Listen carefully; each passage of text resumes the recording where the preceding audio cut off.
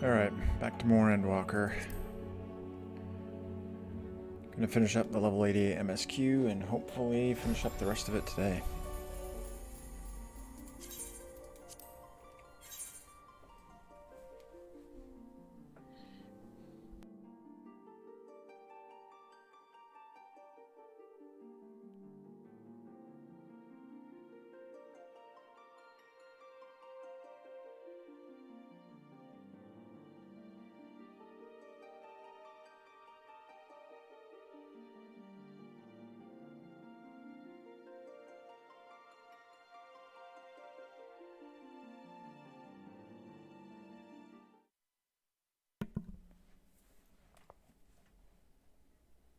I'd really like to have that as a wallpaper.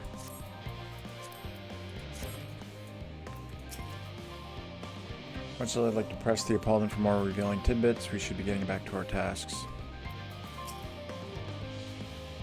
It's strange to hear father spoken of in such a way, but I suppose you would find your view of me no less odd.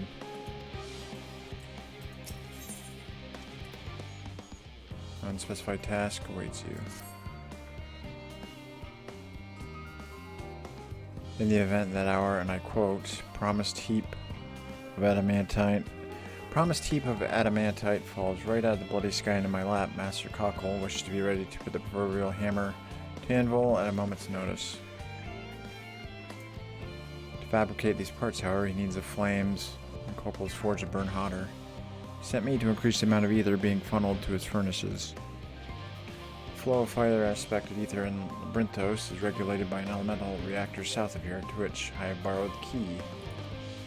Adjustment required 2 people to carry out safely, but I can explain the process when we arrive. This is where we part then. We'll see you in Charlie and Hamlet once the adamantite arrives, if not before.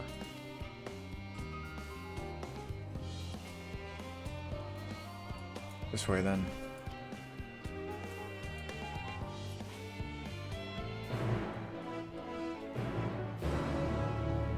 That color sky is cool.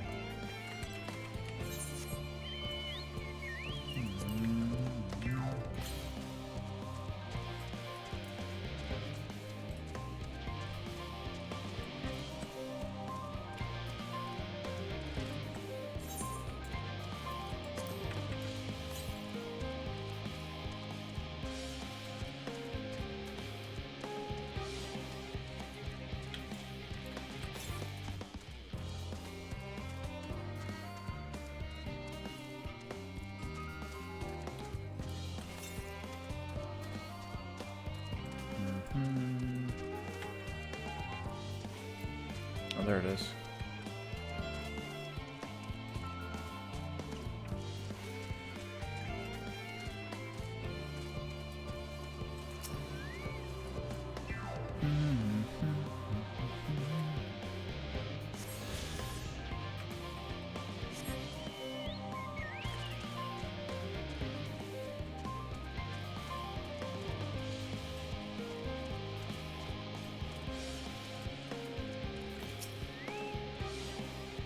The reactor is housed within this facility.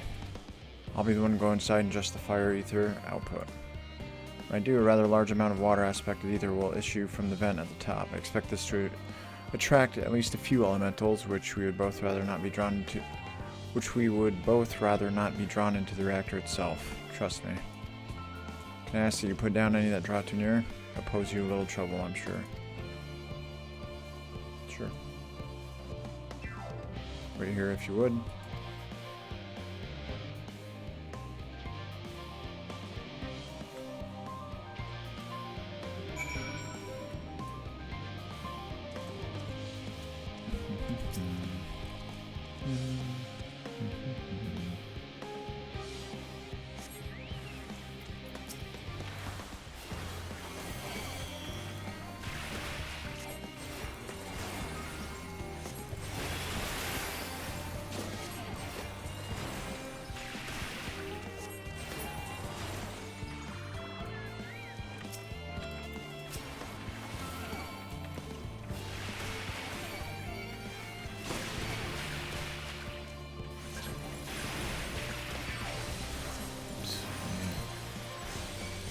And I got thinking too, maybe there are 2 blood lilies. Maybe I've just been using that first one so early I haven't waited to build up 2 more.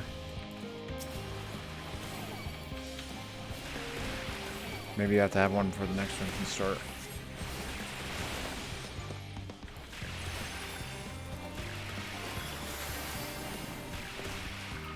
So tests will be made.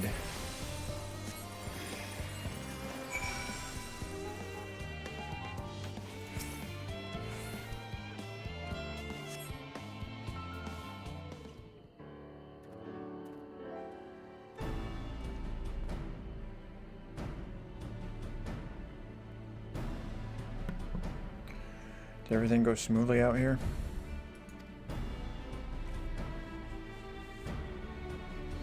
I thought as much. No major complications to speak of inside either. And the water ether appears to be venting properly. I expect Cockle will have seen a difference in its forge flames by the time I return.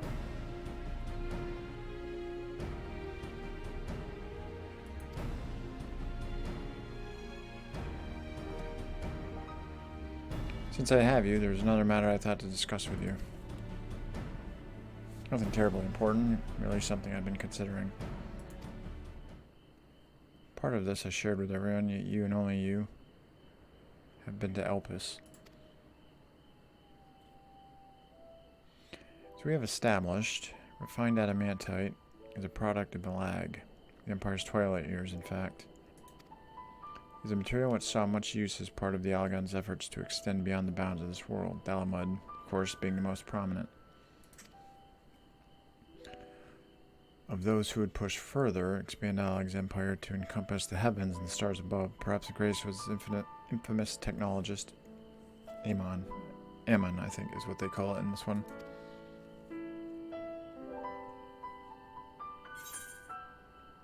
Ammon wanted to travel the sea of stars.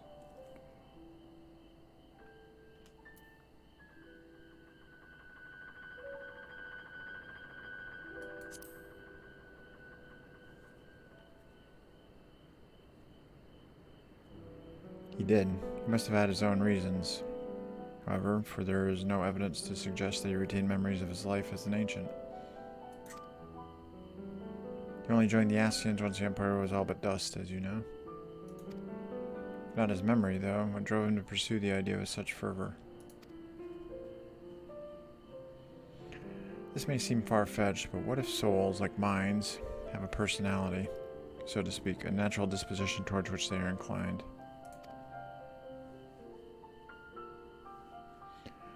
We know with relative certainty that it was the gross decadence and inexorable decline of Alag that moved Ammon to resurrect Emperor Zandi. The Empire's people spoke lightly of death and destruction, experimenting on those they deemed beneath them to fill the emptiness in their hearts. Facilitating Zandi's return, Ammon provided these languid souls with the means to free themselves from the mire of their own indolence. Or would have, had not Zandi been convinced by his own death that life itself is meaningless.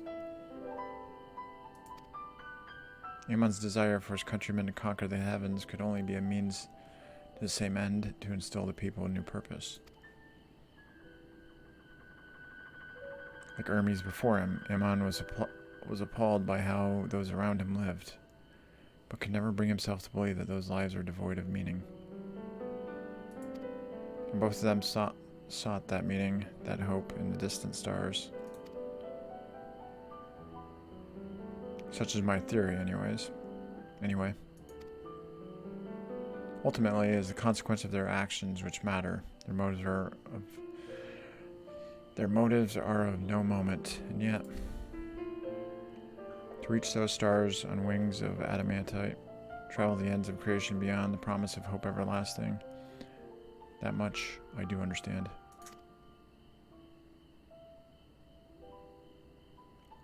But enough amusing for now. Why don't we see how Cockle is getting on?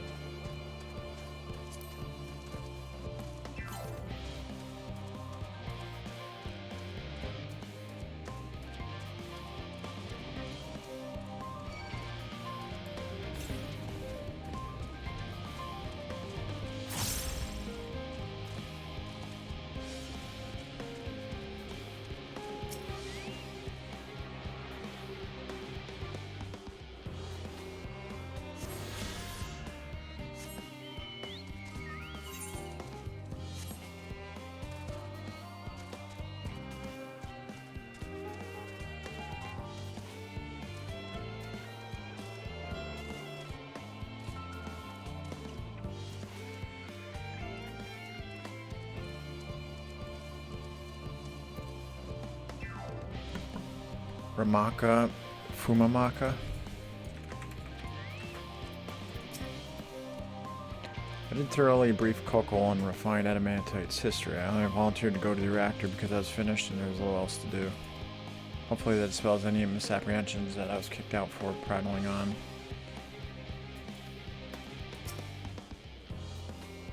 Phew, I can feel those flames blazing from here. Glad you found someone capable, Graha. There's not much left for you to do. Unless you can conjure up that refined adamantite any faster.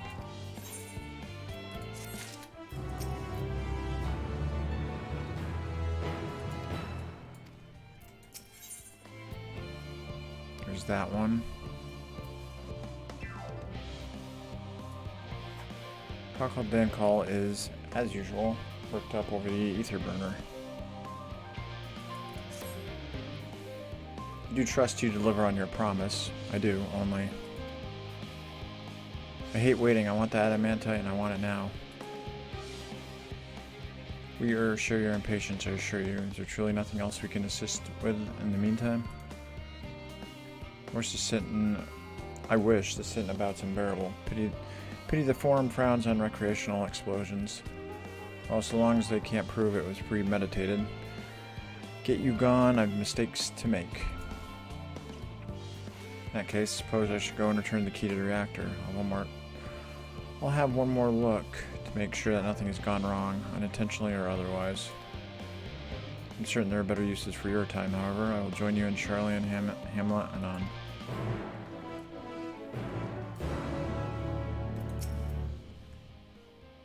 Any smoke rising from the building behind me will be entirely unrelated to what I didn't say. Got it?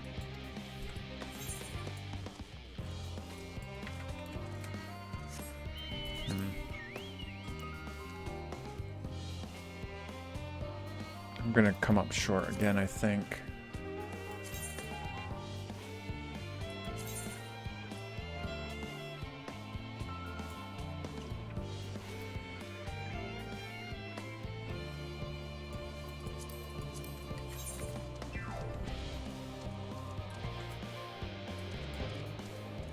We'll see what happens first. We'll see where it gets me, because there might be some after this.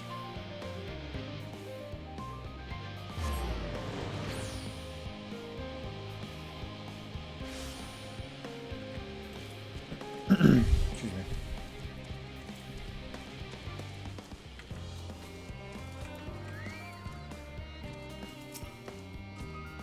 Wait here, your companions are bound to turn up sooner or later.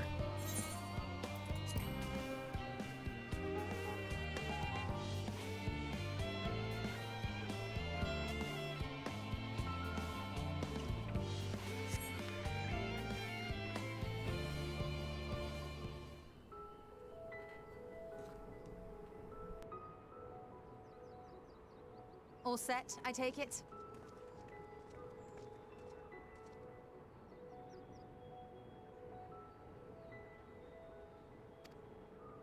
We finished what we could, delivered supplies, tracked down escaped animals, trivial tasks as they may be.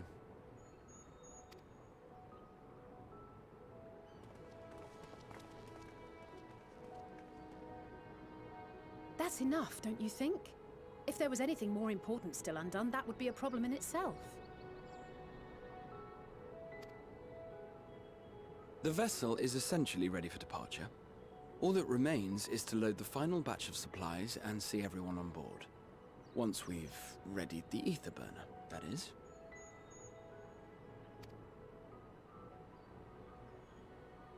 Ah, had a feeling we might find you all here. Our consultations with the Loperites, too, have run their course. Pleased I am to say that our researchers' concerns have for the most part been allayed, though some insist on making adjustments to the very end. For their part, Livingway and her peers have graciously offered to stay and keep the people company, lest any lingering queries go unanswered. All that remains is to wait for the refined adamantite. Alphino, are you there? It's me, Cryo. Your special delivery has arrived. Round up everyone and come to the harbor at once.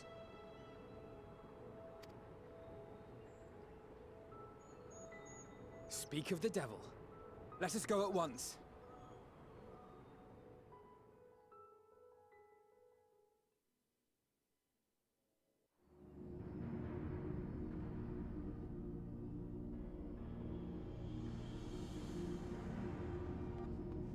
Forgive the intrusion, Master Fortuner. I bring urgent news. A great commotion has broken out in Scholar's Harbor. Your presence is requested, with all speed.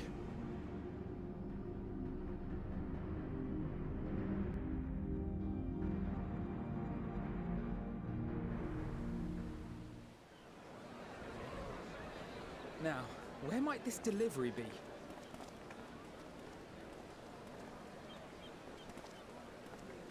Oh.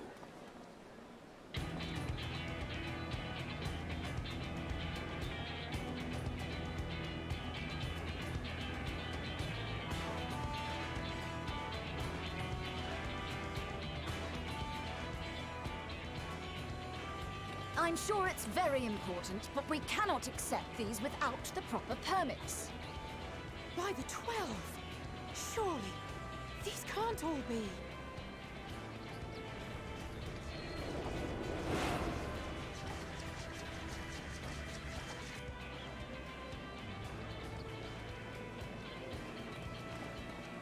Bleeding hellfire!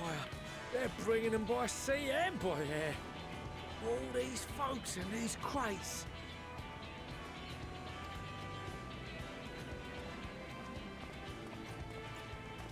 And more on the way. Got your adamantite right here. A bigger haul than any of these sorry bastards brought, and that's no lie.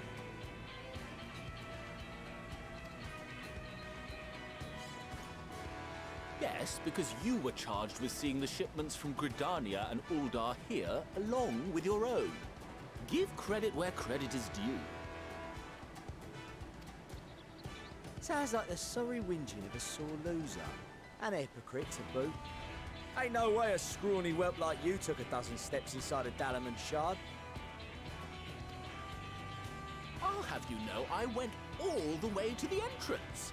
Furthermore, 'twas my contacts that enabled us to enlist the cooperation of the Sky Pirates. Left you outside so you wouldn't get anyone killed, did they? Well then, credit where credit's due, you did a right fine job sitting on your ass. Take that back. Make me. I will not stoop to your level.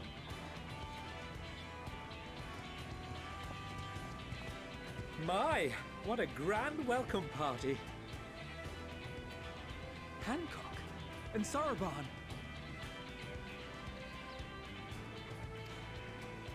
We come bearing relics both sacred and Allegan, as well as a few other gifts that may be of help, to be presented with best wishes from the Eastern Alliance.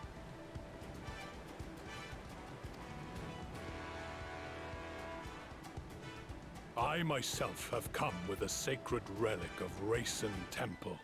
'Twas passing fortunate that Senri's dango craving brought us to Kugane. We arrived precisely as Hancock was making his arrangements.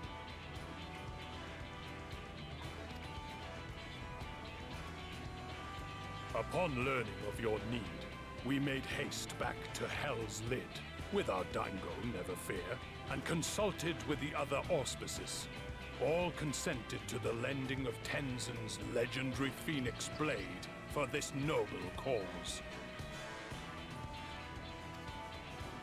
Suzaku and Seiryu were nevertheless worried that it might be lost in transit, however, and insisted upon accompanying me to Onokoro, where I had intended to entrust it to our Confederate allies. I thought instead to give it over to Hancock when we chanced to cross paths yet again. But alas, Seiryu remained ill at ease, and ordered me see the blade into your hands personally, or die trying.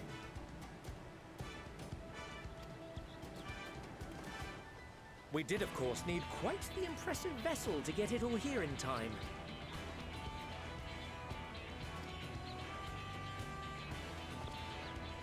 Fortunately, our Majestic associates have been more than helpful. 'Tis an honor to join the Warrior of Light on another adventure, they tell me.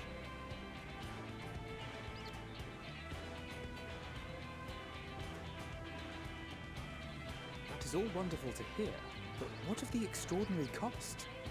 I shudder to think of the ransom we must pay for such a bounty.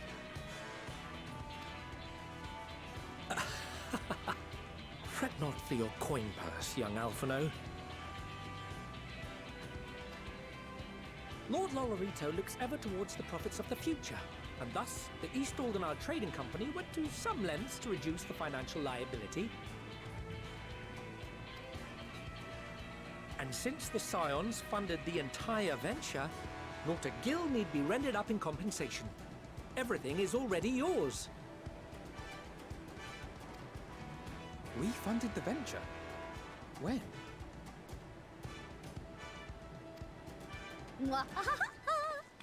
Don't let the name fool you. This coin keeper knows a thing or two about spending.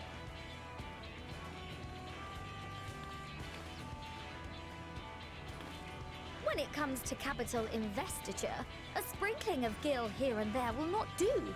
You need enough savings to make waves when it really counts, which is why frugality is paramount. We also have the benefit of a generous patron.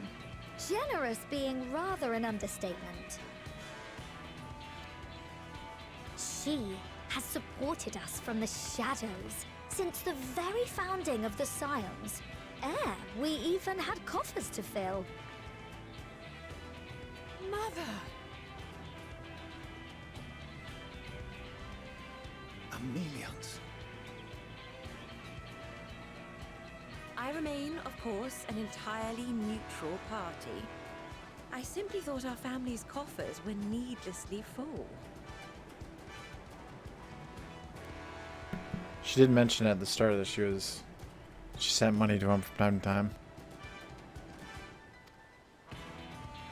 We can hardly take them with us on your teeny tiny toy boat, now can we? And would be a shame to leave all that hard-earned wealth unspent.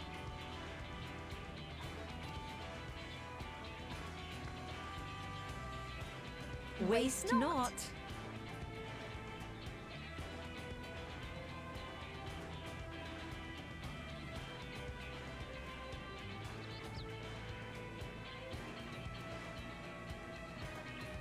However did you manage so much in so short a time then? We expected word to reach only a fraction of our allies. Did I not tell you I have my ways?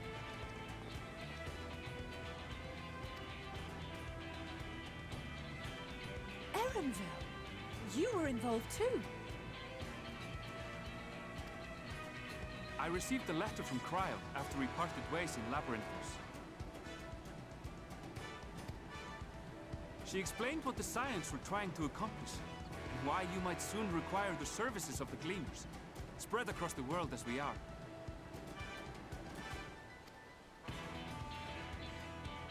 I pray you do not interpret this as a betrayal of Charlotte.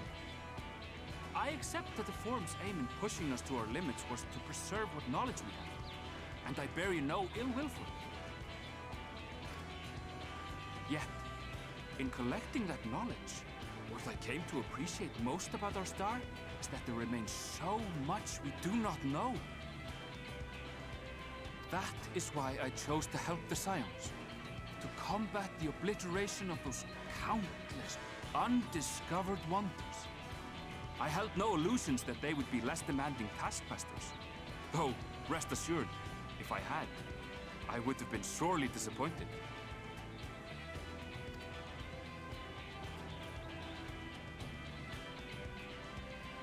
To make a long story short, the whole of the guildship cooperated to ensure your call was heard far and wide.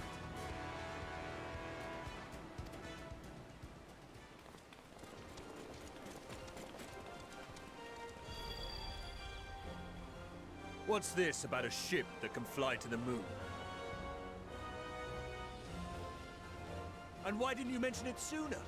The one time you don't beg my aid, your problem's a bloody ship that can fly to the moon. Sid! You brought the team! Of course! Garland Ironworks' finest. You need only point us towards my new favorite ship. Oh, I nearly forgot. We stopped by Whirlit before coming here and picked up a package from Gaius. He's still of the mind that actions make for better penance than words, contrite or otherwise, so we offer none of the latter.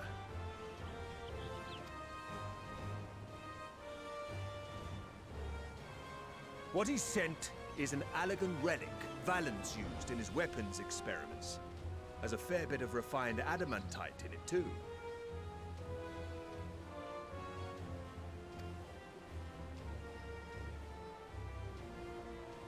As you like us not suspect, we've also brought adamantite from Mordona's Dalamud Shard.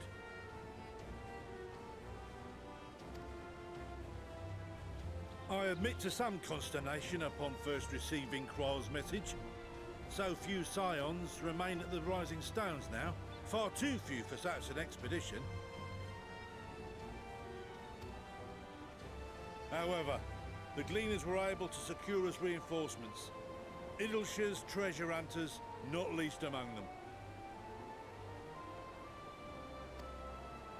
I know. How the Gobbyflock fought. Slowfix's gratitude for the safe return of his daughter has not waned, and he gathered his kin to our side with an astounding quickness.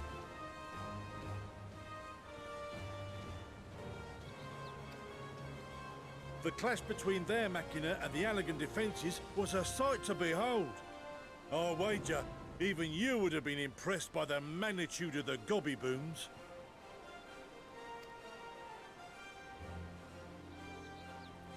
Fascinating as all this is, I fail to see how it explains your presence here. Does Razat Khan not have more pressing concerns?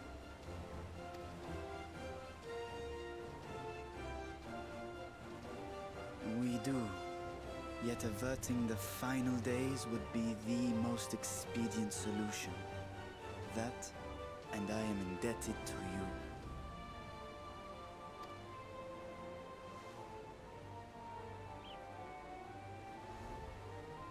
Though they chose to take their leave of Thavnair, those you saved in Galimund remain my people. My gratitude is beyond words. 'Tis appropriate that I aid you in kind. If in the doing we bring salvation to others of this star, so much the better. You will recall that I spoke of my father, Midgard Summer, and his journey across the great expanse. As he traveled betwixt the stars, his resplendent scales drank of the ether in those nigh empty surrounds, and imparted to him the strength to persevere. Thinking they might further your cause, I called out to my kin for consent.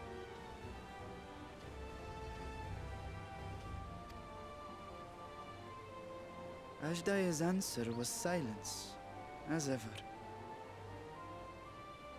Tiamat and Chris-Velgre, however, responded favorably to the suggestion.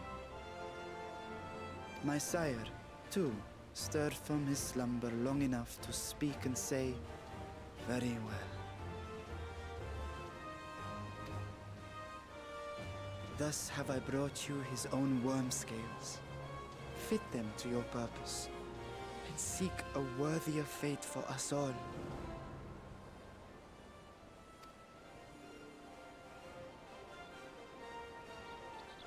You'd be hard-pressed to find someone else so familiar with the unique properties of dragon scales. So I invited myself along.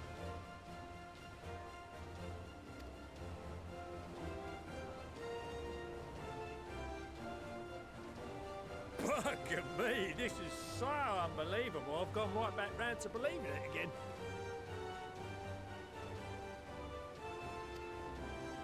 Forget a 6% gain in efficiency. With all these goodies, we could get 7, no, 10, no, 14 bleeding %. Think of how far we could go! What we could do with that much power! What we could blow up! If Kokol is duly convinced, then it must be true. In which case, the Scion's end of the bargain has been fulfilled. Would you not agree?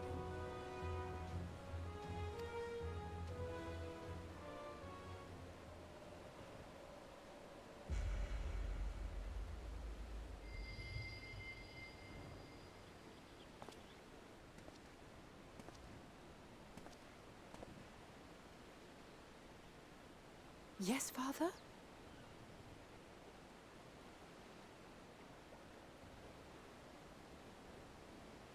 I know not what you seek of Hydaelyn, nor for what purpose you would take command of our ship.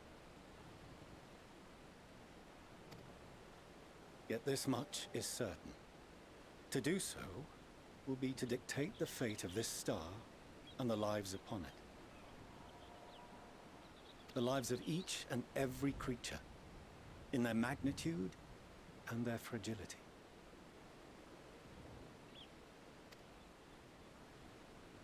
Do you understand? And are you prepared?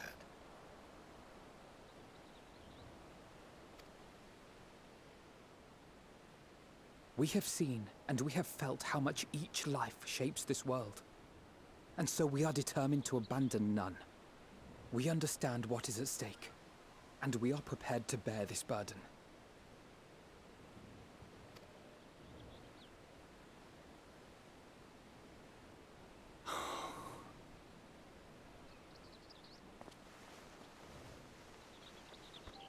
Then I will bear it with you. I beg you, share your struggles with me.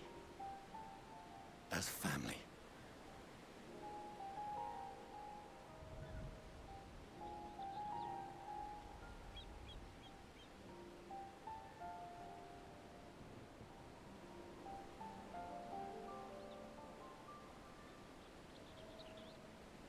You grasped my fingers with such tiny hands the day you were born.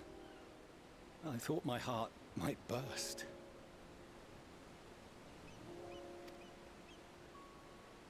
It was love and happiness beyond expression. Overwhelming. And a conviction so powerful that I trembled with something close to rage.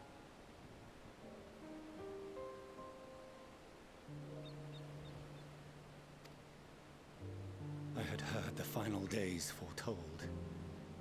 I swore to myself then and there that I would not let them steal your futures.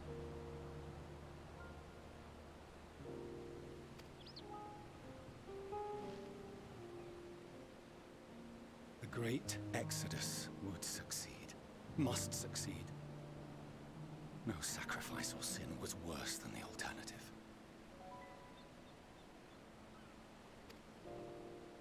If anything gave me pause, 'twas mine own father. The Archon Louisoix openly decried Charlian's policies, a perspective which I regarded with increasing disdain as I grew older. Yet even as part of me thought him a fool, perhaps I also hoped that he, of all people, would devise a brilliant means to save my children. A naive hope, but stubborn enough that I could never bring myself to keep you apart.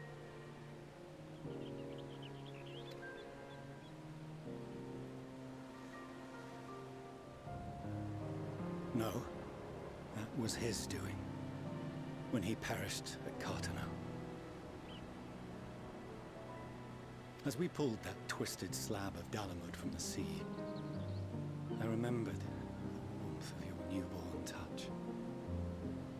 Chastened, I vowed never again to suffer any interference in my mission to protect you. No matter that you yourselves wished otherwise. test me, fight me tooth and nail, I would suffer it, and more, and be satisfied so long as I could force you onto the ship.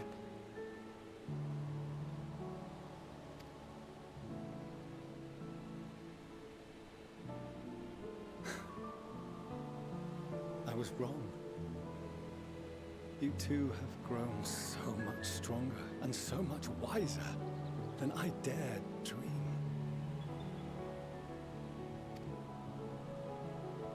You have earned the right to walk your own path, and already begun to do so. Good. Because there are things we care about, and people we love, and none of them is replaceable. Not a one. It cannot have been an easy journey for you to have come so far.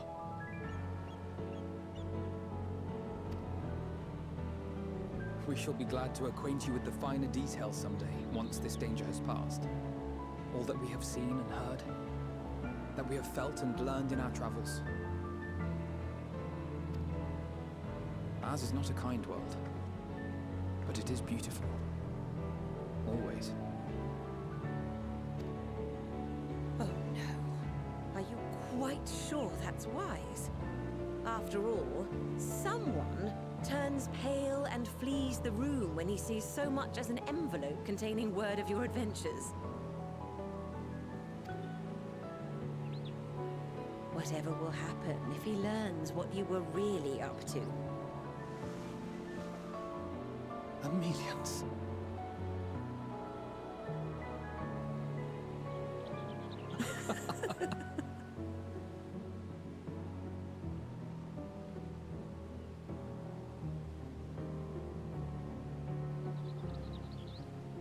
Though I have wronged my children most gravely, I owe you an apology as well.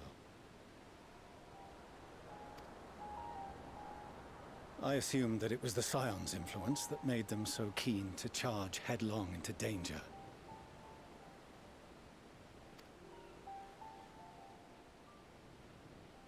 Yours, in particular.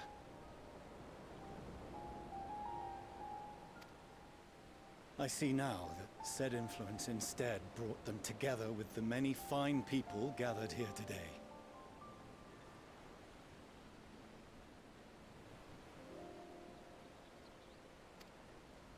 In which case, I hope you continue to guide them.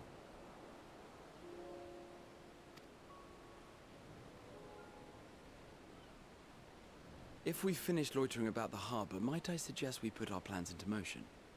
People are beginning to look confused. Perhaps you can spare a few words ere they resume the tedious lugging of cargo. You've no small number of friends and admirers here after all.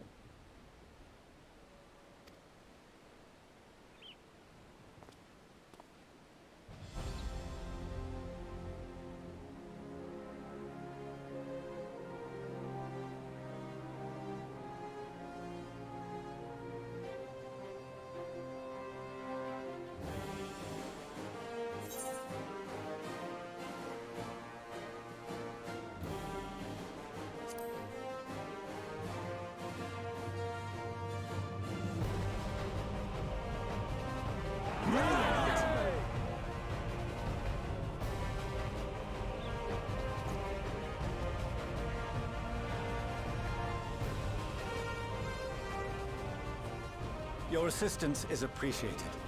Now, in an orderly fashion, if you please.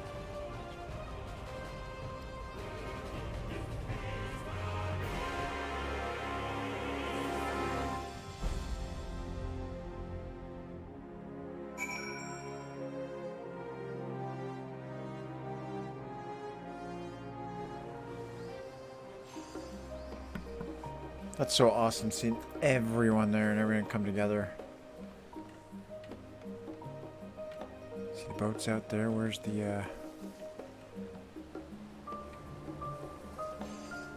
Oh, I don't think I checked out that vista.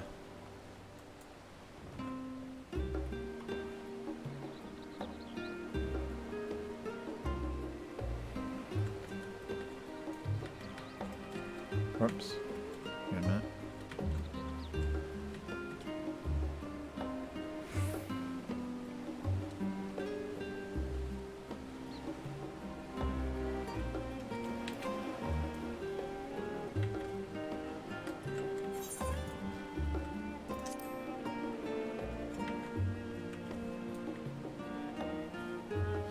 That was really, really good. I love that kind of stuff. Okay. Time has come to claim our prize. Are you prepared? Please send a letter along with the Gridania's contribution. It seems she traveled there to aid in their adamantite recovery. Evidently, journeying to Gridania was quite the trial, as was getting into the Dalamud Shard, as was reaching its depths. I suspect she will have a few kind words to say about the Alligans when next we meet. Ooh, sounds like it was a struggle. If I never see another crate again, it will be too soon. Unaided, we Scions could never have gathered such a bounty, finding adamantite relics sacred and ancient alike. I find myself quite overcome. Me too. Can't wait to see what our friends from the Ironworks do with the ship.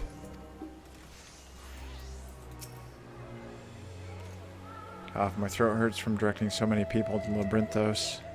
That only proves we got our money's worth.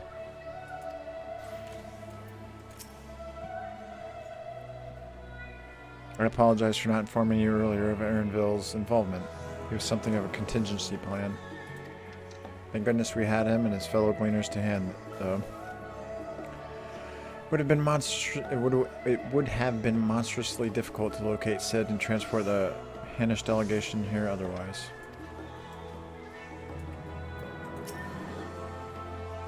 I had no idea how massive a weight it was until he lifted it off my shoulders, but more importantly, his words were an affirmation that the path we walk is the right one.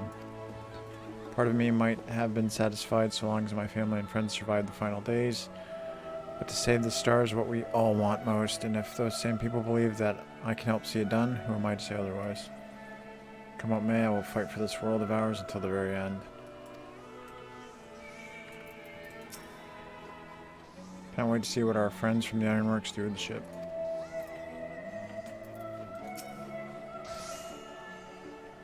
We finally managed to clear the harbor, which means the rest is in the engineer's capable hands. Meanwhile, Father has issued to us an invitation. As was agreed, he will reveal the means by which Heidelin may be contacted. We're to meet him at Aporia when we're ready. Given the vital knowledge she holds, I suggest we leave without delay. It transpires, however, that the Form's method for speaking with her is not without risks. I'm curious to hear what those might entail, but regardless, be warned. Most of those who arrived with the Adamantite have offered to stay and see to any remaining tasks that need doing. Form has already asked for my assistance in overseeing the process, so you needn't worry about a thing. Thank you, Tataru. We're off to Aporia then.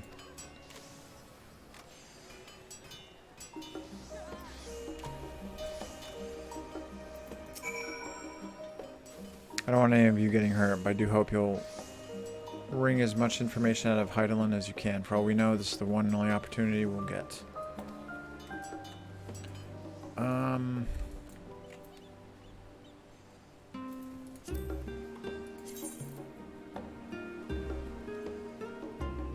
$1 million. 1, 2.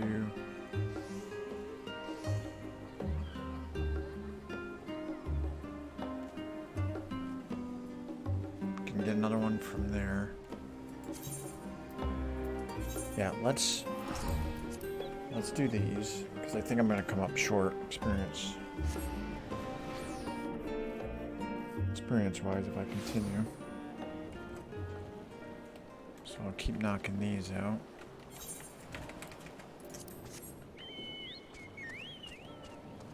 Can also do the role quests.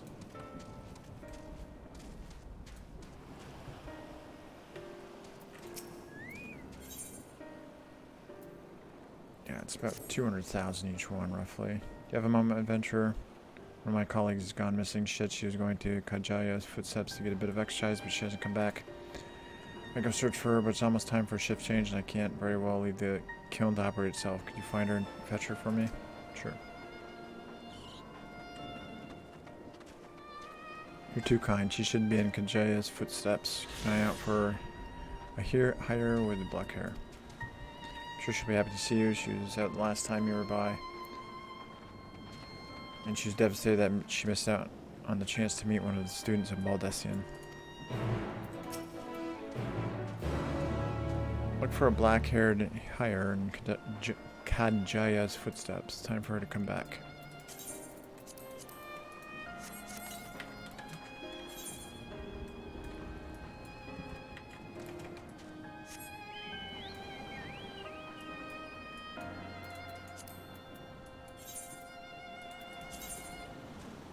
Oh, right there.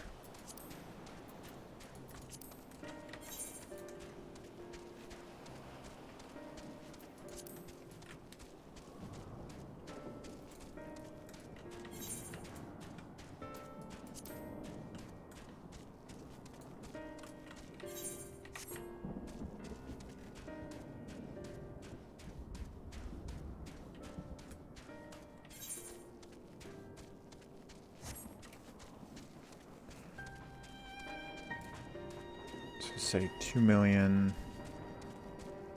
I think I'll still be short if I hand those in.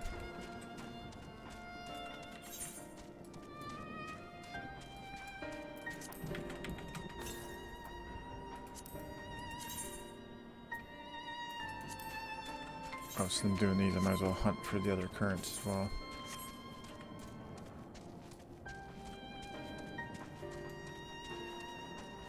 Oh, that looks weird.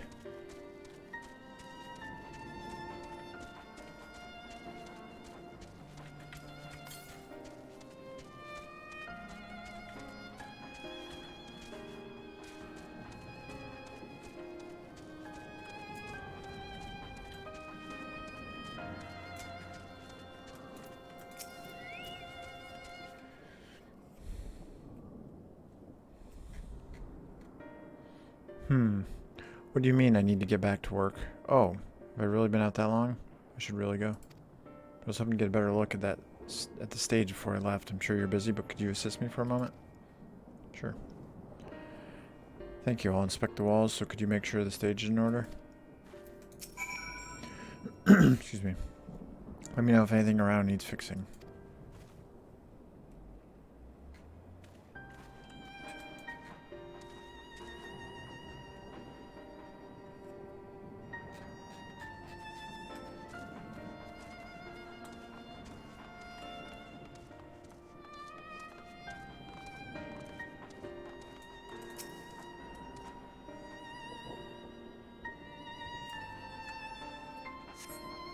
Cloth wavers exquisitely in the wind, no problems here.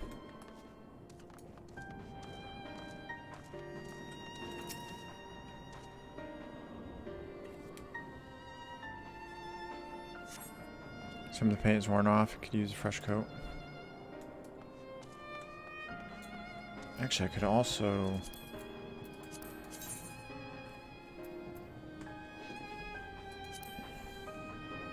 do some more fates. I have the role quests, but I would rather save those.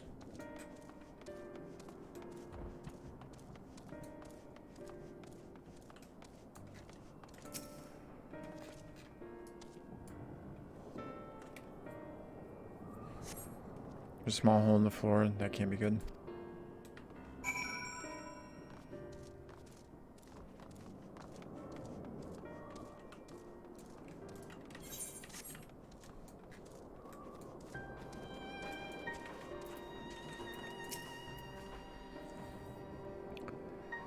Any problems? The floor and the paint? I'll have to fix them next time I come by. Thank you for checking. You know, it seems odd that I've never met you until now. You would not be the adventurer sent by the students of Baldessian, would you? You are, and here I was delegating your menial tasks. If I had known, I always admired travelers like you see. I was studying to be a dancer under Mistress Nashmira at one time. I wanted to see the realm as I traveled for performances. Maybe I still can. Not as a dancer, of course, but as an alchemist. But we should hurry back to the great work. I don't want to cause any more trouble than I already have.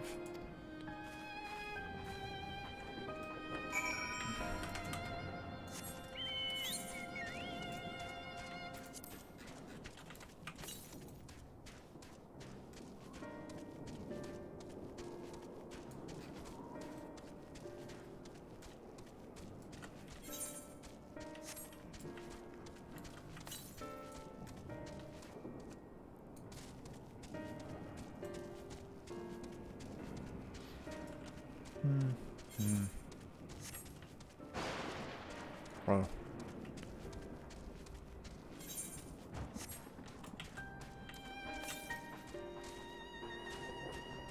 Southwest, east. Down there somewhere.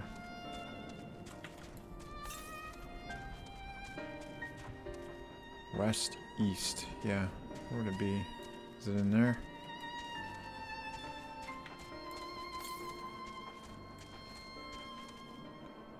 North. Huh? Northeast.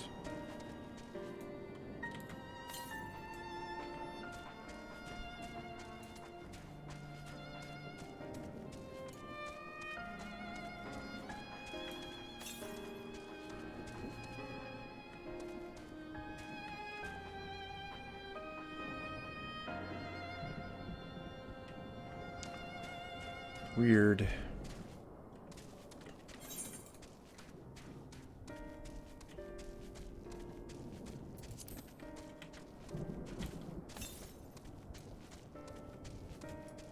Okay, it's gotta be in there then.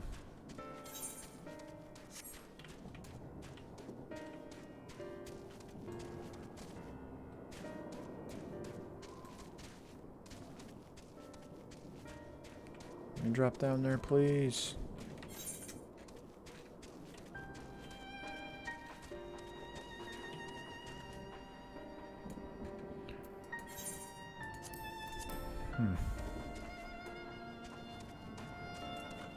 Wait, there's a bridge.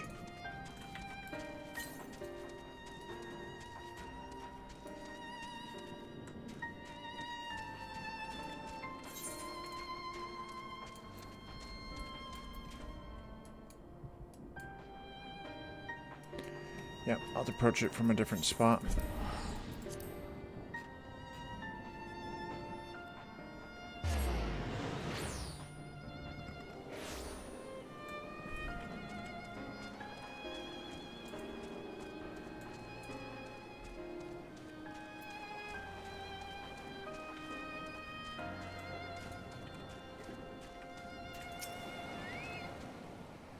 Ah, there you are. I heard you helped my colleague with her stage inspection while you were out. It's greatly appreciated. She really looks up to your kind, you know? She lost her chance to become a dancer due to an unfortunate injury, and now she's working to heal the sick and injured as an alchemist. She was so happy to meet you, as I am. Here, a token of our thanks. Thank you. I'm trying to focus on the teachings of the divinities to keep calm. There's so much to be feared these days, but we must stay strong. There's that one. We'll go do...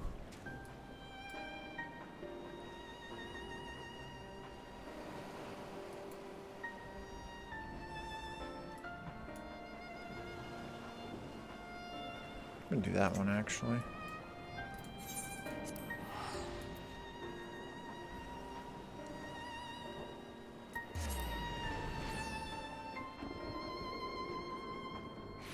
It's 85, so a good chunk of experience.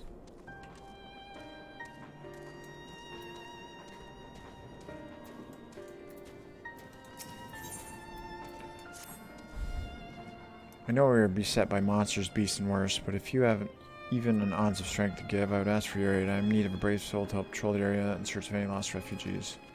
I've asked my brothers and sisters, radiant hosts, but our numbers have been greatly diminished, so all we can do to keep the darkness from swallowing the settlement whole. Sure. Very good. It shall be heartening to have another warrior by my side. Let us commence at once.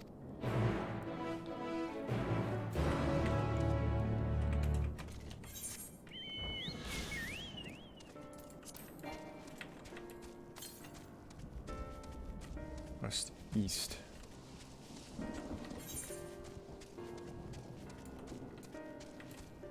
There it is. There's that one.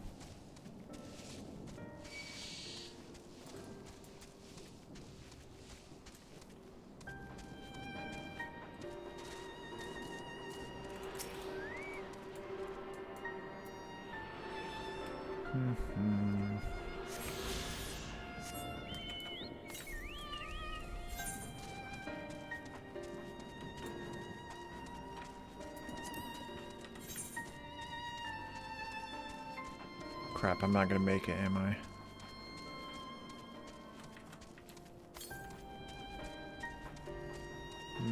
I might be able to.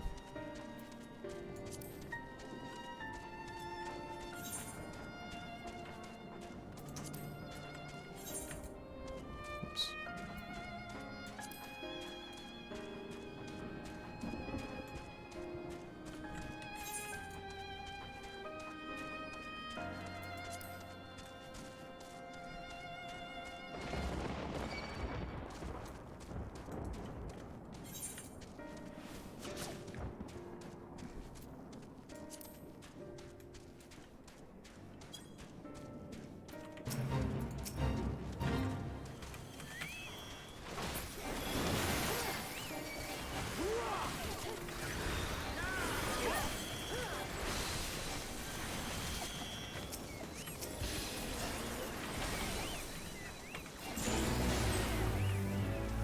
I got some experience.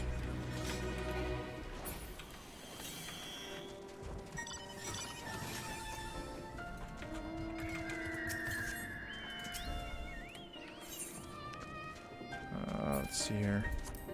Wait, where's this? Southwest.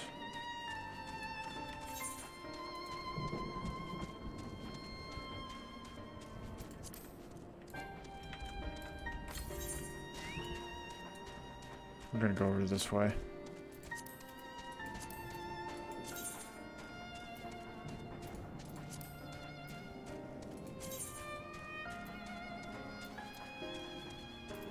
Why is one white? Oh, probably because it means it's spirit bound.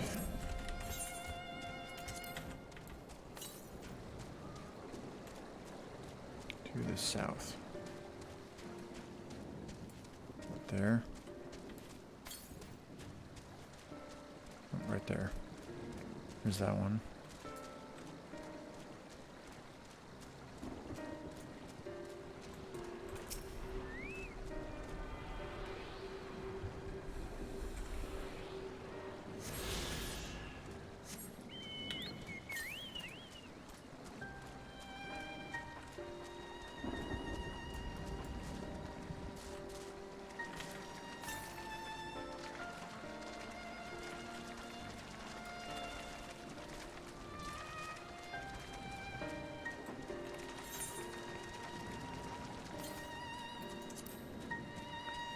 That's okay.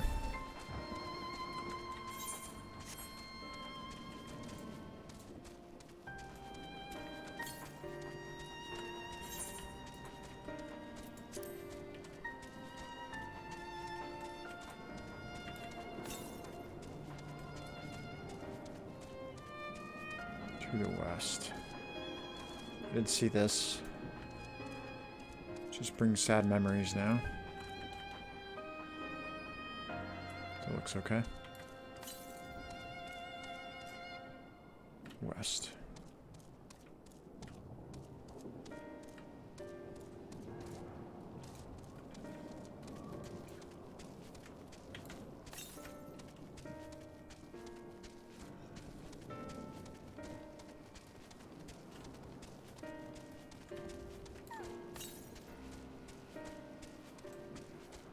Northwest.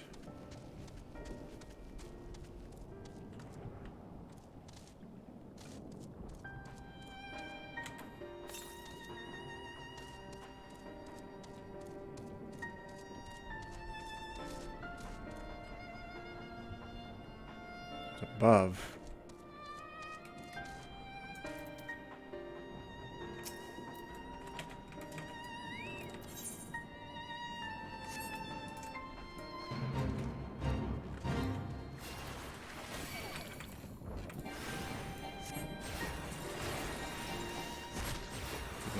Use extra experience.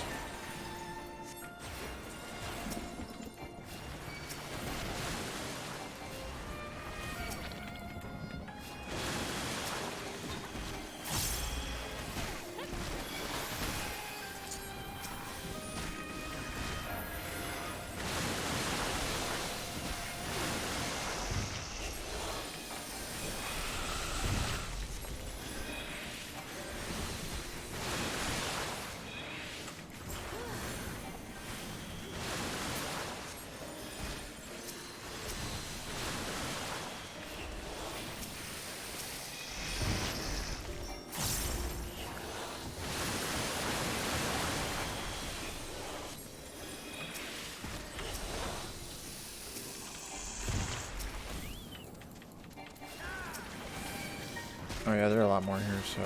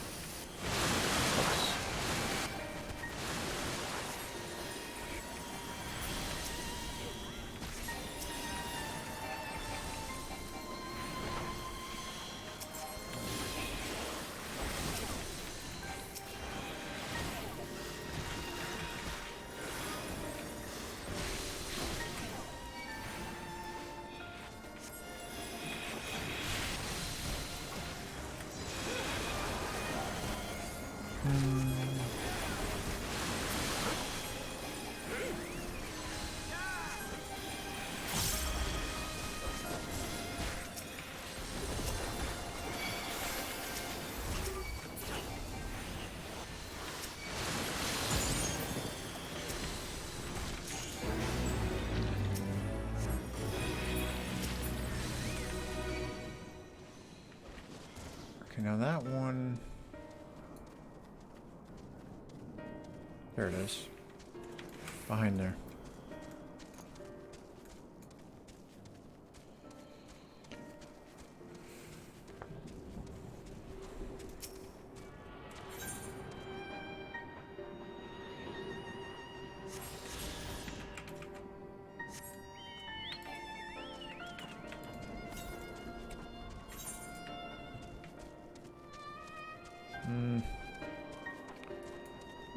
Yeah, let's start this one.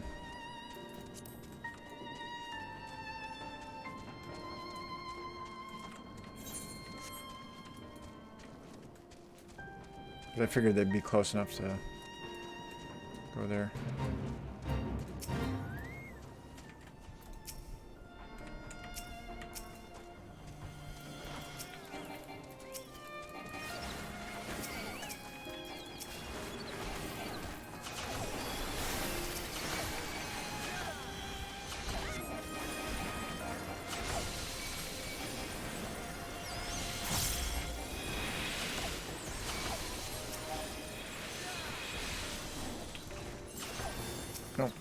No extra blood lilies.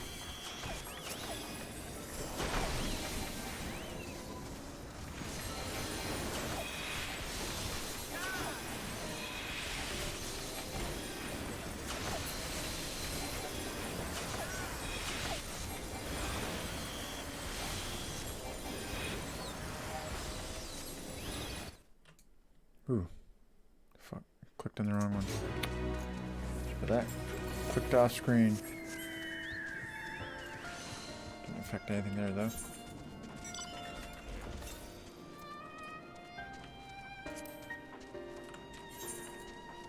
Go get that one. Oh, 2 more, I think. 3 more. Oh, well, 1 I didn't get the highest rating, so that's why.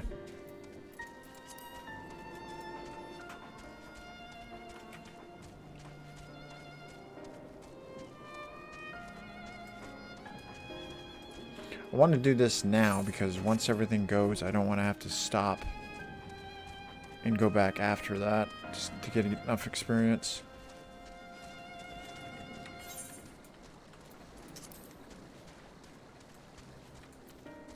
When things really pick up. We should begin our patrol by heading south, a route through which many refugees from Yedlamad pass. We will cover more ground if we split into 2 groups. If you should find anyone in need, go to their aid, and if you discover any discarded effects, collect them for safekeeping. And if you should encounter any of those terrible beasts, lay it where it stands. Once we've made a thorough search of the area, let us rendezvous back here. Godspeed.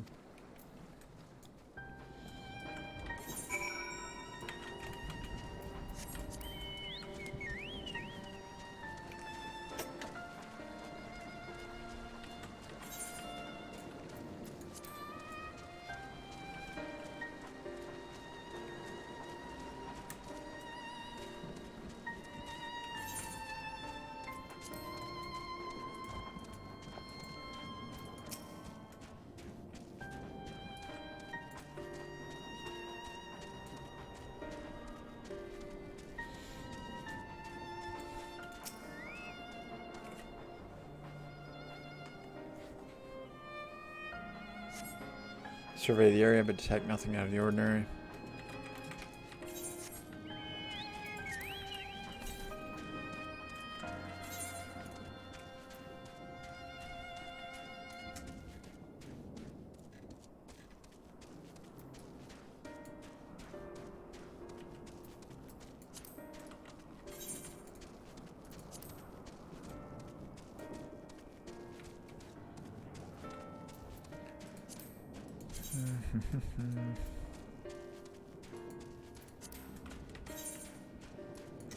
Okay, there's... okay, yeah, that's right. I'm on 1 right now. Damn, that's 50%. I would have done that.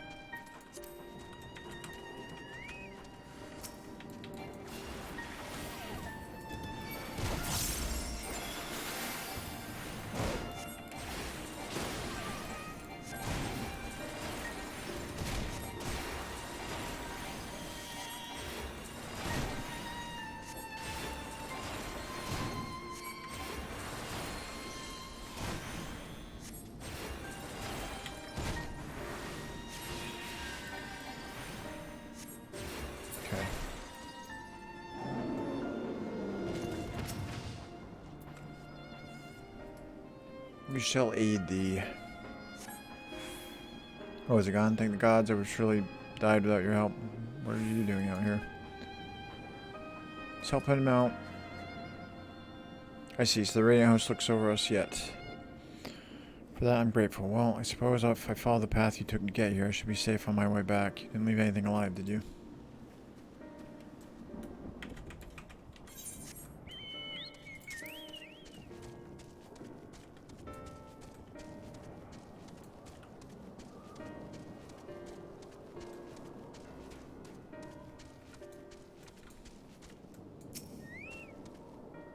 See a strange statuette lying on the ground depicting a woman wearing a beastly mask. Maybe best to collect it.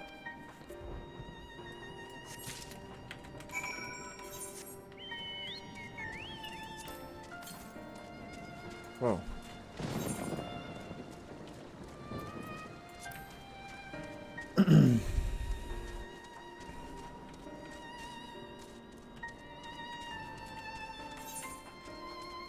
Fates here, there's that one.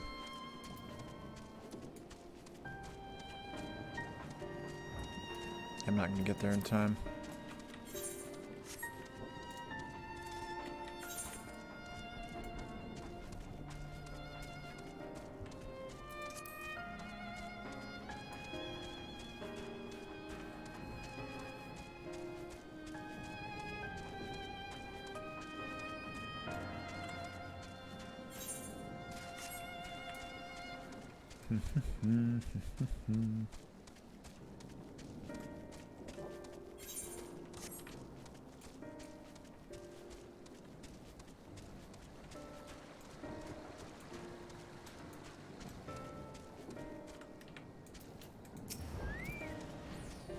Thirty hours watching over us, and there is not to fear. Welcome back. I've heard all about your noble deed. Allow me to thank you for protecting those we cannot. I'll add my thanks to hers. If not for you, I'd be nothing but food for the beasts. More than earned a reward for your time. Speak with me again at Palakistan. I'll ensure that you get it. Thank you.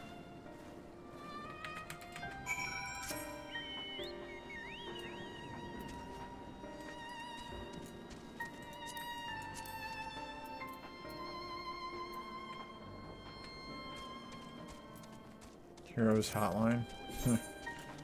That's good.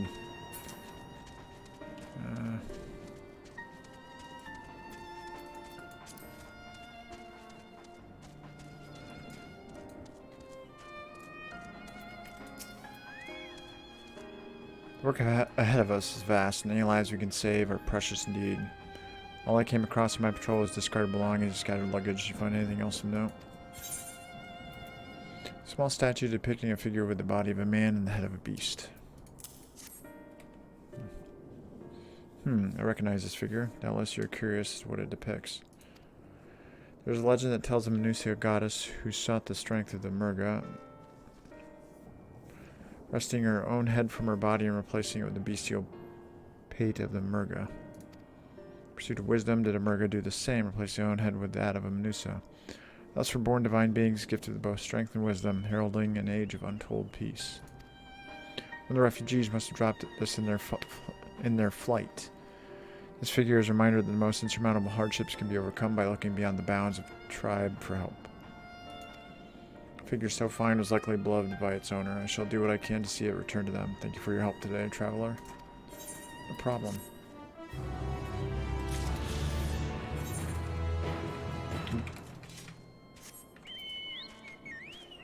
Well, no, I'm gonna go with that one. I'll come back.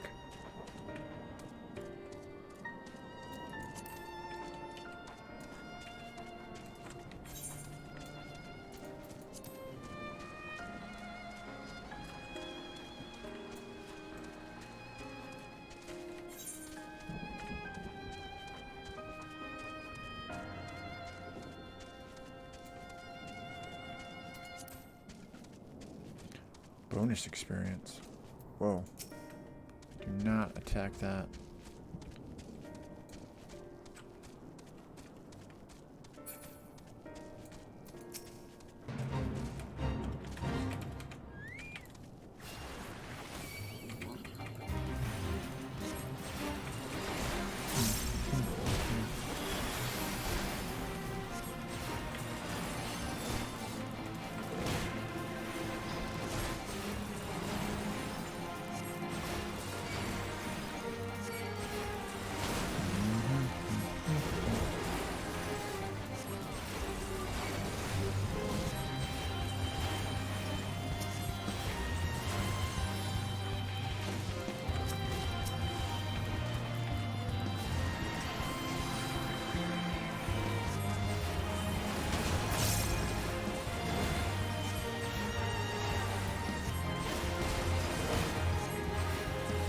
Oh, that's someone else's chocobo. I was like, why does that person have two?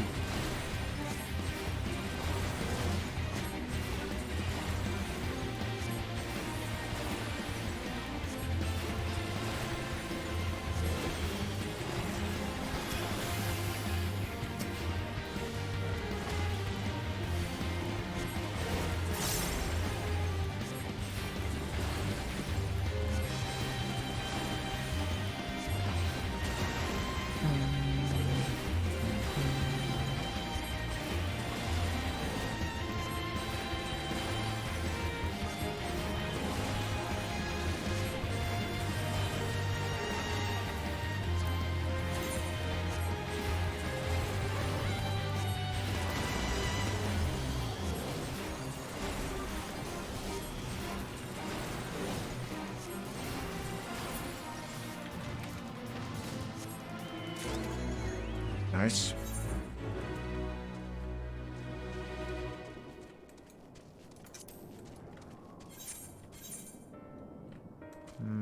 Can't actually get over to that one in time.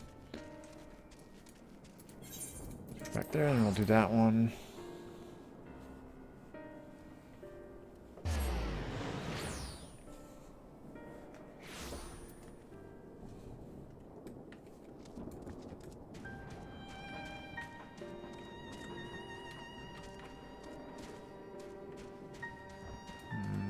Oh, over there.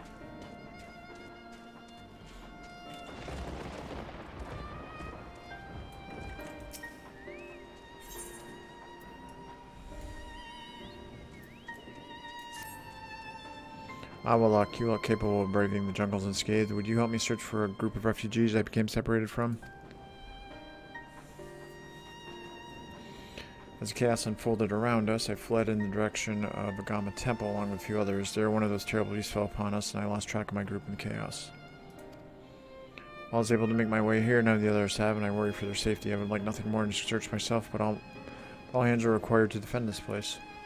Agama Temple is to the west. Please journey there and guide anyone you can find back here. I only hope that some manage to survive the madness. Sure. We were hiding near Agama Temple to the west. If you find anyone alive, please guide them here so they can be better protected. May the gods watch over you. Alright.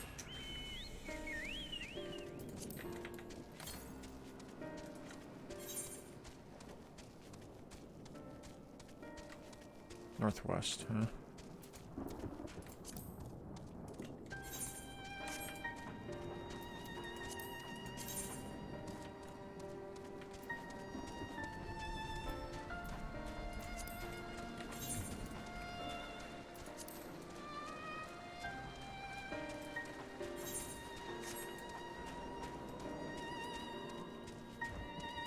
Two more fates, and I'll get that bonus. I'm not gonna have time for that one.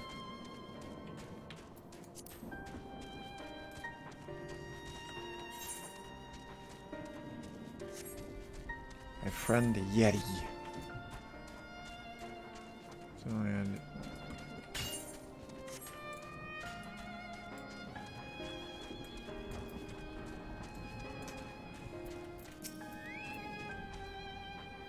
Who are you? Are you here to save me? Yep. Of course. I knew she wouldn't forget about us. The beast prowled the area for some time, but I managed to find refuge among these rocks. However, I've been too frightened to set foot from their shelter for fear of drawing the attention of some hungry animal. But with you here, I believe I can find the courage. Will you accompany me to Palka's stand? Yep, let's go. Thank you. Now let's tread carefully.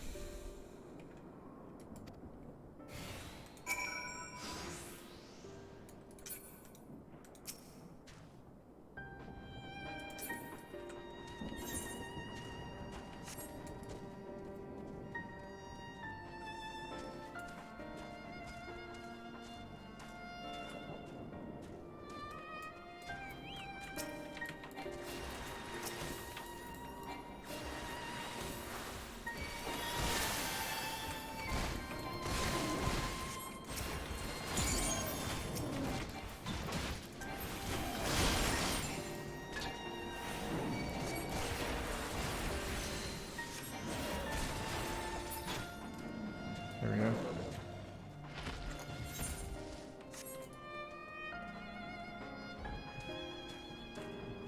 Oddquan. Oddcon.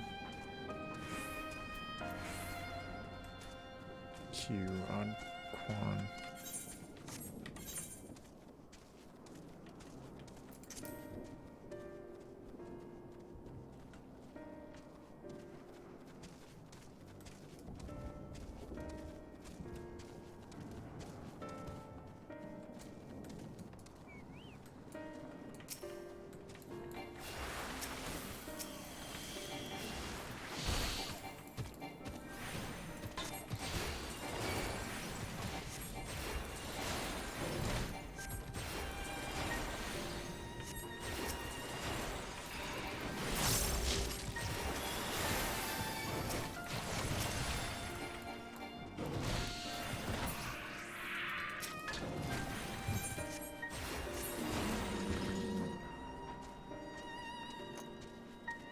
There we go. Almost there.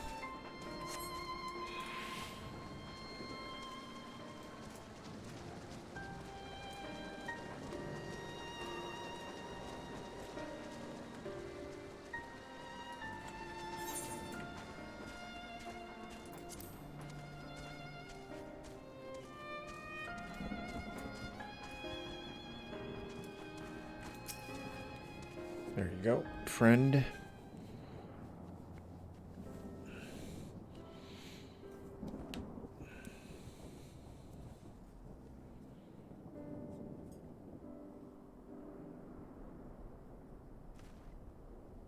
I don't know how to thank you. You've saved my life. No problem.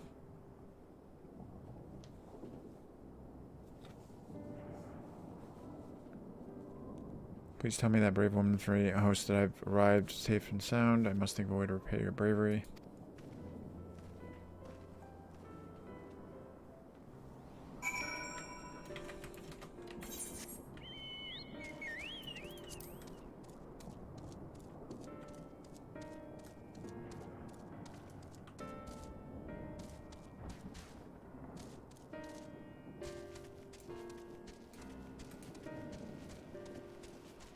Apocalypse.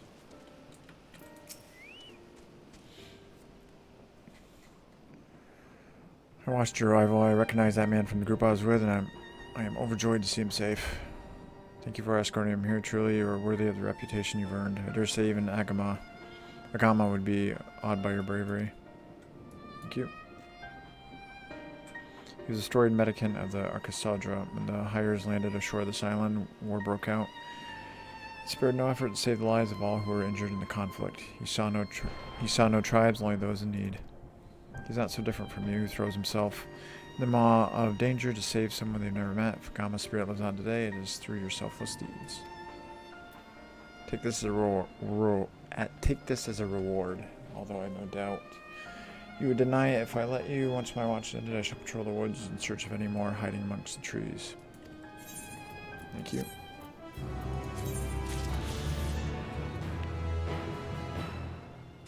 A dish that combines lentils with a sumptuous blend of spices and a silky coconut milk stew. Sumptuous.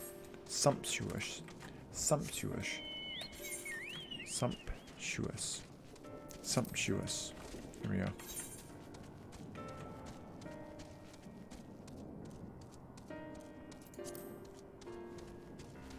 Should be able to make it there in time.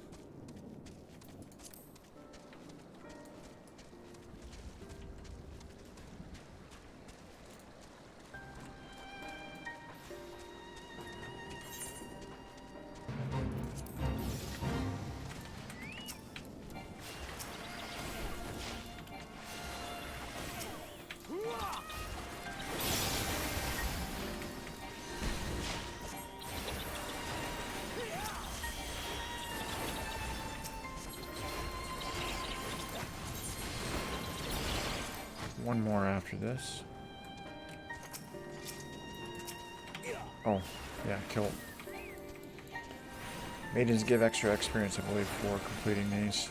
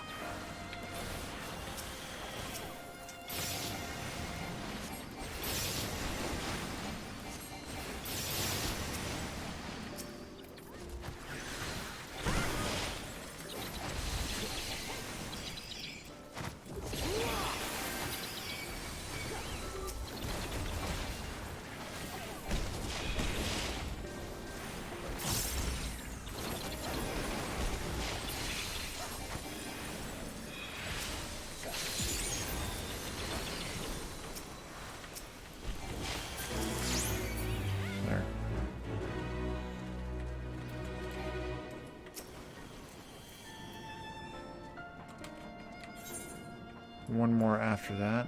Yeah, we'll do that and then we'll go down to there.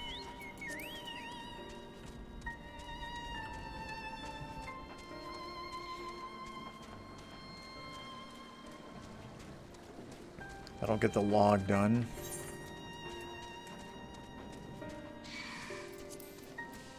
Then I'll get the last one here and the last one there. Then we'll continue back with the MSQ.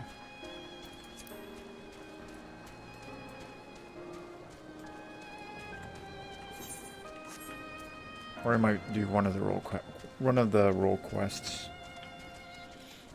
Maybe both of them.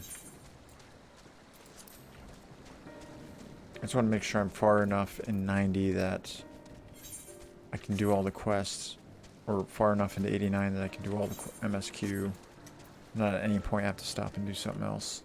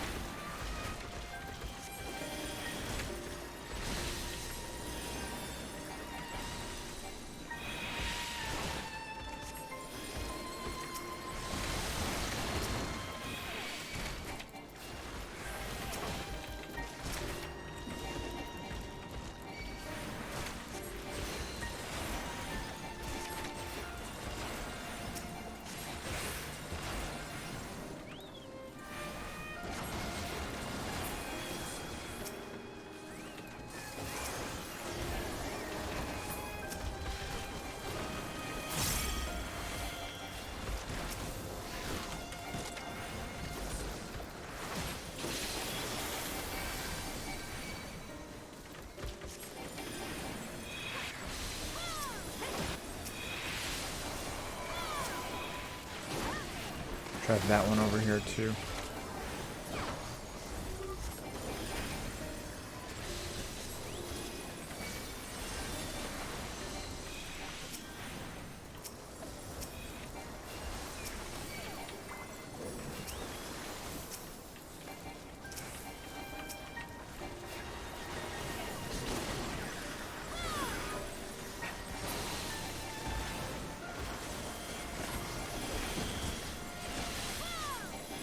Weird how I'm not getting the Fate music in this.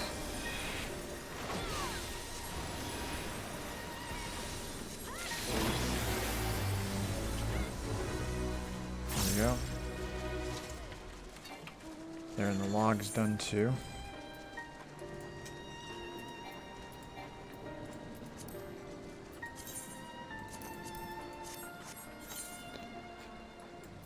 Here, we'll do this one.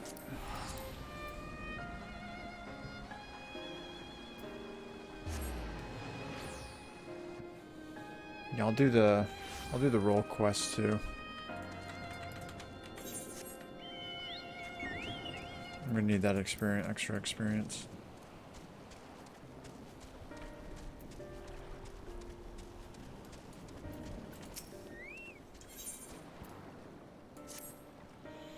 Why are there Matanga everywhere? Has this town fallen? Ah, your face is known to me. You were the warrior who fought for the Maul and the Dam. I am Ogul of the Kataim. It was your bravery and skill which inspired me to embark upon my own hero's journey. Yet now I foolishly blundered into a den of Matanga. Why do these others walk without fear? Do they not care if they are slaughtered?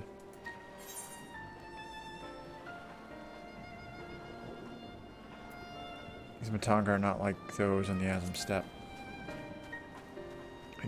I do not doubt your word, but grandmother always warned me if you encounter a Matanga, you turn tail and flee. As fast and far as you can. Tails were awful and bloody, and so now the very sight of them meant terrorized and bidden. No, I cannot stay here. I must earn enough coin to buy passage from this nightmare island as soon as possible. I beg of you, stay at my side for a time, just till I meet with this Kankana person that the sailors told me about. She said to have work that pays a fair wage, so I will see what she has for me.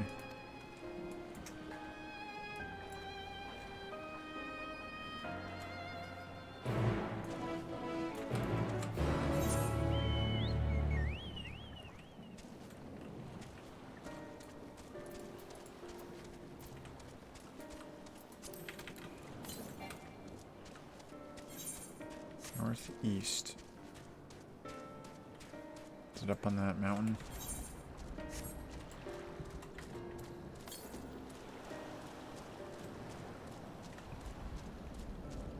It's gotta be like right there.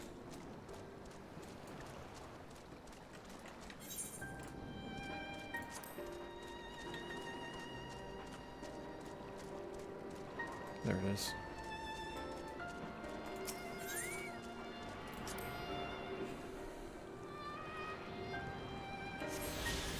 Okay, let me go over and this reveal.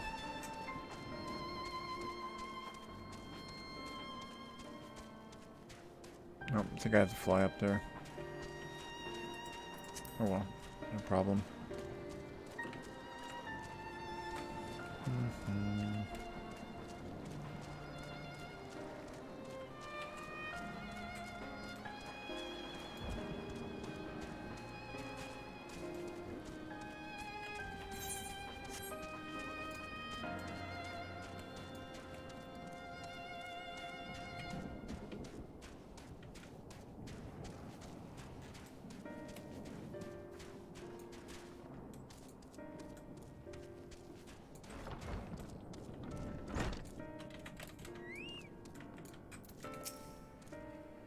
Why is that young lady trembling so?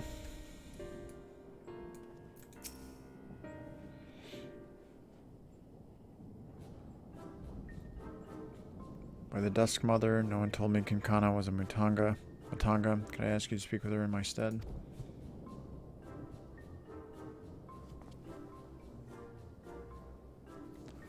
Welcome to Yield the Mod, Traveler. I am Kankana. It is my job to assign the right work to the right workers. Might I have your name? Arrow and ogle, was it? Let me jot those down. Oh, grandmother, why? Why did it have to be a Matanga? Is your companion quite alright? Ah, an understandable reaction. The Gajasura tribe have done much to stain the reputation of our people. You are looking for work, though, yes? Many have been forced to take what they can get since the troubles began, so I'm afraid all the simple jobs are gone. As for what's left, I only have tasks fit for seasoned fighters. Does that sound like something you could do? Yep. Fighting? I can fight. Lest you doubt, my skill is likened to that of the Dragonbane, legendary Shakazo herself. I'm not familiar with the name, but you sound formidable indeed. Why don't we start you out on escort duty then? A group of artisans set off to harvest materials and asked that I send any prospective protectors their way should I happen to enlist any. What? They already set off? Is our duty not to escort them? There's to be a ritual dance performed in Kajaya's footsteps. They'll need incense and costumes from the dancers and such. The entire thing was decided rather suddenly, so there's no time to waste.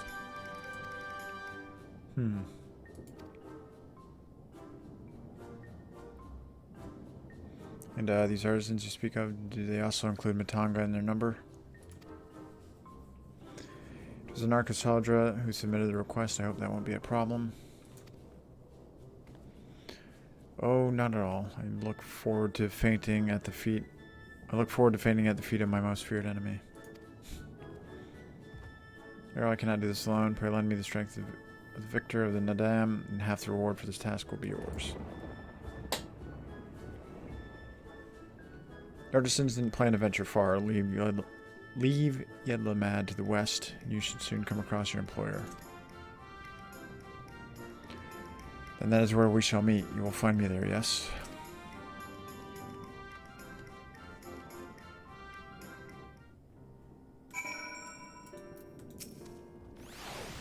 As I said, this shouldn't be far, a short walk from the west edge of town.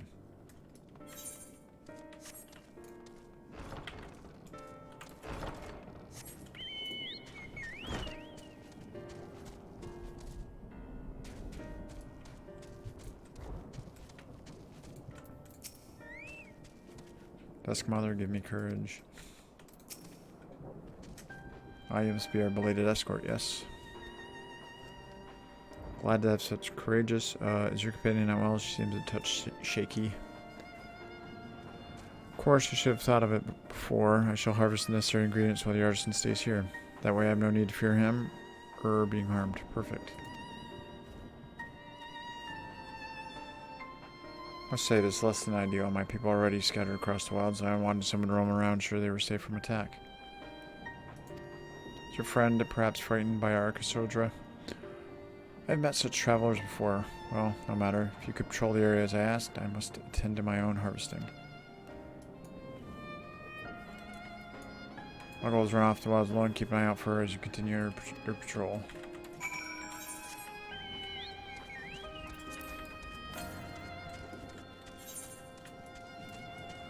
That was way up there.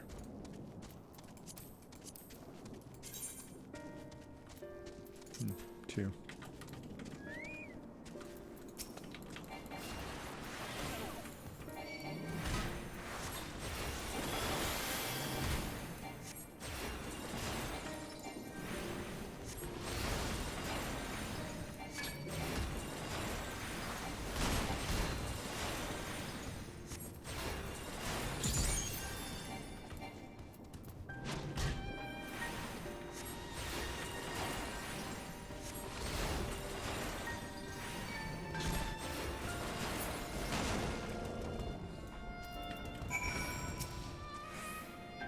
Tusks, trunks, bone-crunching feet.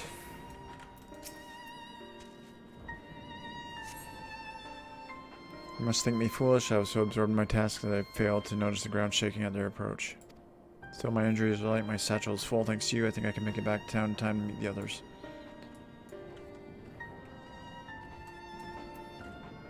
Caspai, what happened? Did you slay the beast?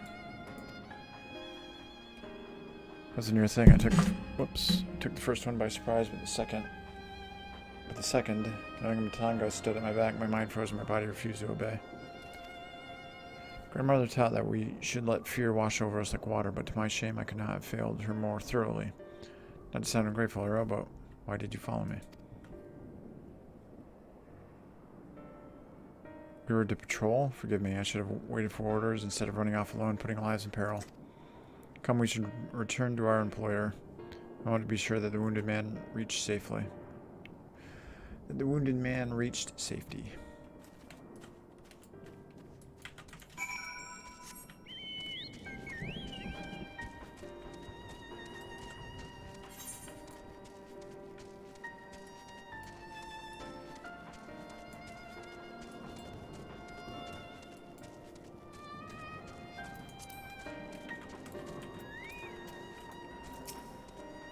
Deep breaths. Let it wash over you.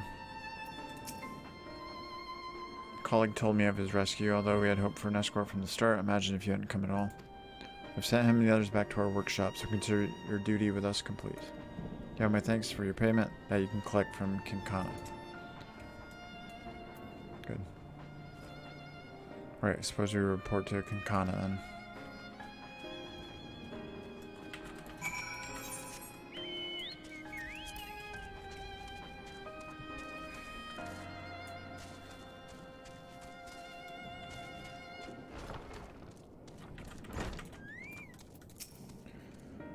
I know such troubles in Doma or Kugani. I assure you this is different. Ah, there you are. Your employer expressed satisfaction with your work, so congratulations on a job well done. As a response to the recent chaos, the upcoming ritual was hastily planned, to say the least. As a consequence, the artisans have been hard-pressed to make everything ready. But when times are hard, the people of Thavnair rely on such traditions to renew their faith and bolster their hearts with the teachings of the divine. The death of an artisan would have thrown the whole thing into disarray, and thus your rescue is timely indeed. Please accept your payment, half each as agreed upon. Are you interested in further work? I may have something for you, if so. Thank you. I know such troubles in Doma and Kani. I assure you this is different. There are two more currents here.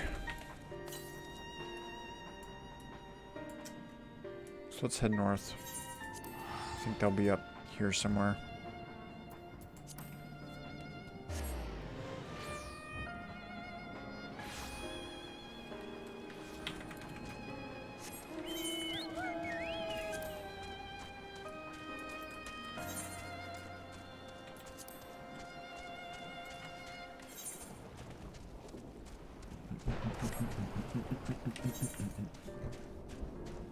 Over there and then go around. North, west, east.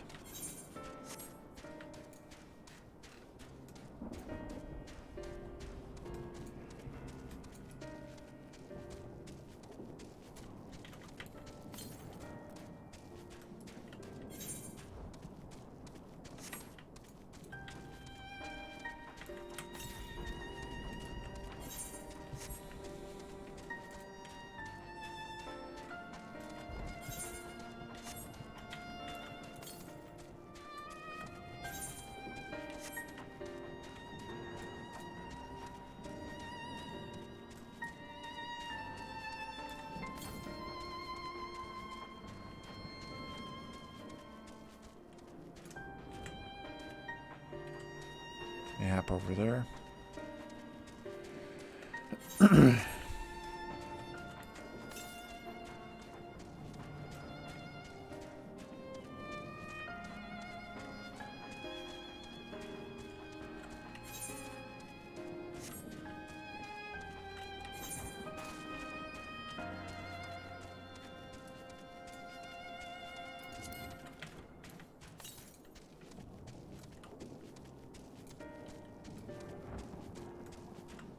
Now it's here.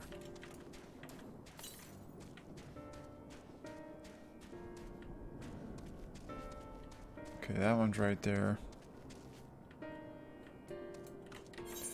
Damn, this is actually really annoying. Oh, hang on a minute. Before I go any further, see if there's another one over here.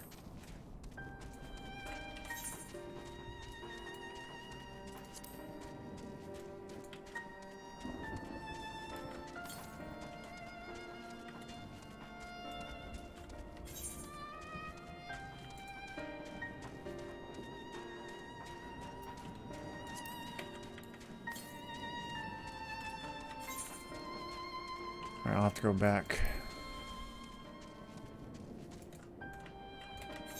Sucks I can't drop down, but I think it's because it's a higher area.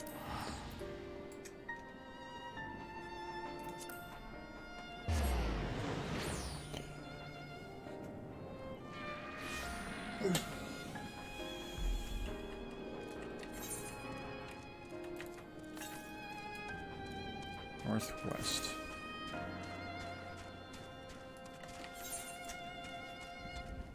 It's that one.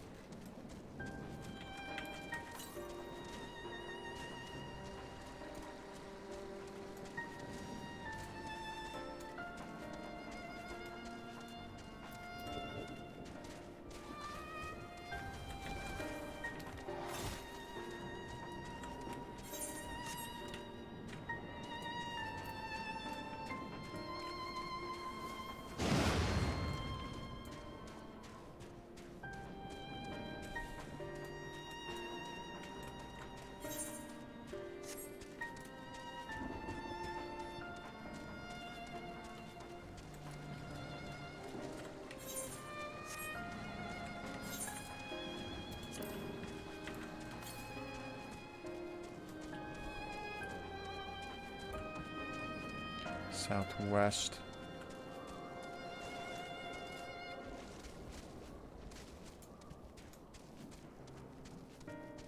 There's that one.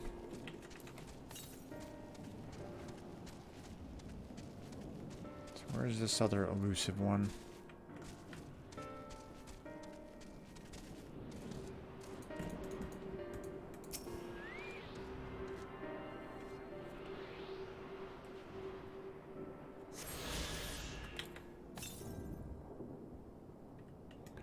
Northwest, so it is up there. It's got to be over there.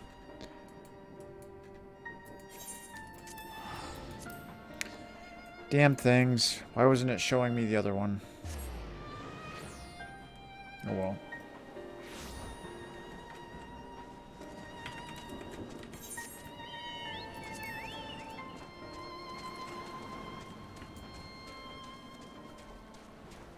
I thought there might be one there.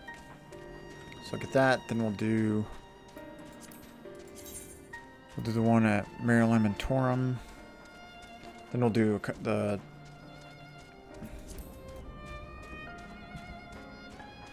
two role quests.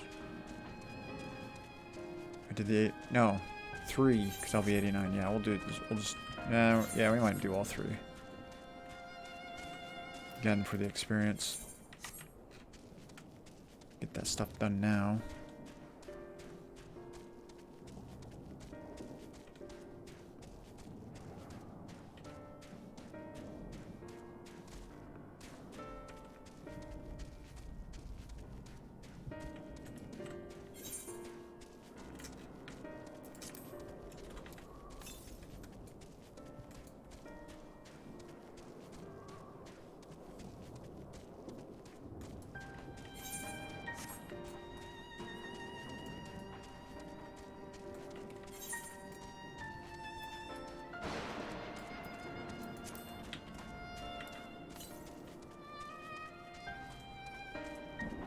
East.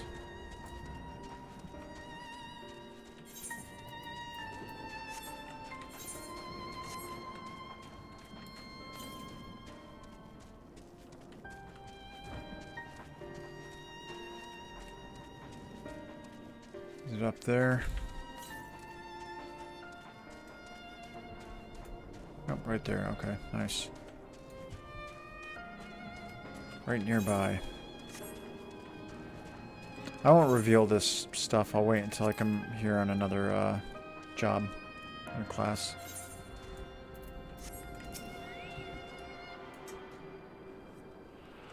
For that little bit of extra experience.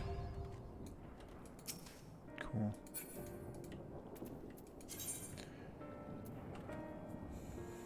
All right.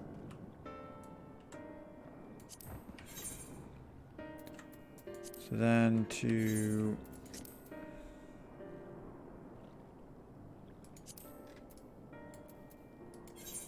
best way to burrow.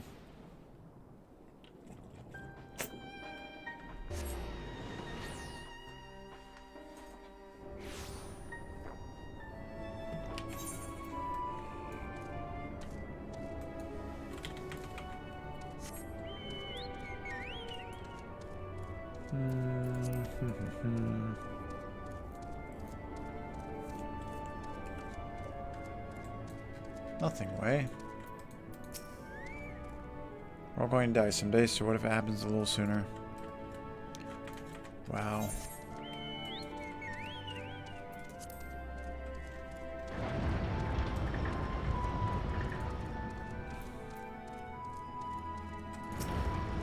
Corgi. Salmon. Machinist.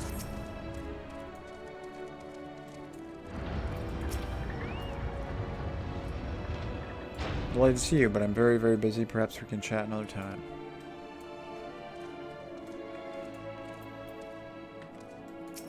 Status delicious. Excuse me, sir. Have you by chance seen any thieves prowling about with ill-gotten iron carrots?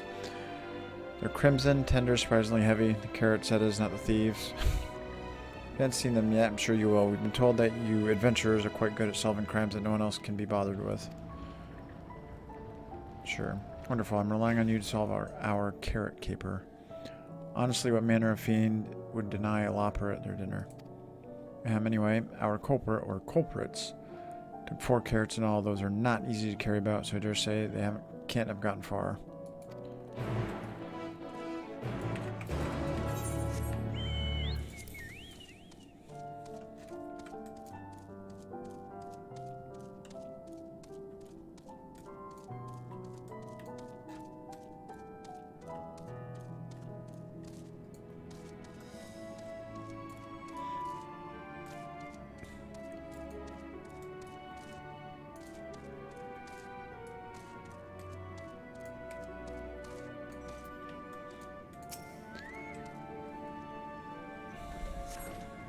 The scrumptious-looking iron carrot has been tragically abandoned in its prime.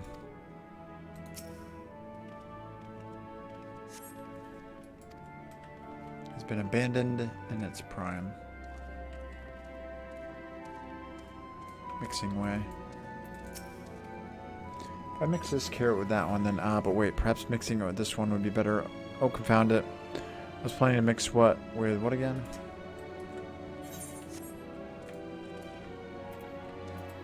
There's one. Oh, I just have to follow these. Scrum treasure bins, prime.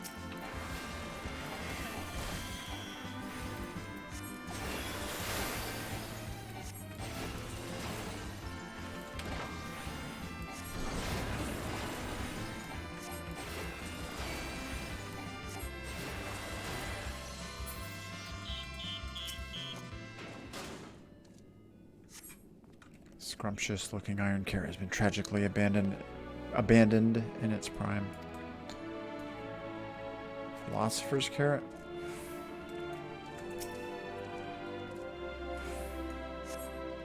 Based on the primer you but recently received, you can say with relative certainty that iron carrots are not blue.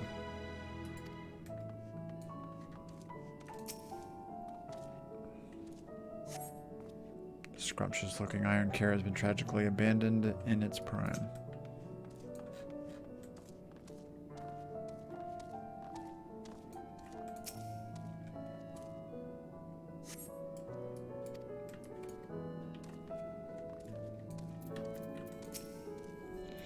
Punch one sculpt. These philosopher carrots really hit the spot. Just a few more. What?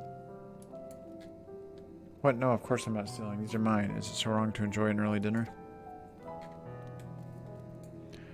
Muttering, Loporrit stomps off in search of a place to eat in peace. You suspect this is not your carrot culprit.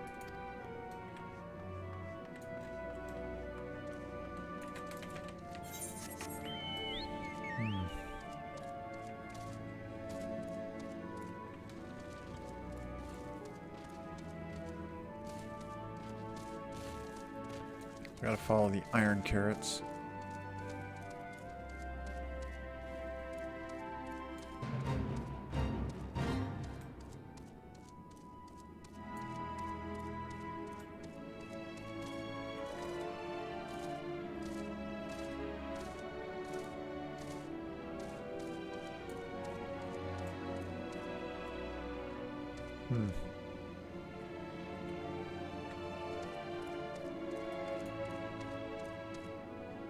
Well, he took 4, I think he said, so...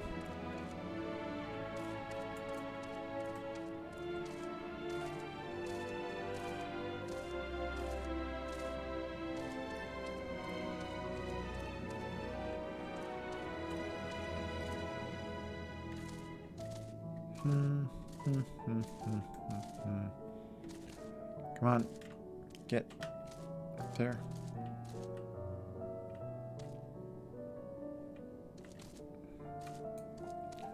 This will give me a good view of everything.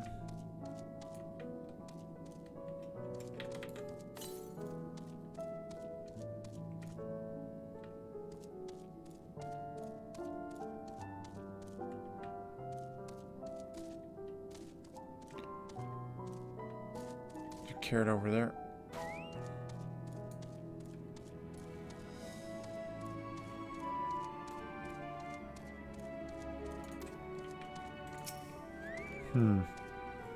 Blip.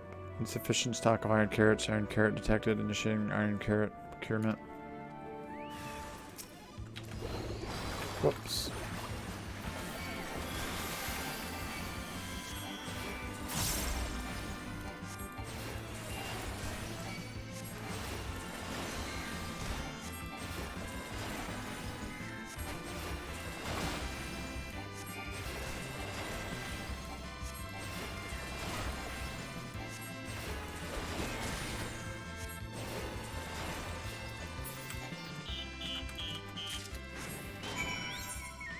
There we go. There is one ether current I want to get there.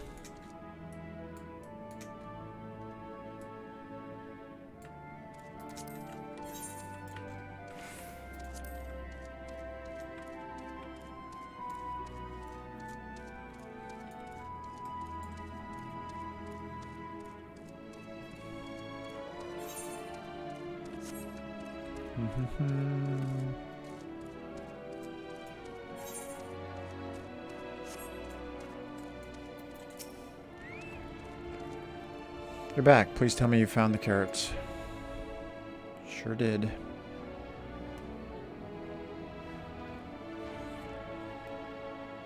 The supporter? I never would have suspected. It's supposed to help us farm carrots, not eat them. I recall the technician said something about enhancing its code with a love for carrots to increase work efficiency. But to go so far as to steal carrots for itself, I fear it may now love them a little too much. Last was poor carrots, but at least we know what became of them and how to prevent this happening again. Thank you for your assistance.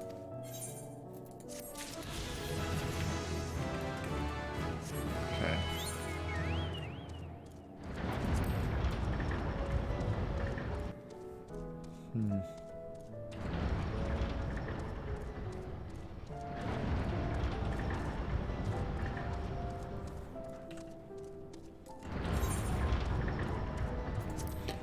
Excuse me.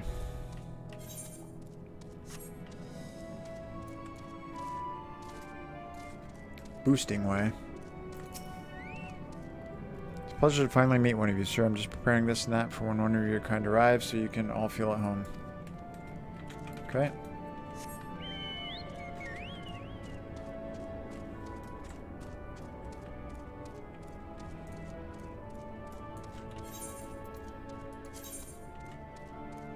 Not going to use any of this stuff just yet.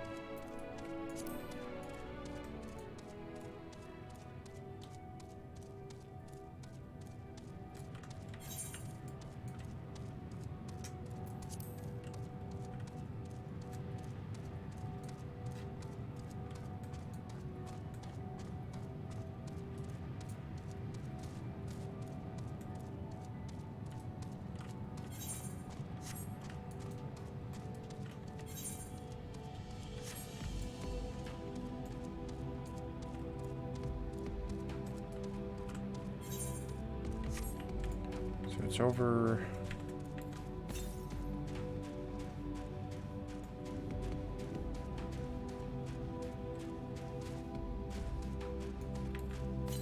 It's not this one, but I'll grab it. Since it's right nearby.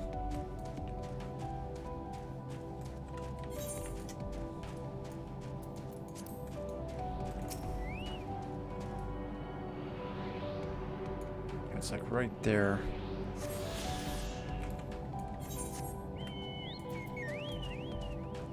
So across that, it looks like there's just a space right there.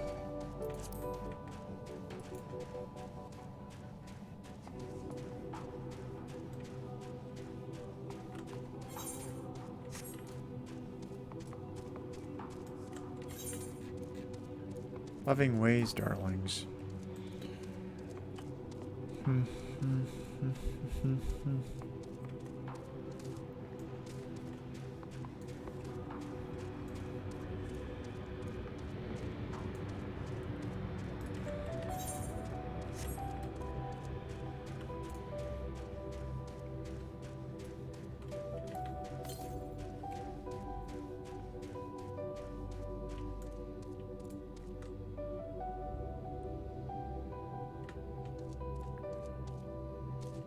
Let me drop off.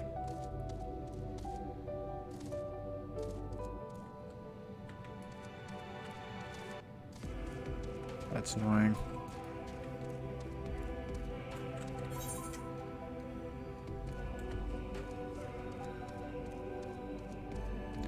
This looks like you should be able to. Like, it looks like it's connected. Where the fuck else can I go?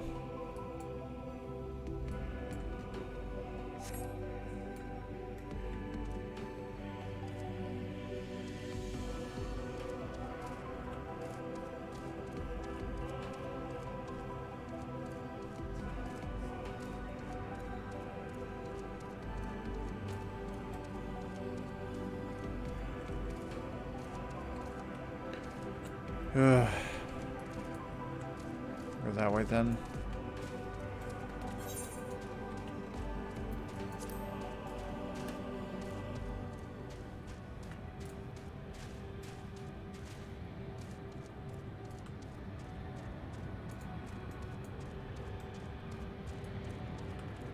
I guess they are bottomless pits, so if you were to fall and drop, you just die, so that's probably why you can't cross them. Just seems weird that one spot right there, it looks like it's connected, so you should be able to cross.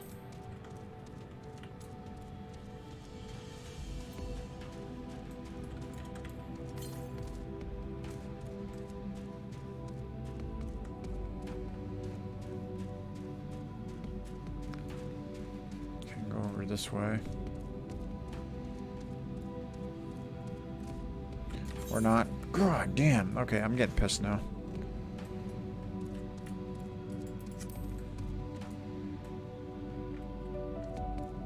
Where the hell do I need to go to get there?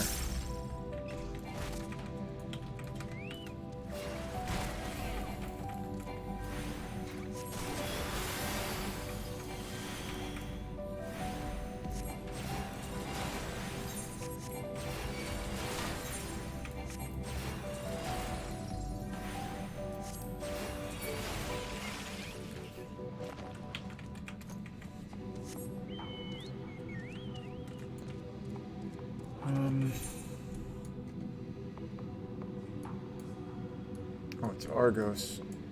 We gotta talk to, that's right. It's back to there. That area is not friendly to traverse.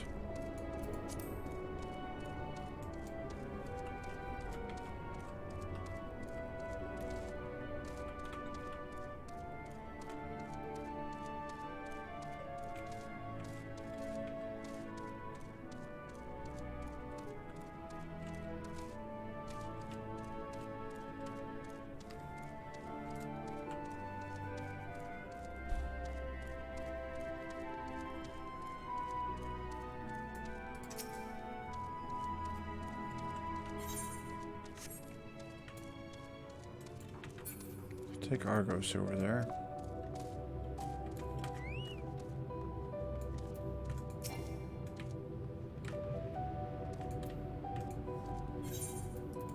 Yep. Traveler. I just want to get the one because there's one on a very odd spot.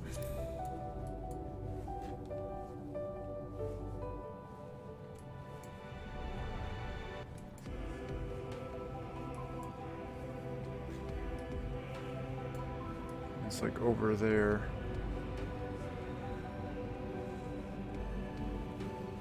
I think it's like right there, that corner.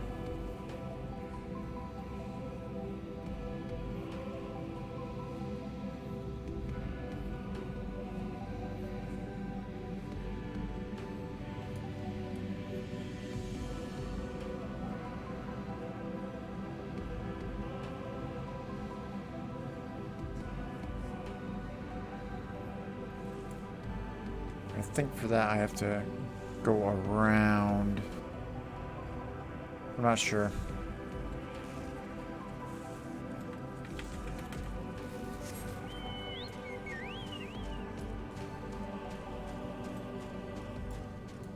In case it's not.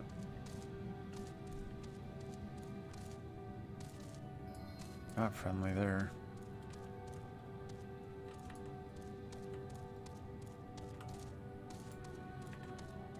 Yeah, see the current is right there.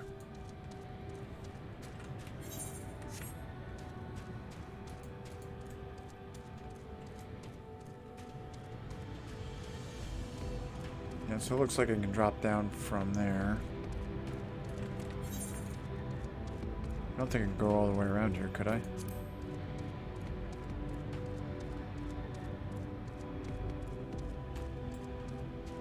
Alright, I know where to go.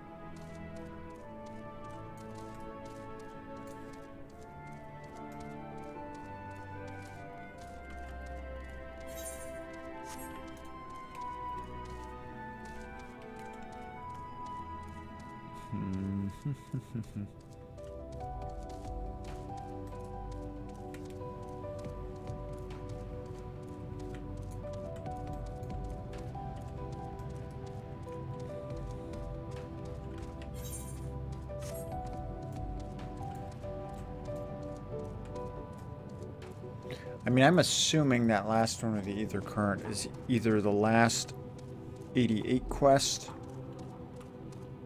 or there's one or two more after it. But either way, I think I'm doing the right thing doing it like this.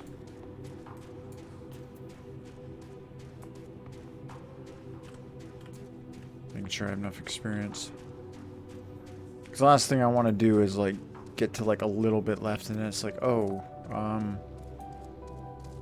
the last one actually requires you to be level 90. Because I can't remember whether that's done that in the previous expansions or not. I don't think so, but maybe.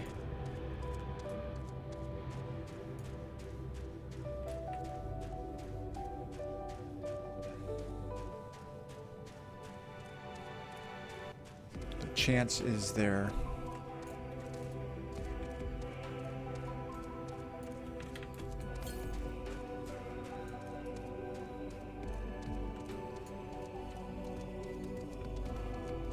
Yeah, then I can drop down and get that, and then I'm good.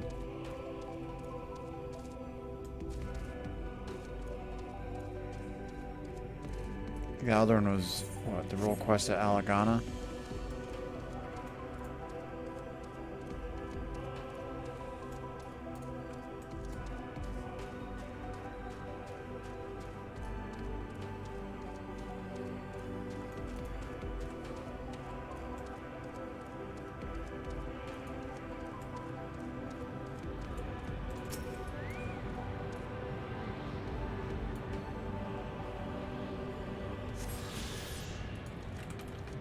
What that one's called. Fakes. There we go.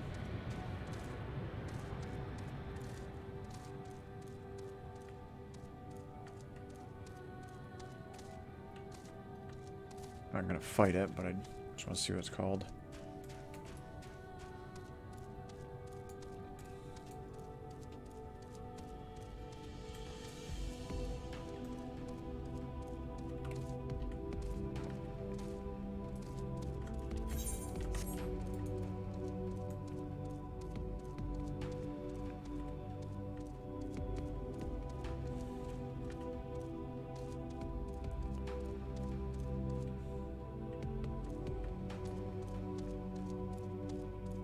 So I'd have to take Argos back over there again. Yep. Damn. It's annoying.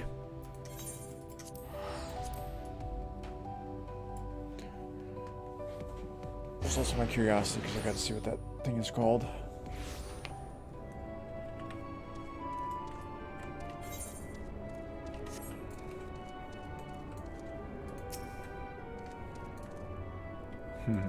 Like that chair.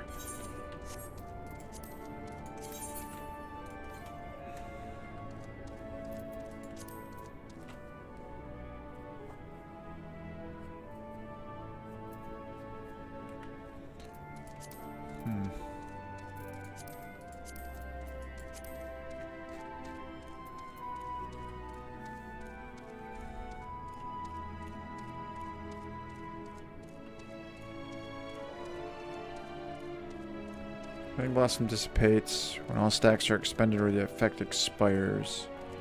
Any remaining stacks when effect will trigger an additional healing effect.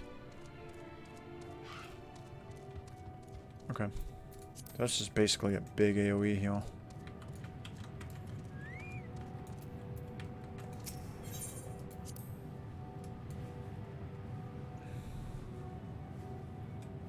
Maybe also a way to pre-heal, sort of, too.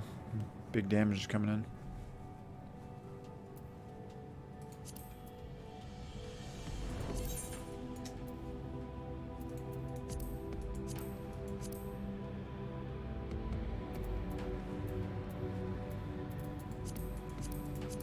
Yeah, the speed boosts, I think, are just from flying, essentially.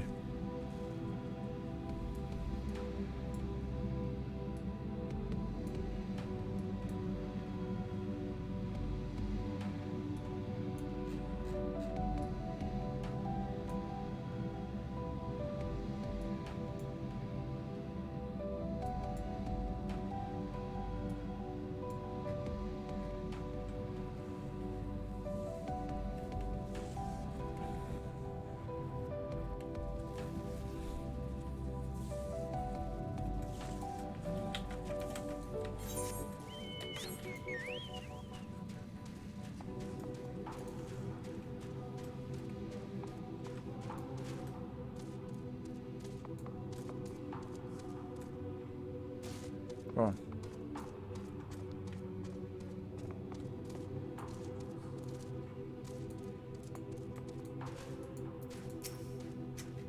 Mouse Princess. Okay. So...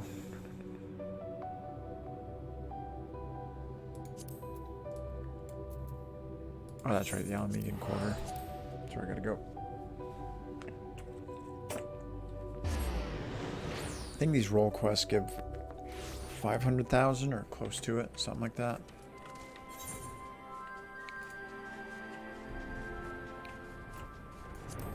So 87, 88, 89.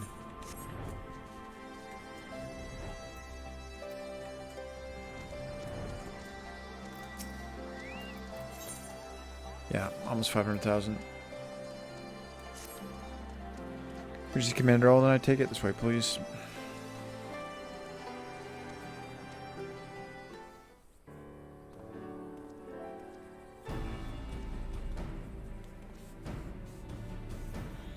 Our request for an audience with the Sultana has been accepted. Before we depart, I'll see what we've learned since last we spoke. Blasphemy continues to elude us, all the while driving others to succumb to despair in turn. Even now, Megan and Uldan forces searching for signs of the beast and more potential victims, we've yet to discern a pattern in chaos. Nevertheless, if our blasphemy is like others, its behavior is likely dictated by the passions and regrets of the man it once was. Therefore, any information concerning him and the life he led may help us track it down before it strikes again. We don't want people to shun the families of skulls any more than they already are, but the fact remains the vast majority of the beasts have been born from them. They're the ones at greatest risk of turning, without question. Fordola concerns me too. She came close transforming once before, so I think it might be best if we keep her out of this after all. Seems like a waste of a capable soldier. She deserves a chance to make amends.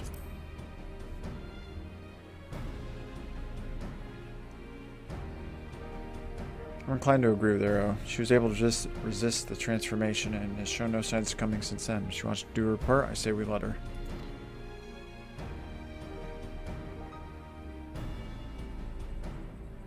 If only I could go in her stead.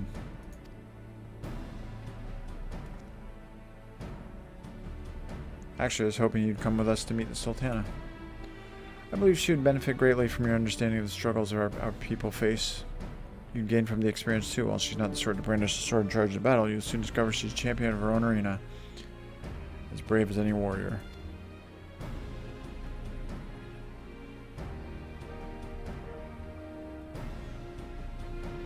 I doubt she'd have much to learn from the likes of me, but it would be an honor to make her acquaintance.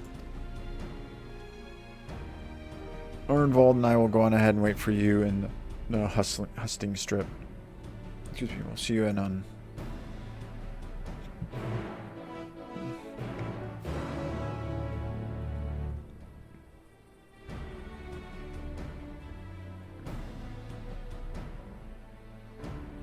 Hustings or Hastings? Hustings strip. Alright, I'll be right back. Short break.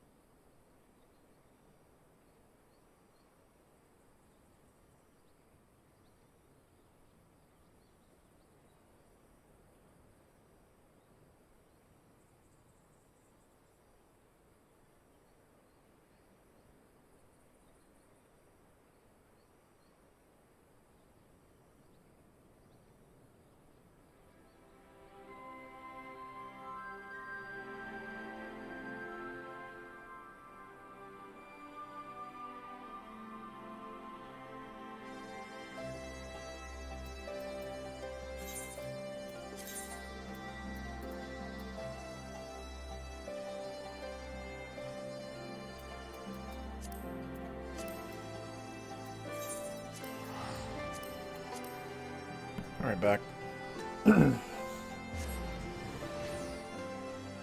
Yeah, so this will be about 1.5 million if I do all three of these.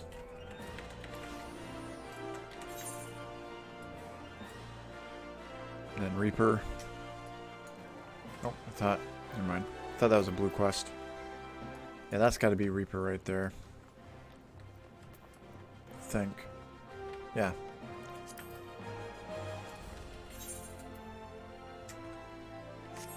Wait, why am I doing that? What am I... I don't know what the hell I'm doing.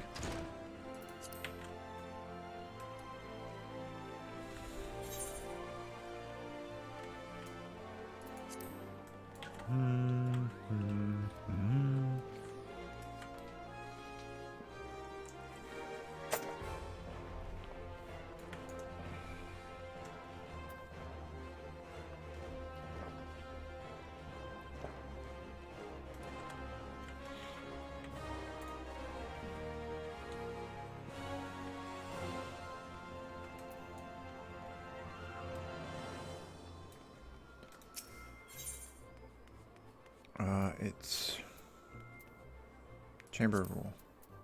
I really like this new setup. It's really good about showing you where you're looking to get to exactly. I think it's really nice quality of life change.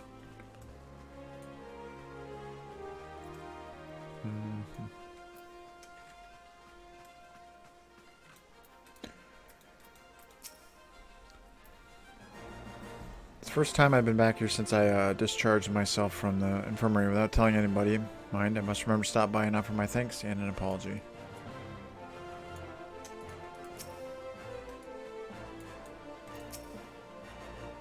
I only let her out of my sight for a moment. Master Papashan was just telling us that Nanamo, or should I say Lady Lyra, has gone on another of her jaunts about the city. It was not my place to question her grace's judgment. I do wish she had consulted me before running off on her own, and perhaps I'm overthinking it, but it's unlike her to keep guests waiting. If I may say so, sir, with blasphemies appearing throughout the land, it's a dangerous time to be going for a stroll. I suspect that may be the very reason she wished to see for herself how the citizenry fare in these trying times. Even so, it's downright reckless. We'll find her, though. No, I couldn't possibly allow such esteemed guests to... Come now, we might be here on official business, but we're old friends, and as you may remember, I have a knack for tracking down errant sultanas. Some might say that knack is rather charitable, and I should be glad of the assistance. I'll take a look around here. Quizzing the locals will give me an opportunity to learn of recent goings-on Ul'dah too. Well then, there's no time like the present. Fear not, with me on the case, this will be over before you know it.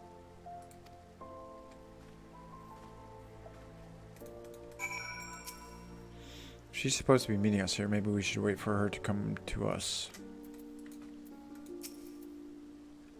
Between you and me, Raban has never had much luck at finding Lyra, rather the opposite, which isn't to say that he's misrepresenting his capabilities. Perhaps his recollection of it simply differs somewhat from reality.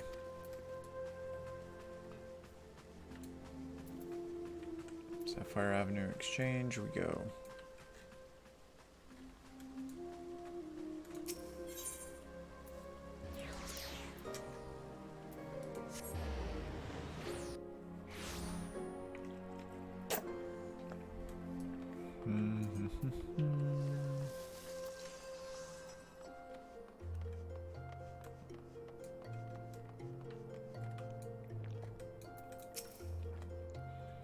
It's been some time since I last combed these streets for young Lyra.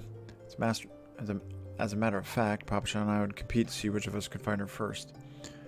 As I recall, most of the contests ended in my favor. The trick, you see, is to look past the disguise and pay attention to gestures and mannerisms. Tiniest movement that might give her away. Come, I'll show you how it's done. Alright. Follow Robin's lead and try not to fall behind.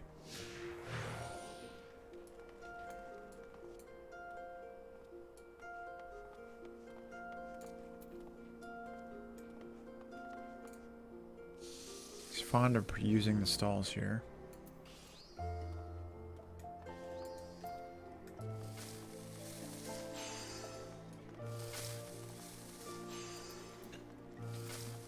I thought that said 139,999. I was like, oh. Good fortunes.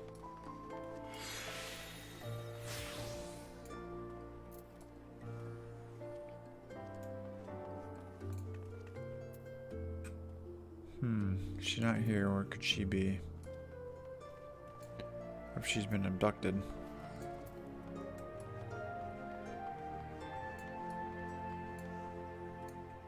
Are these pots? Perhaps not.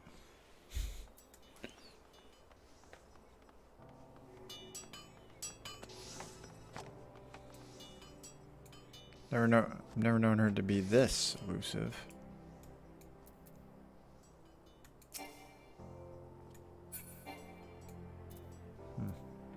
That's odd. I've tried all her usual haunts, so unless she's hiding inside a barrel or something equally nonsensical, she must be elsewhere. Gods, why did she choose now of all times to run off? What if she's been abducted or run afoul of a beast? No need to assume the worst. We should keep looking.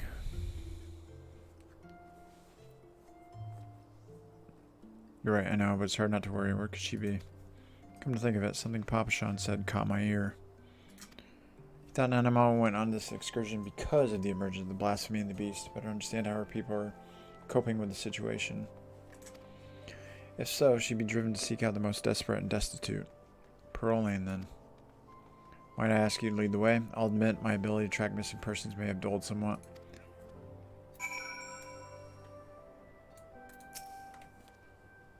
Pearl Lane has ever been plagued by pickpockets and the like. I'll watch your back, so go ahead and search for the Lilira. So go ahead and give the search for Lilira your full attention.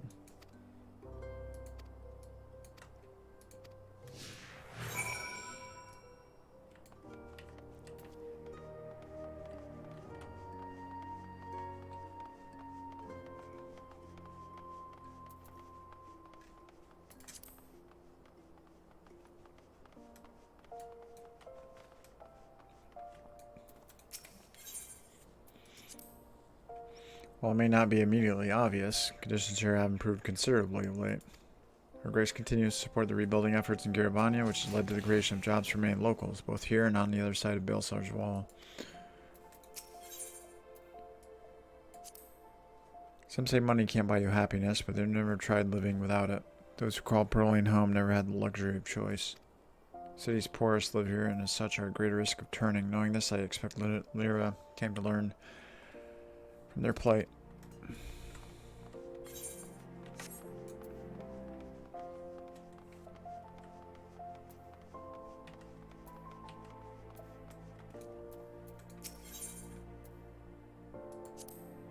In every society, there are the haves and have-nots, and seldom is this divide more sorely felt than here in Ul'dah.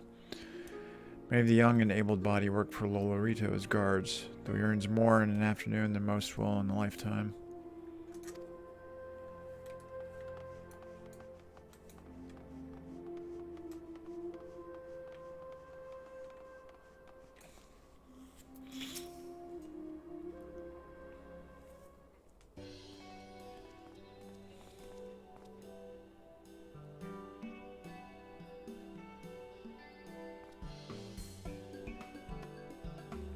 Nana ahem, Lady Lilira.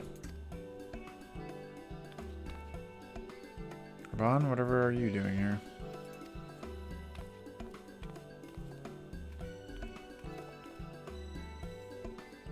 Darrow 2, well, I'm glad to see you both. Our meeting is not yet due to commence for several bells. What is the meaning of this? We were worried, and with good reason. These are far too dangerous times to be roaming about alone, Your Grace. Some things never change, but I assure you I'm quite capable of looking after myself, in my own city of all places. More importantly, I wish to observe firsthand how the people have been faring of late. They might be better prepared to participate in our discussion later. If I have finished, you will be comforted to hear.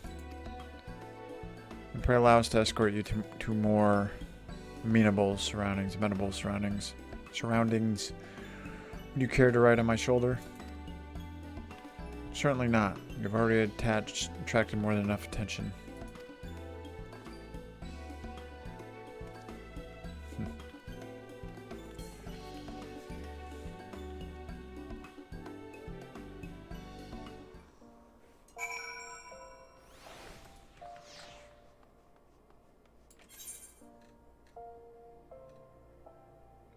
The husting strip.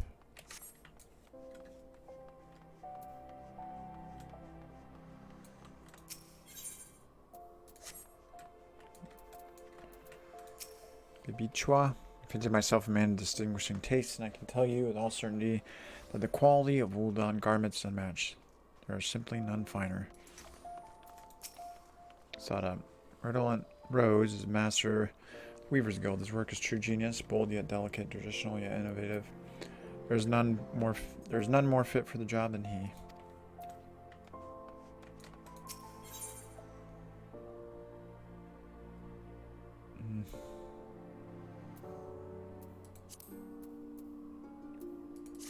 Okay, you can double click that. Nice.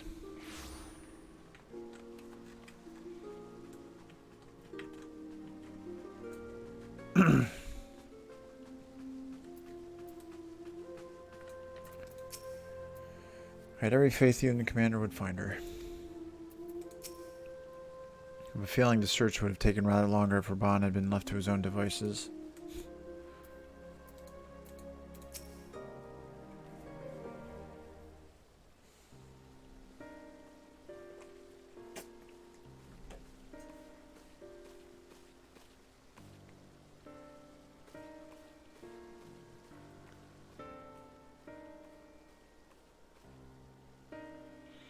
Thank you all for making the journey here during these difficult times. It is my pleasure to properly make your acquaintance. On behalf of the people of Eorzea, allow me to express my sincerest gratitude for your continued dedication to our cause. With respect, Your Grace, I'm just a soldier. Was a soldier. Still, I say, Commander Alden would not make such a distinction, and neither will I. You yet serve your people, and have provided solace to many of Alamigo's most vulnerable. If we are to deal with this threat, we must forearm ourselves with knowledge. I understand you come bearing information regarding the blasphemy and its victims. We have indeed.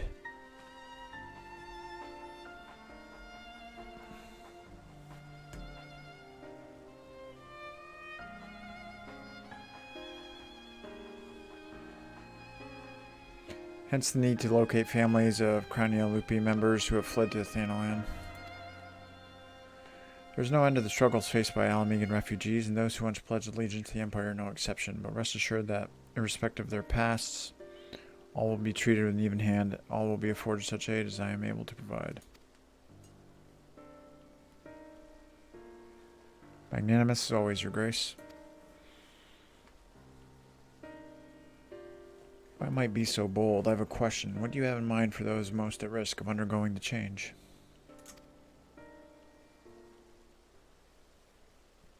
I believe there is but one recourse.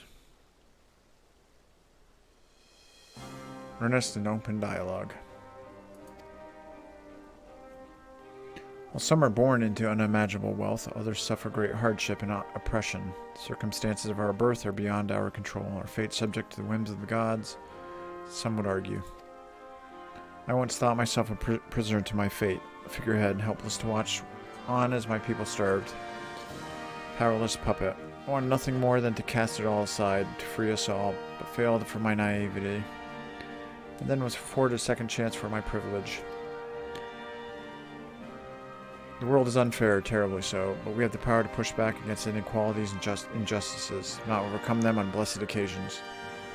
To love our neighbor and share in life's bounties, to open our hearts, come together as one. Truer words were never spoken.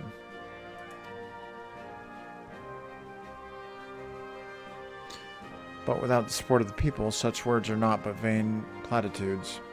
Thankfully, my recent attempts to make inroads with the monetarists have met with some success. Despite differing views on many subjects, we yet strive to find common ground.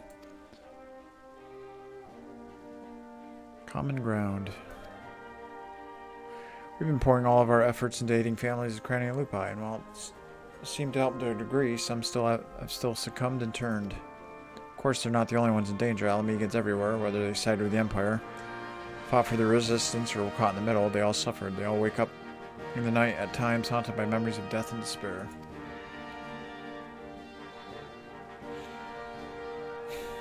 We know what can happen if these feelings are left to fester. The legacy of the Imperial occupation will not soon be forgotten. But rather than seek to forget, mayhap it is necessary to remember, to acknowledge and accept the truth of it, that they may properly mourn those they have lost. Aye, a remembrance. A remembrance. I propose we hold a memorial ceremony for those who died during the war. Everyone, no matter who they were, what they did, let them be loved, let them be hated, but above all, let them be remembered. In the remembering of the dead, in their honor and their sin, we the living of Alamigo may yet find a sliver of common ground. It's a noble sentiment, but bringing together people who have reason to distrust one another and risk inflaming tensions could be a recipe for disaster. Then again, we can't keep ignoring the merit in the room and do nothing to address the situation. As long as we leave it to the individuals to decide whether or not to attend the ceremony, I think it's worth a try. Organizing an event at this scale will require a great deal of effort, so I offer my full support. Once you know it's needed, come to me and we'll put a plan into action. Obviously, some will balk at the idea, which is perfectly understandable, so I'll be listening to their opinions as well. After all, we want it to be a ceremony that brings Alamegans together. And I was wondering, Your Grace, if I might ask about your approach to, well, talking to people, winning them over. As you can tell, I'm no politician, so I'd be grateful for any advice you can share with me. Or I would be delighted to. As a matter of fact, I have a number of matters I wish to discuss with you. And on that note, I suggest you and I return to Alamigo.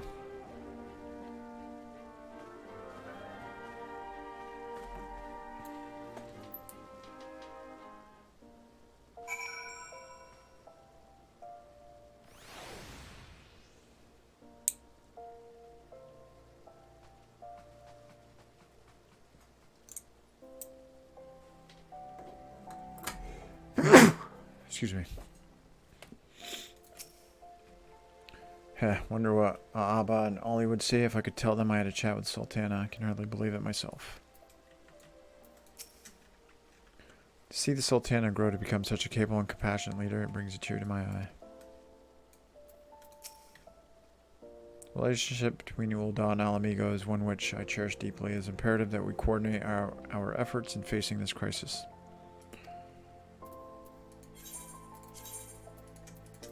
I agree.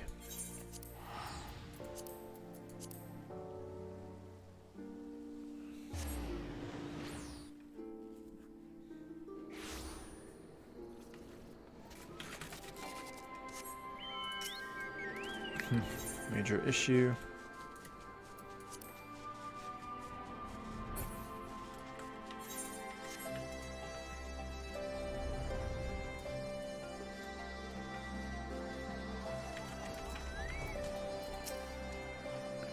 Nothing of note has occurred in your absence, which I expect is welcome news in itself.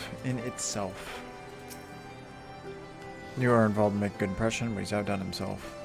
As long as he found a new avenue in life to explore, he's taken to it with considerable aplomb. While his proposed memorial ceremony is bound to have detractors, I have faith that many will come around. Not all, but enough, I pray. For our part, we must stand at the ready for whatever may occur. I shall send word if there are any developments.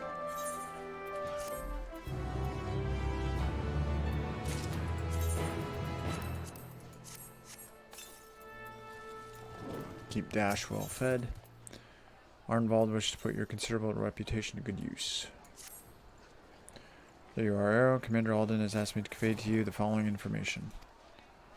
At present, we are looking to reports of missing relatives of the Crania Lupi. The Cooperation of Silver Griffins. We're currently searching for any clues as to their whereabouts. Thanks to the concerted efforts of Ragnfrid and the others, the general public has been willing to cooperate with our investigation. But many still harbor feelings of distrust for the collaborators and their kin. They've grown more receptive to our cause on the whole.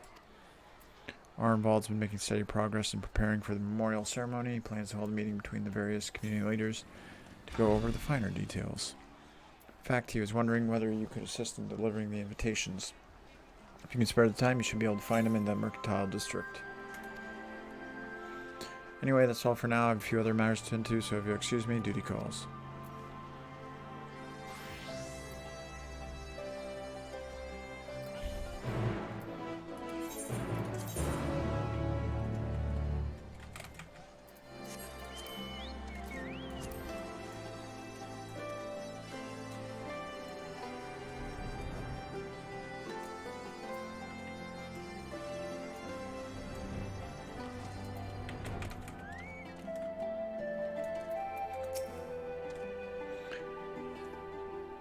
Thanks for coming. It should come as no surprise that planning a memorial ceremony for a whole bloody nation would keep a man busy, but by Rhalgar, this is something else. Hardest part's been gathering information of those who died in the war, especially when it comes to the skulls and other conscripts, and they're the ones we need to treat most carefully. If we don't acknowledge the crimes of our kin and all their painful truth, then we do a disservice to their victims, living and dead. But if we let people paint them as monsters who did monstrous things, things we believe we would never do, then we perpetrate a different but no less dangerous lie. As for preparing the event itself, I'll be holding a meeting with members from each of the settlements around Girabanya. I've sent invitations to most of them already, but I was hoping you'd help me with the last two. There's Mraz, Nun, the Peering Stones, and Sarisha and Viramilia. I'll give you one for each. No problem. To be honest, I wouldn't be surprised if they refuse, considering how their people suffered at the hands of the skulls, but I hope we can remind them that deep down, we're all just people trying to survive to protect our loved ones. We may have driven the Empire from our lands, but as long as we hold fast the grudges born of their attempts to divide and set us against one another, we'll never be free of their legacy of cruelty. With that in mind, I've included an account of my experience with the Silver Griffins and the people I've met. Victims, collaborators, their friends, and their family, men and women who lived through it all. Survivors. Even if they refuse to join the ceremony, at least they will know and hopefully understand our reasons for holding the event. Granted, I've not had much practice in writing important letters, but I think they'll get the message. You being the one to deliver them will make a world of difference, I'm sure. Take care, won't you? Raz Nun and Sarisha end up refusing the invitation, and it'll be no fault of yours. At the very least, you'll have a chance to hear their thoughts on the matter. Oh.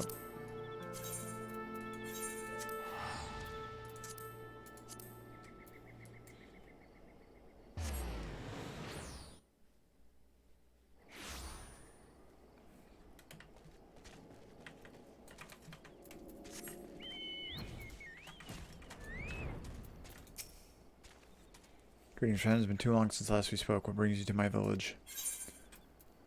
Weight of the words within is almost tangible, in addition to the weight of the paper itself.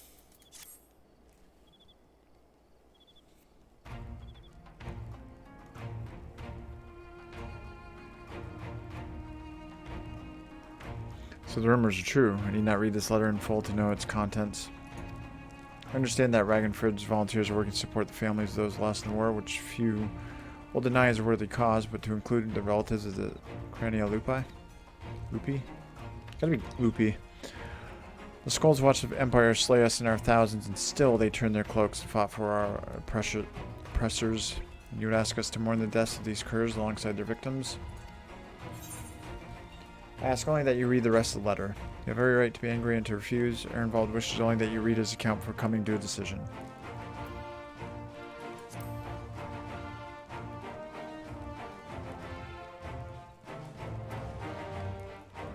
To dismiss out of hand would be discourteous. Very well.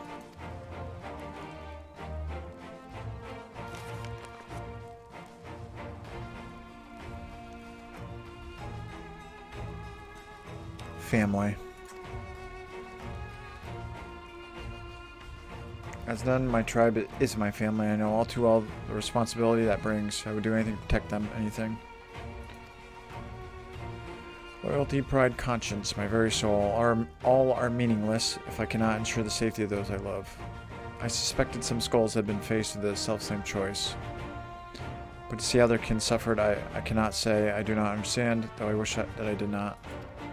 Their crimes will never be forgiven, they cannot be, but I and any others who are willing can offer our prayers for those tortured souls and the men they could have been.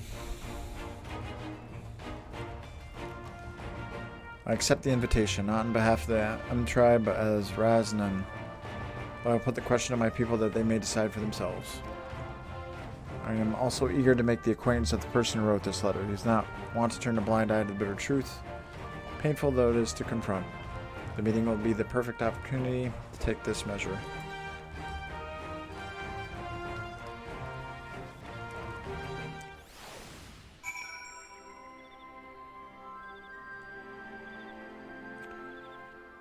You know, these role quests might actually end at 89. Because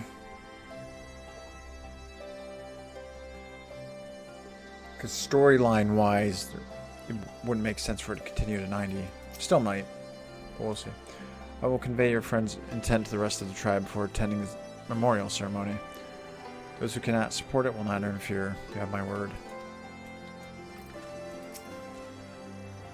All the recent trouble, the towns and villages we once thought safe are fraught with danger. Please keep your senses keen wherever you go.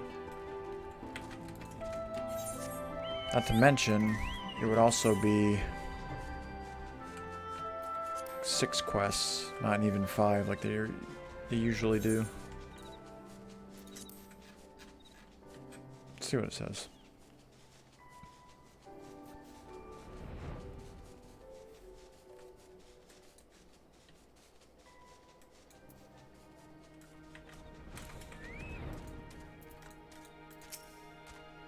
If you have long memories, we will remember your deeds. Icon Slayer.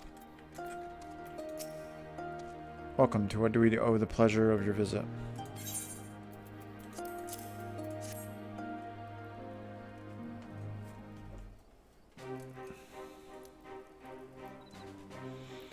Then it is as I suspected. There have been rumors that such a ceremony would take place. Although you have traveled far to make this invitation, I must decline. Cannot more than lost the fall if the cranial lupi are to be counted among them. Like the Kalyana, they chose to aid the Garland oppressors, killing and bleeding for those who would pillage our lands. Cowards, traitors, all. And we are to assume the Kalyana who died fighting for the Empire will be honored as well. If so, that is all the more reason for us to refuse. That is your right, and no one will say otherwise. I come only to present a letter and ask that you read it in full. If all understands accepts that you may refuse, the only request is that you read his account and then decide.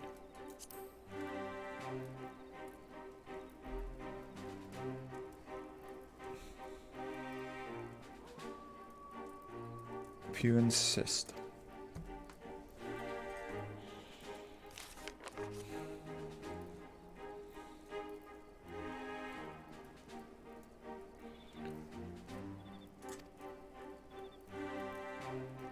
No one has spared suffering in the occupation, not the resistance, not the collaborators, not the families of both. No one. That so many would die in shame and ignominy. Having sold their souls only to lose everything is tragedy and a lesson. Is a tragedy and a lesson. If they are forgotten, then the lesson of their folly is forgotten. Lesson of their folly is forgotten. For the sake of this land we call home, I will join you in remembrance and implore my people to do the same. In mourning, may we strengthen our ties with our neighbors as well. By together facing our past, we can build a foundation for lasting peace and prosperity. It would be my honor to attend the proposed meeting, and I look forward to personally thanking your friend Aaronwald for his dedication. I and my peers have much to learn from the example he has set. Thank you.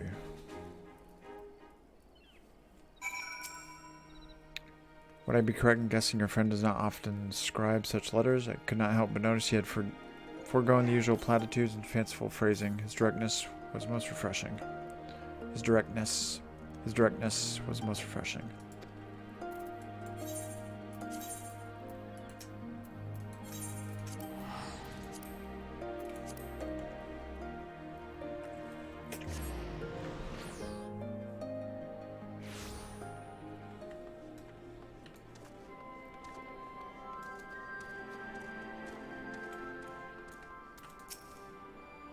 So, how did you fare in the fringes? They said that about me? It's rare for me to get such glowing praise, especially from renowned leaders like Sarissa and Rosnan. More importantly, though, they agreed to attend the meeting, and I've got you to thank for that after all. I imagine it's hard to turn down an invitation when it's hand-delivered by the Warrior of Light himself. Before I get ahead of myself, though, I must remember that this is only the beginning. Bringing everyone together is one thing. Coming to an agreement on an extremely divisive issue is a different kettle of fish entirely, as Her Grace is quick to point out. But as she's taught me, if our cause is just and our hearts are true, those with like mind will surely answer the call. And answer it they have. While there are bound to be differences of opinion, I'm sure there's nothing we can't overcome if we put our minds to it. To that end, I was hoping you could join us. If you have time to spare. There are still a few loose ends Ragged Fred and I need to tie up beforehand. So we'll meet you in the palace as soon as we can. Just having you there will make a world of difference. Once we've got everything in order, Ragged Fred and I will meet you in the palace.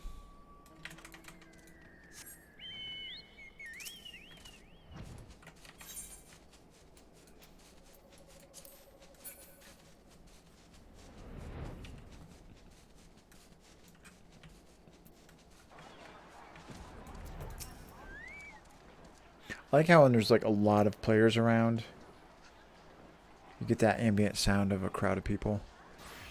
Here for the meeting, yes?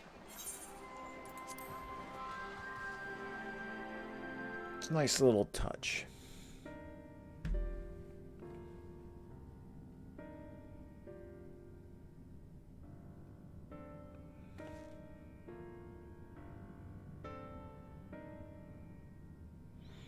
So while we all agree upon the importance of the ceremony, we recognize that the inclusion of Cranium Lupi will be distressing for many. I too lost family at their hands, and I would never ask others to forgive and forget. But for all their crimes, they were Alamegans just like us. None made the decision to side with Garlemald lightly. They had a choice, and they chose to betray us.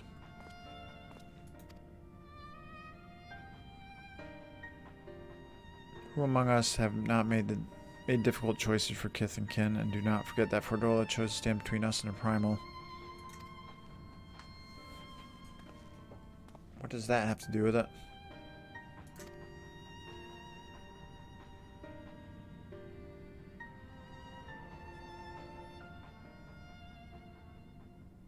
Brothers and sisters arguing will avail us not.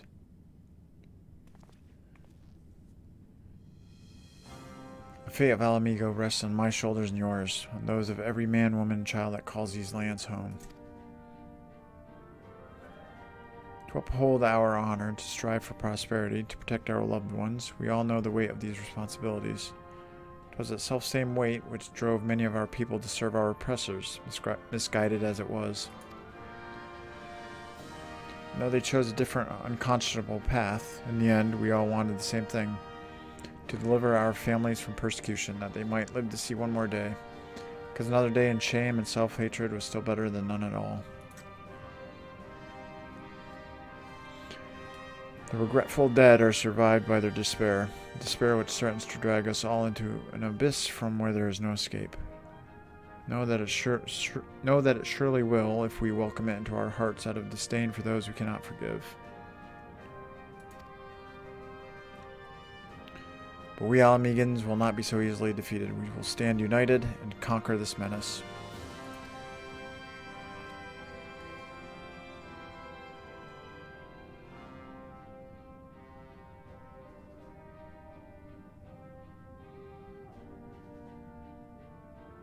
Every Alamegan who fought and died did so in the hopes that one day we would be free. We are free. We are free.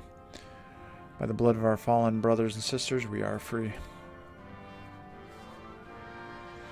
Free to lock away the pain and pretend it has no power over us until it festers, takes us in our beds, and free to lay it bare and let it breathe, to acknowledge and to mourn our people at their best and their worst. The past is ours to bear, all of it, for ourselves and for future generations, so that they needn't suffer like we did.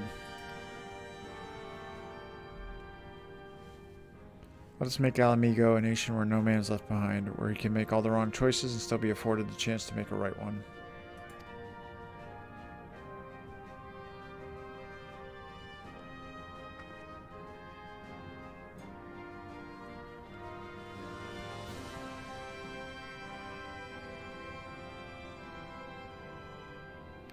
Well said.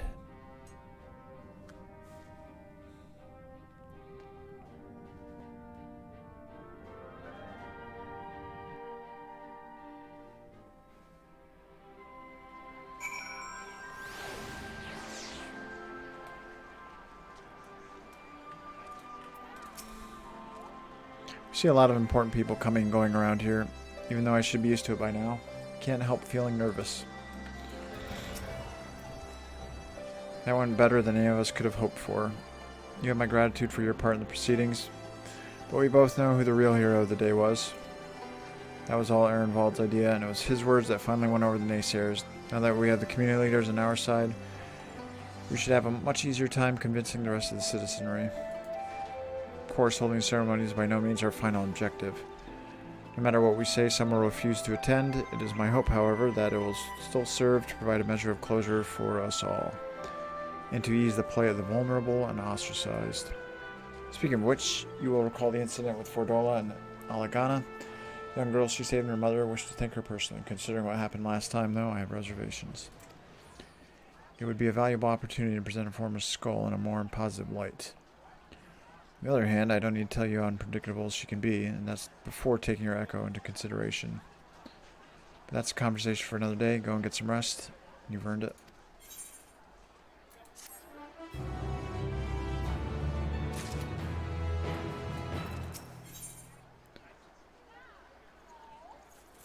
Blasphemy Hunter may seem calm and collected from a distance, but you suspect something is amiss. Something terrible has happened. It's Fordola. She's escaped. Uh-oh. She's accompanying her squadron out on a training exercise. One moment she was there, and the next she was gone. I didn't think much of it at the time, but she's been acting strangely ever since she went to meet that mother and child. You know, the ones who wanted to thank her for saving the girl's life. When I told Commander Alden about it, he went charging off to Alagana to ask them if they have any idea where Fordola might be. Thought about going after him, but when I heard you were headed this way, I reckoned it'd be better to send you in my stead. Godspeed, Arrow. Fordola's an enigma at the best of times. I'm sure she's got her reasons, but I haven't the slightest clue what they could be.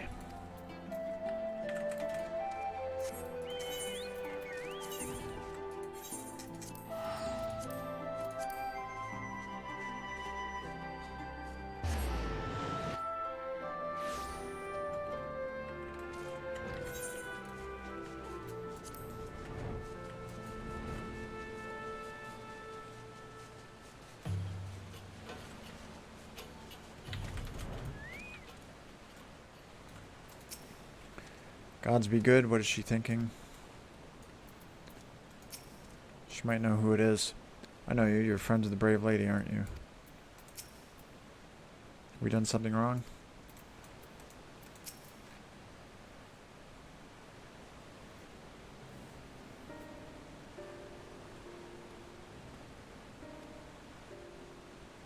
Arrow, I wasn't expecting to see you here. You've heard what's happened then.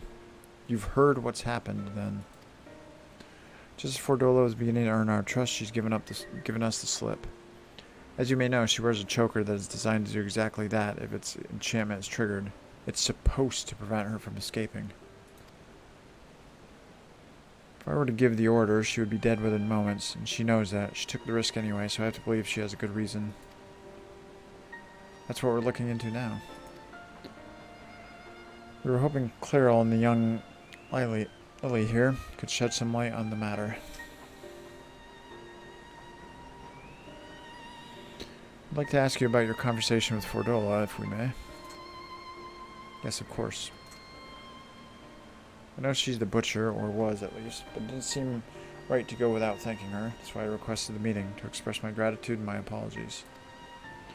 She's quiet at first, just stood there as we spoke, as if she weren't even listening, and then I mentioned the blasphemy, and she looked at Lily. All of a sudden clutched her own head and cried out in agony.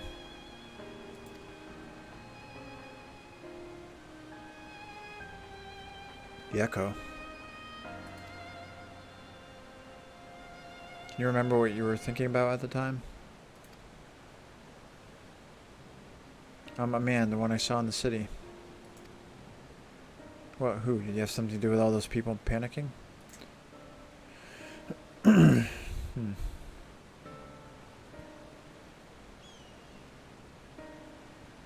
think he did. When I was waiting for you, I saw him. He was by himself. Actually, we could kill the blasphemy now, and then the ceremony... the ceremony could be level 90. He looked poorly, so I asked if he was alright, and he said yes. He had a nice smile.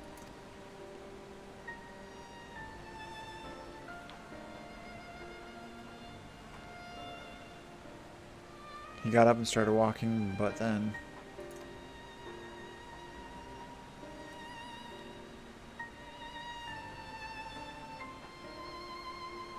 he was shouting and screaming. I was so frightened I didn't want to talk about it, not even to Mom.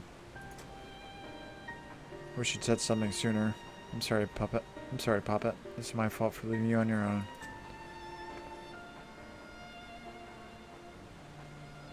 The man who turned into a blasphemy, I'd wager. The girl saw him, which means Fordola has now seen him too. There's one other thing. When Fordola was having her funny turn, she said something. Charlie, no. Charlotte, I think. Guess that was it. Ring any bells? Charlotte. Can't say it does, but if he has anything to do with the skulls, the Silver Griffin should have some information on him. Best have a word with Ragnfrid then.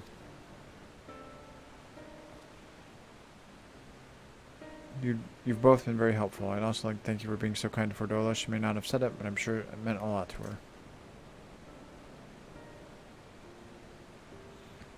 I have a couple more things I'd like to ask, so I'll catch up with you later.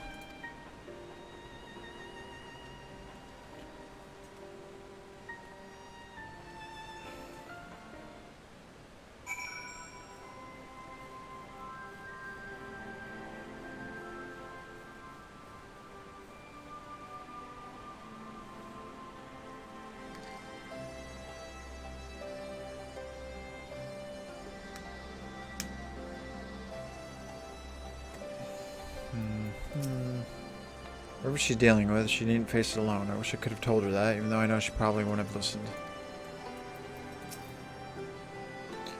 Where did the brave lady go?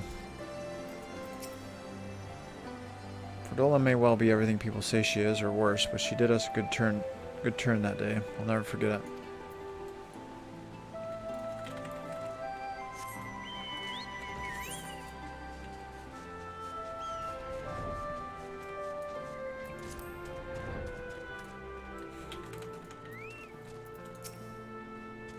I have a feeling that Charlotte and Fordola are connected in some way.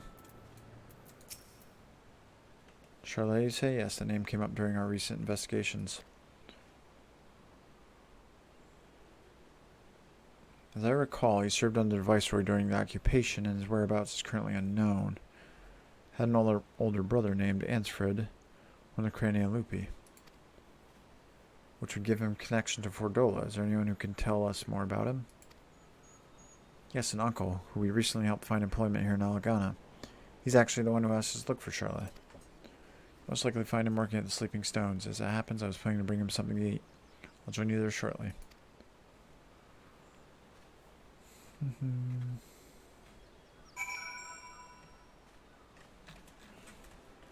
Oh, anything else? You might think a quarry is no place for a man of advanced years, and perhaps you'd be right, but hard times are the only times we've known. Even before the occupation, I doubt that'll change much within my lifetime.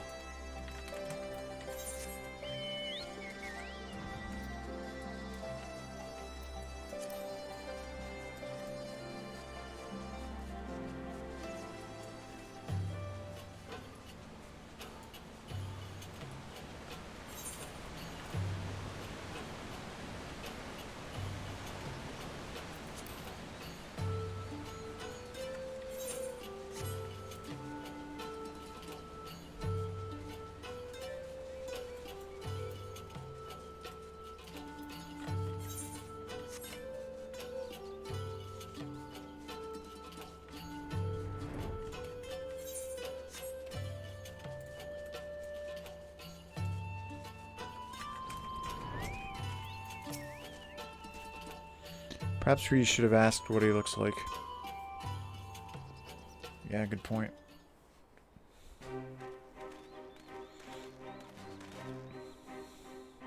Still looking, eh? That's him over there.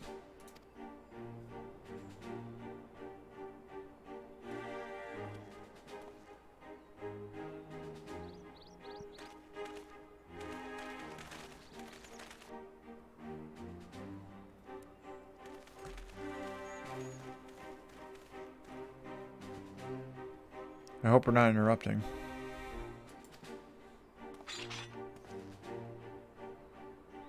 No, no, of course not. It's good to see you, Ragnfrid.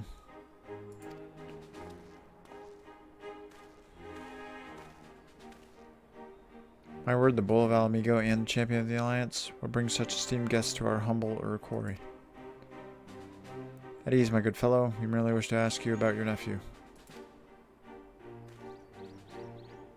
Charlotte, you found him?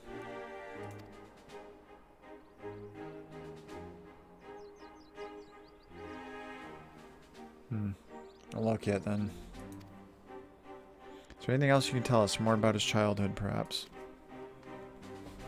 Wasn't much of one, I'm afraid. Poor boy's life was ruined long before he had any say in the matter. His parents and I swore allegiance to Garlemald to secure ourselves and our kin's citizenship. For all the good it did us here, living amongst our countrymen who treated us as pariahs. Took its toll on him and his brother to be spat on as traitors by association. One thing led to another, and Ansfrid, together with most of his friends, joined the Imperial Army. That's how it started, you know. Crania Lupi. Gaius' loyal little pups. Do you remember the names of these friends? Yes, they had quite the reputation growing up. There was Emmeline, Rudolph, and the angry little girl who's grown up. Angry little girl who grew up to become the butcher herself, Fordola.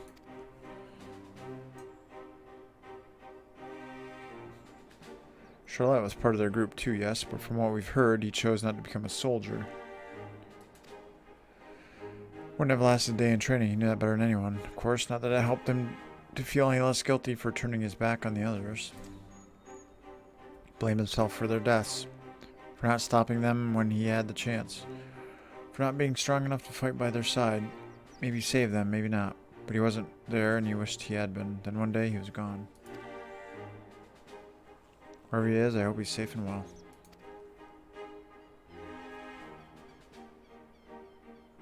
So do we. Thank you. The information you shared should prove useful. And for you, I brought some food. Why don't you call it a day and go enjoy it with your family?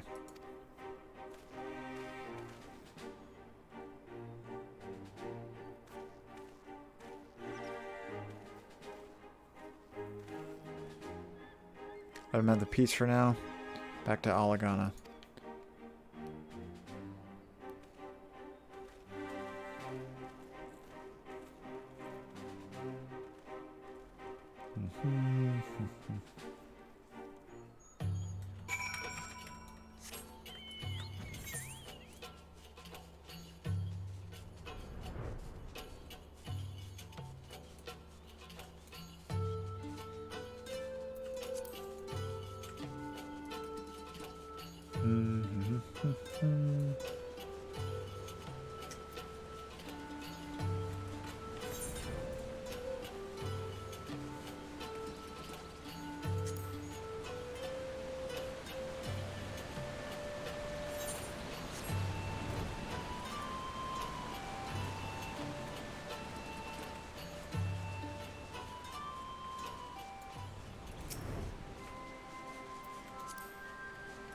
Don't want to wait. Yeah, they're a white mage.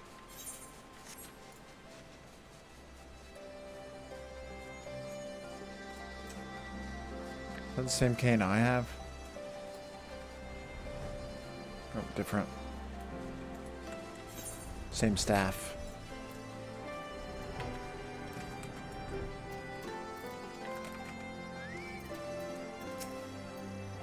Once we know for certain what has become of Charlotte, we'll have to tell his uncle.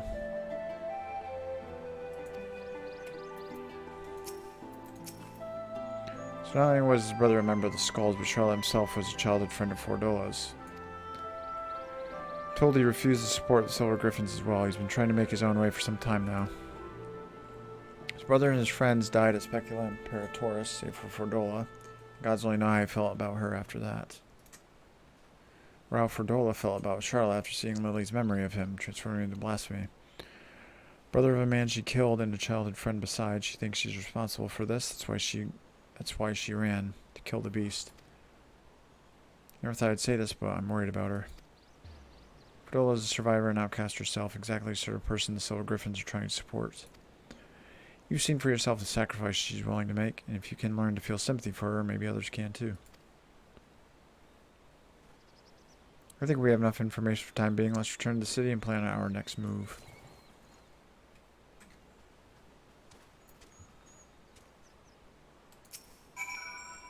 To some, Fordola is a monster worse than any blasphemy. But I've seen enough working with the Silver Griffins to realize it's never that simple. I want to believe there's hope for her and that there's hope for us all. Go dash. Some greens.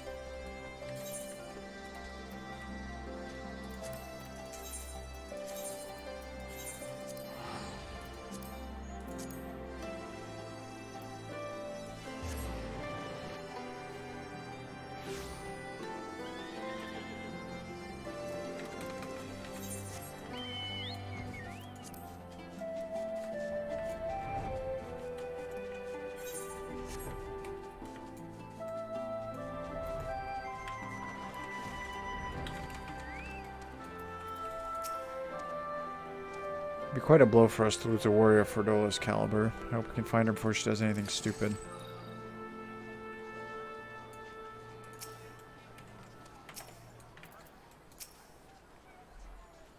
I've assigned a few of my soldiers to assist the Silver Griffins in investigating Charlotte's background. With luck, we will find him quickly, and then we can prepare for what must come after. We're all but certain Charlotte's the one who transformed in blasphemy, and so there's not to be done but put him out of his misery. As for Fordola, I put Nago and her troops in charge of tracking her. Once they've found her, they have my permission to lend whatever support they deem necessary.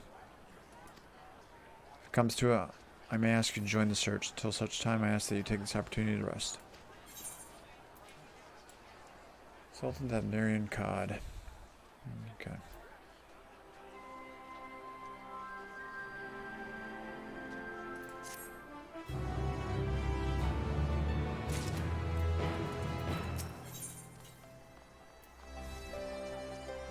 Yeah.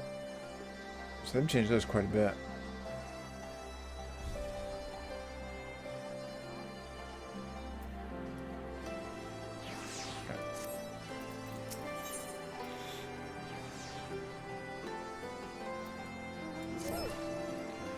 Alright, so that'll be when we hit max level.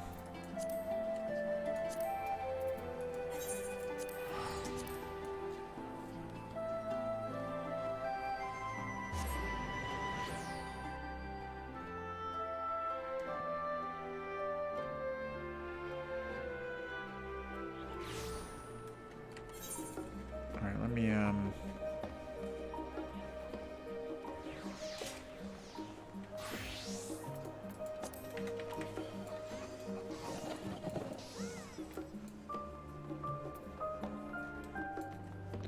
oh, could you repair some gear for me, please? As in, all of it? Did I say anything else, did I? Nope. 60,989,923. Thank you.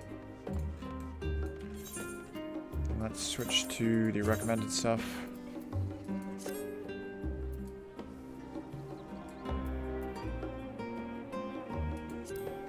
That's fine. Not as grand as Cape, but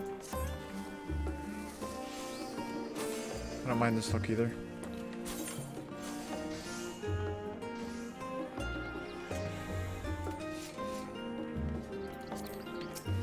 Alright.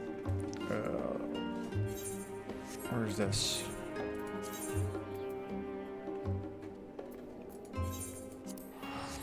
Go to there. Not gonna talk to him just yet. So, we should have enough experience now to carry us all the way. So, it's a short break, and I'll be back.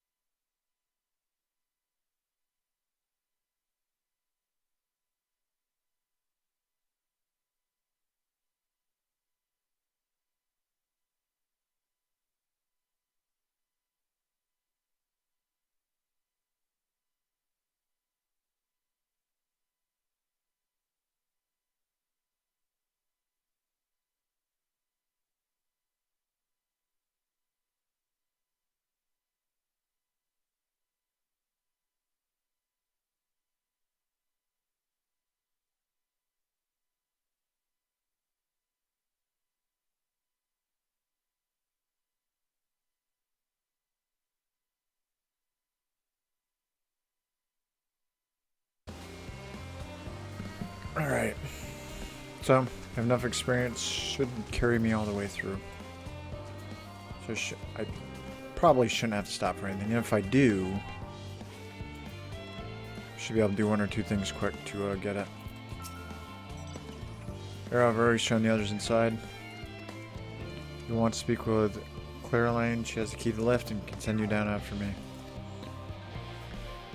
Oakley dokley.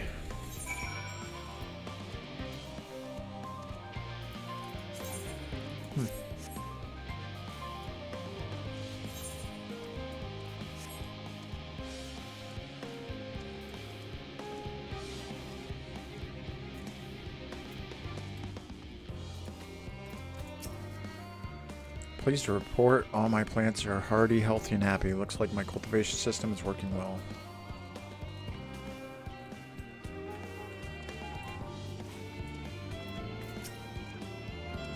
Adventurers such as yourself must lead very exciting lives, traveling the world, helping those in need. Perhaps a career change is in order. Yeah. Brewmaster Fortunal, yes.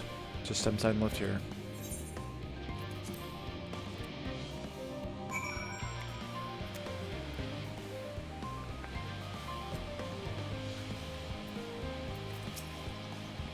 From here we proceed to the heart of Labyrinthos and its most closely guarded secret, Thomazine.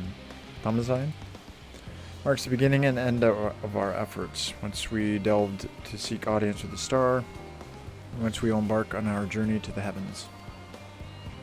This way, if you please.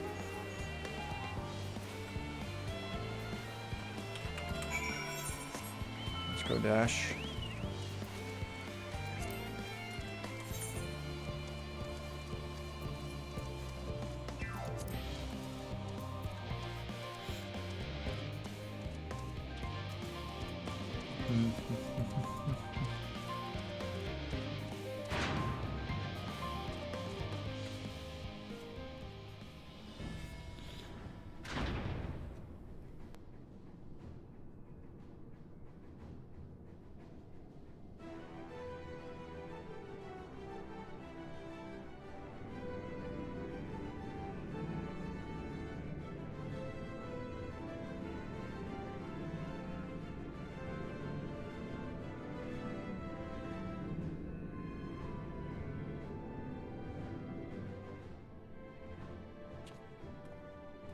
That looks badass.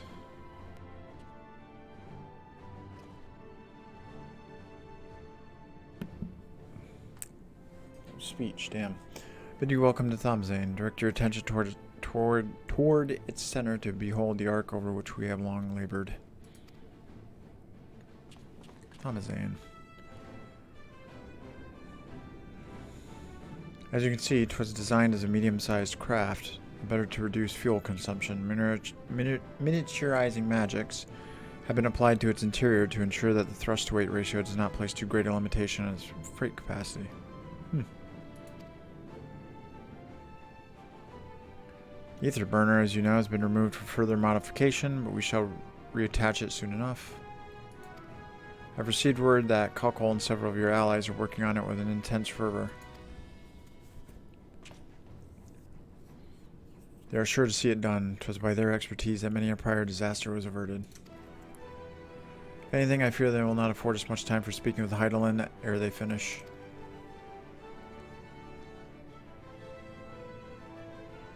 Point taken. Let's move on. I must warn you again, however, that even with the benefit of our device, to treat with her is not a simple feat.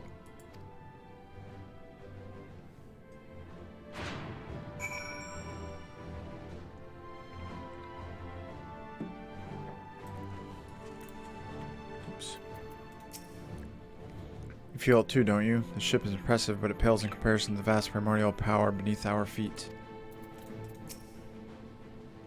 To seem enchantments most advanced have been woven in the ship's very bones. Wolfson and Blawita were doubtless called upon for their expertise in teleportation magics.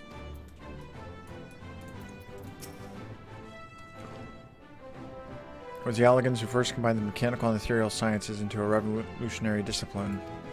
Given that the ship is nothing short of a technological marvel in that precise vein, Alligan salvage should suit it well. I doubt this is what Aaronville meant when he said that there remains much we do not know. But I still can't believe everything that was hidden underneath the city this entire time. Meeting Heidelin proves difficult even for the Forum, then perhaps I... Oh, 'tis an unformed idea at this phase. I'm afraid I will duly inform you if anything comes of it. We must learn of Heidelin's greater plan. We can only hope that she also knows the current location of Medion. And we can do neither if we do not focus on whatever trial awaits us within. Think how many generations labored for this end, and that we aim higher still. We must spare no preparation. That means speaking with Heidelin, no matter the cost.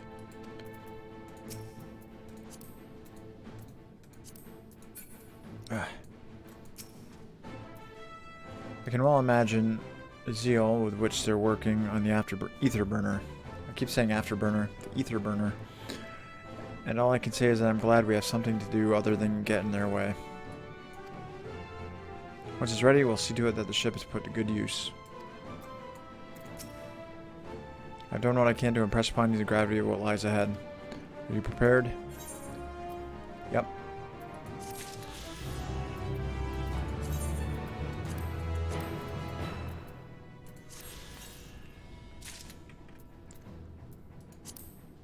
What's that look like? I actually like that hat.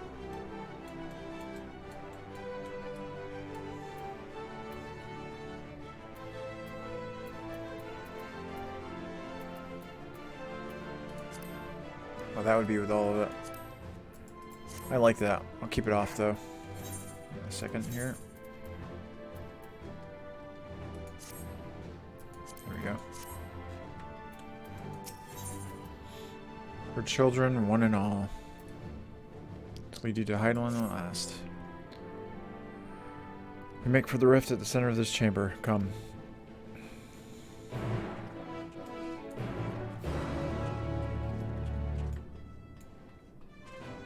Disa?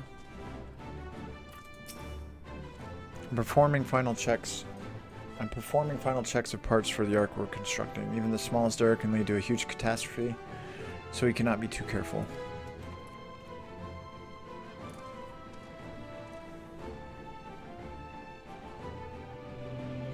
Can't be too careful.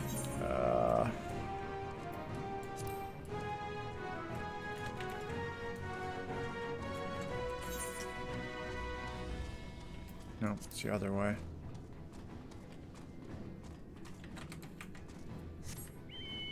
Le Chocobo.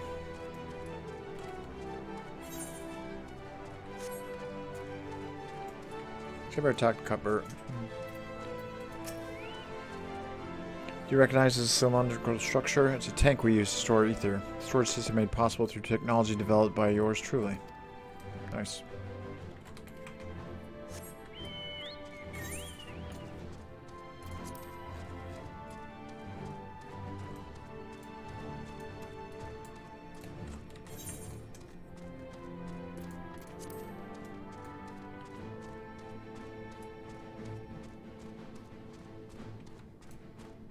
So I want to talk to that other NPC real quick.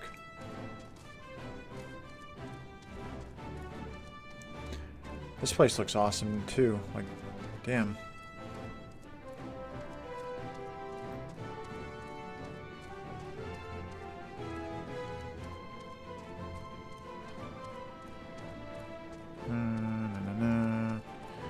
I was thinking that would look like...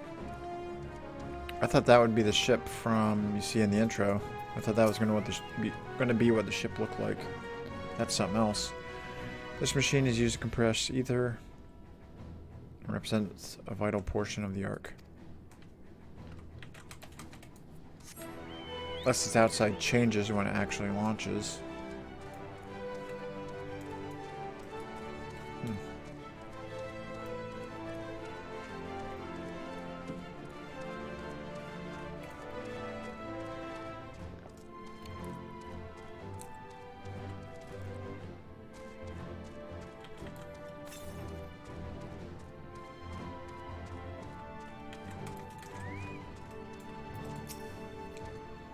The means of communing with the heart of the star, it is disappointingly mechanical in design.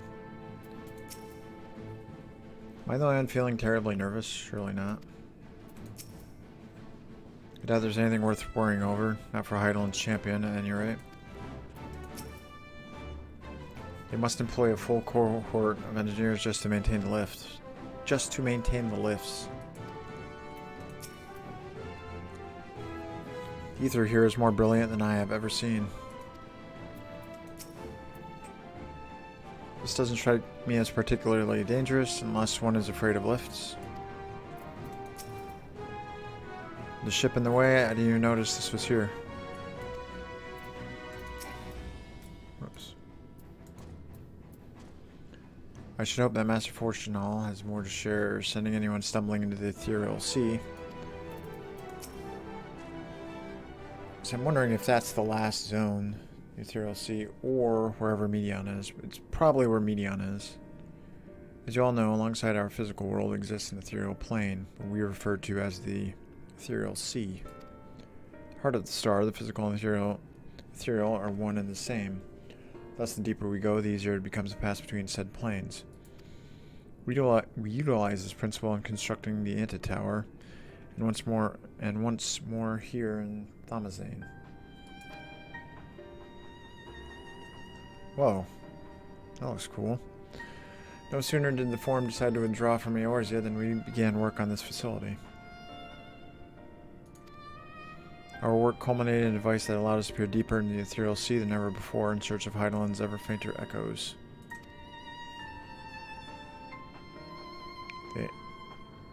The Asiascope.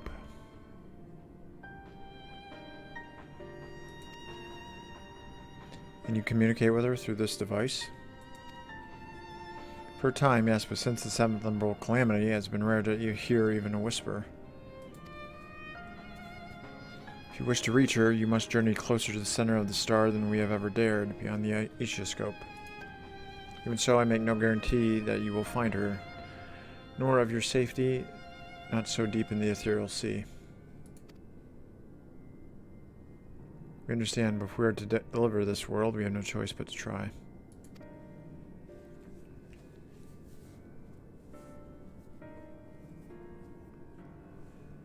I know, I only wish we could do more than observe your progress from afar. The Asiascope's ocular lens, by which we may peer into the ethereal sea without placing ourselves at hazard, lies above us. Through it, we can watch and guide you. In the swirling depths, there are pockets of ether so dense and turbulent that they can unravel one's soul. If we determine that you are at risk of coming into contact with such a pocket, we will recall you with teleportation magics. To that end, it would be best if one familiar with the composition of your souls remained here to assist in assessing said risk. Otherwise, there is an increased probability that we will extract you too early or too late.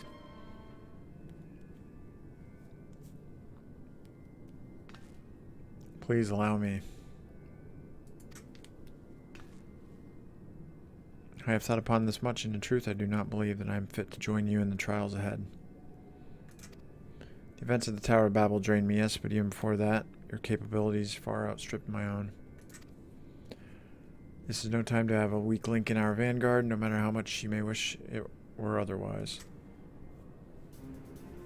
If I assist in the manner that Master Fortunal has laid out, however, I may still be of use. You trusted me to do so? Yep. I can think of none I'd trust more compared to all that effort you put into keeping us alive while our souls were in the first. Preventing us from dissolving into ether on a single expedition ought to pose no challenge at all. And even if we did, I expect you would hunt us down and restore us to health somehow. You flatter me, but rest assured that I will be keeping a close eye on all of you. There's one more thing. Those in ages past referred to the ethereal sea as the underworld, our final resting place. In its embrace is memory washed away, leaving only the purity of one's soul, or so we believe. Yet what of these memories? Few think to ask what becomes of them. cast adrift on ethereal tides. Some theorize that they linger for some time, those associated with strong sentiment in particular.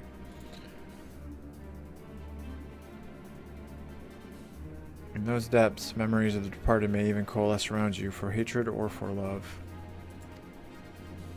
Thus do I caution you to be wary, but also to have faith. Remember those who did gladly extend a hand to you, that they may lift you up once more.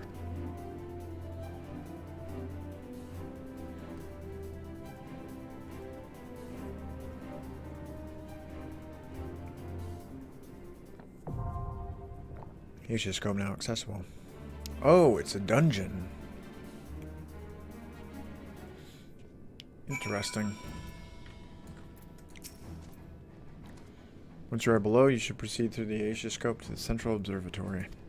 This is where the objective lens is located. We can manipulate it to direct an ethereal current deeper into the sea.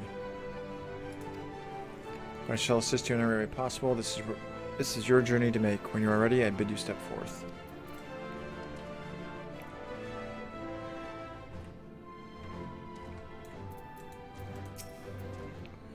I hope to guide you via link pearl while you're inside, but given the density of the ether, I'm not sure how long the connection will hold. Even if you can't hear me, however, be assured that I am watching over you.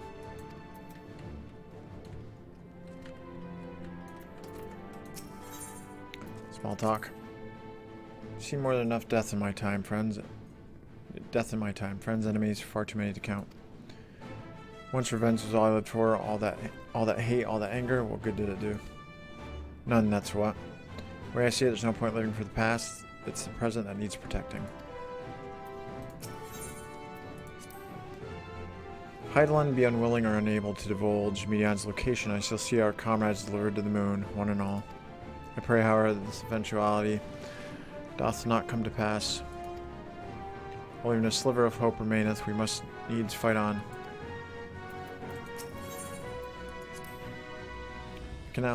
I cannot help but think of those who are transformed into beasts. Their ether dissolved in nothingness, their souls forever lost. Yeah, I dare say friend Daniel still wanders the ethereal sea, as do ancients who gave rise to Zodiark, setting in motion so many cataclysmic events. If there is a justice or morality at work that governs our fates, I do not know it, nor do I think any man ever will. If some part of them remains in the ethereal sea, do you think... Forgive me, that's not why we're here. No matter what happens, she'll always be with us, with Rain most of all. She tells us to live for the here and now, to do what must be done, and we will. I now understand why these facilities are so heavily guarded. If it fell in the wrong hands, the wisdom of Hydaelyn could be dangerous. 'Tis true. However, that danger is not compared to what would result should the common folk en masse venture into the ethereal sea unprepared, which they most certainly would if they thought it would allow them to speak to the dead. Once that secret got out, no rational argument could dissuade people from wanting to see their loved ones, no matter how ephemeral the meeting.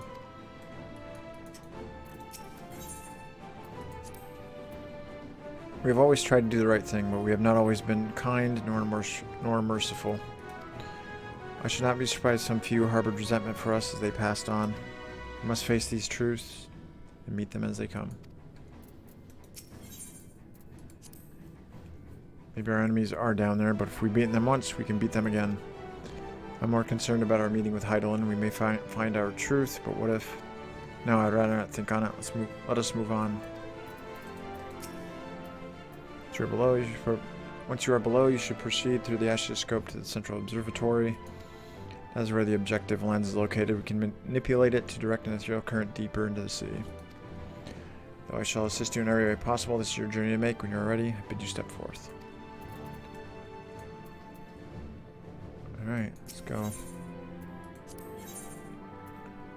Gunbreaker, Red Mage, still Gunbreaker, Red Mage, Sorceress, White Mage. Alright. Yep. Let's go.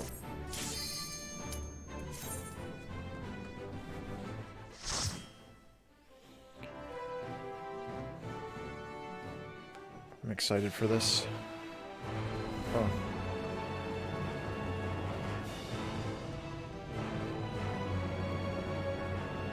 Wow.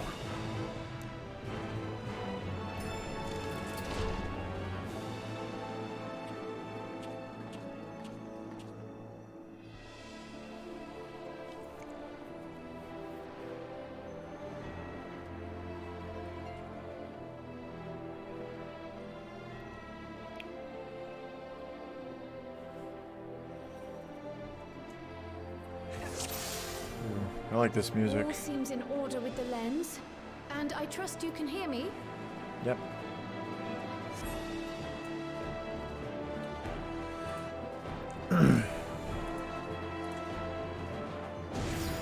Those things are pure malcontent, the residue of lives unfulfilled.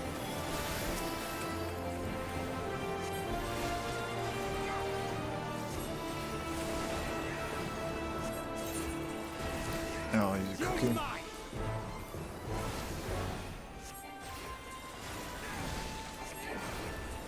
Even though I'm not getting experience from these, I still like to get it from the or to use them to get experience from the bosses, but also give me a brief, a basic idea of how long these take. They've all taken about 30 minutes with the Trust Finder, which is what the Shadowbringers was, which is the same as Shadowbringers timeline. How long it took those dungeons.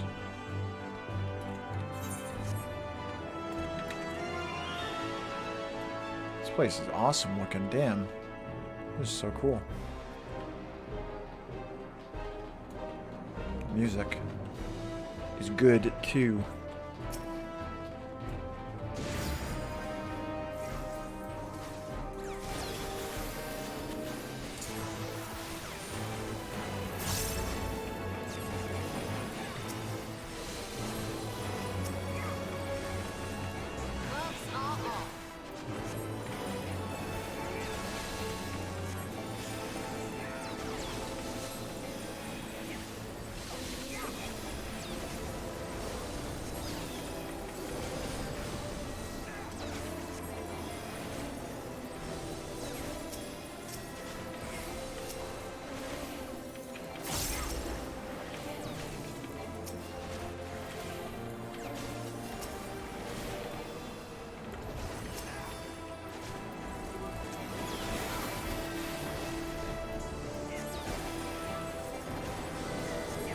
Music is really good.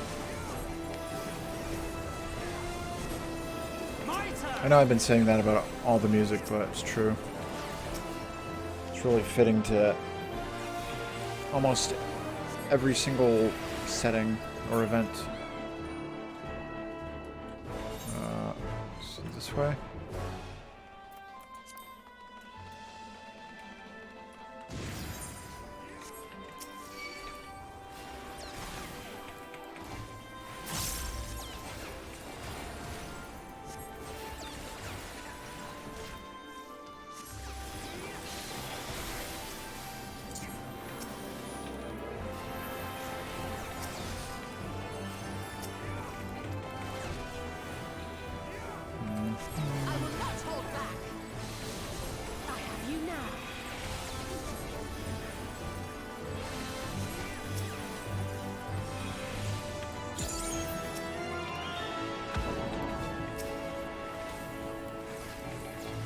Save Misery for next group.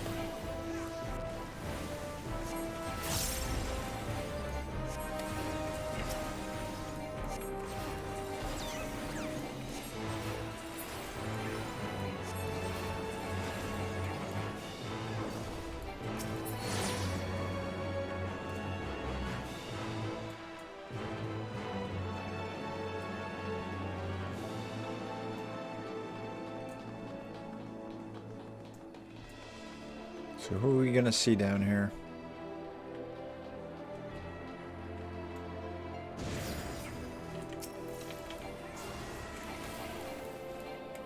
Gilbert the Unrelenting? Sounds familiar.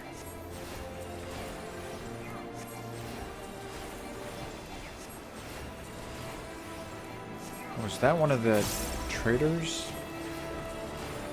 Oh, it's a boss. I think.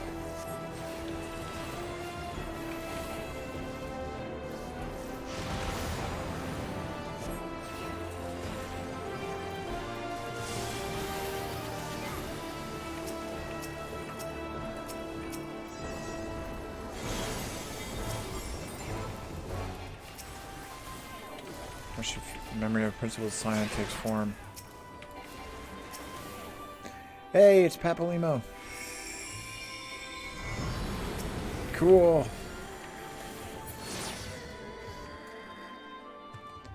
Try as you might to conceal it, you've always worried overmuch. Don't fret about Lise either, she's just fine.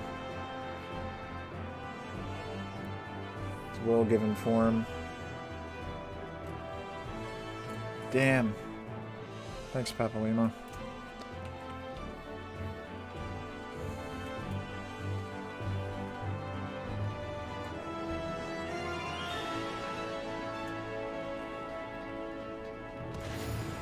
Not take this from me, never will I surrender my devotion, my love. Here I thought we'd move past this. Oh shit. Oh, it's Livia from Castrum. Holy shit.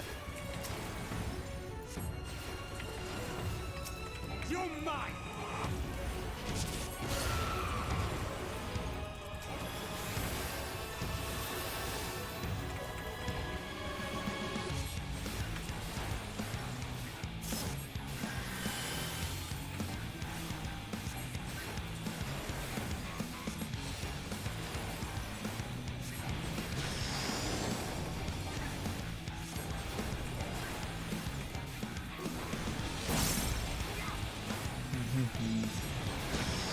She looks cool too.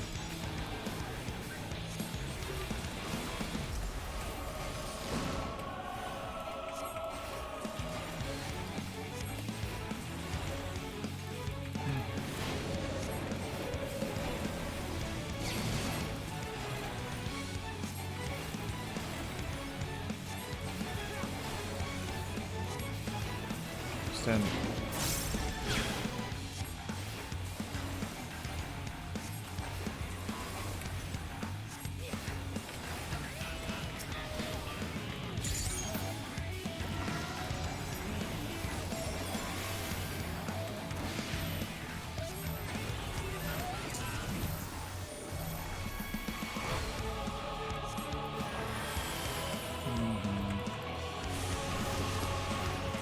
Presence of mind. Gotta remember to use that more. No reason not to.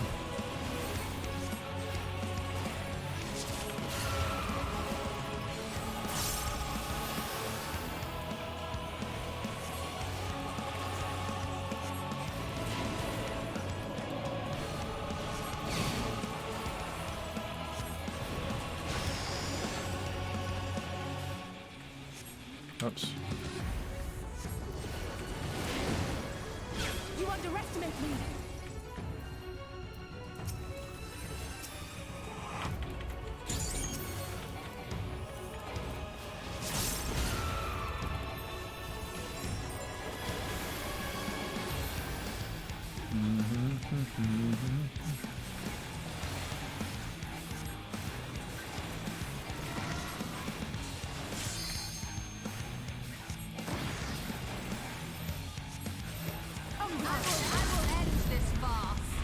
I will end this farce. You're mine!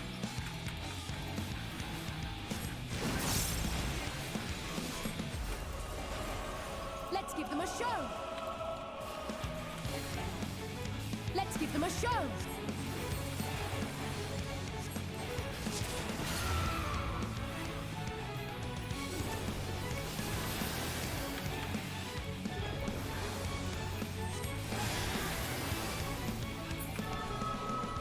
Nice. My lord, Gaius. Follow the flow of ether. It will guide you. Whoa. Down there. And you'll be cleansed by the tide. Follow the flow of ether, it will guide you.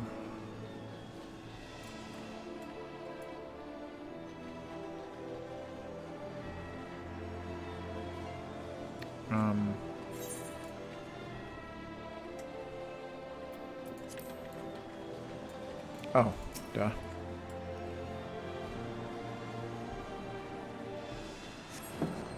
The ether is too dense. Whoa. I'm losing you.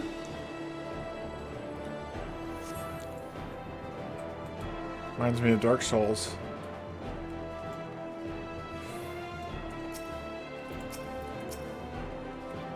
This looks incredible, though. Damn.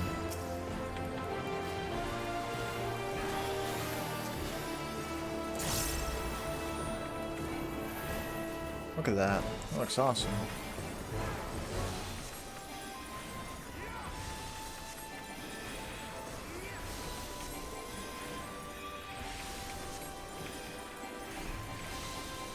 I will not hold back.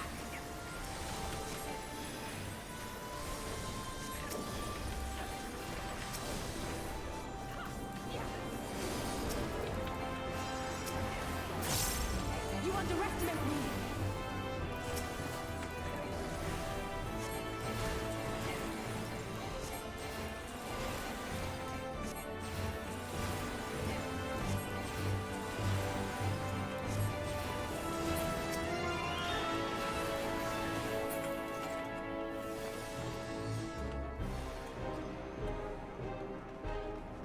Some gold are allies.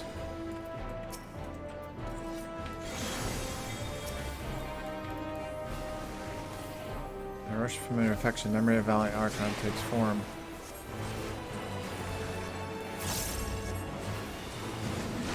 Whoa.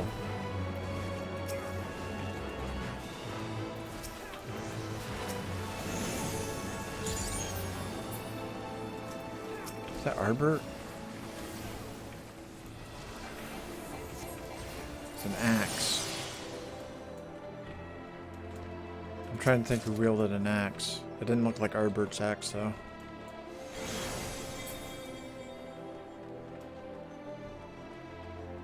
Oh, man! Archifront.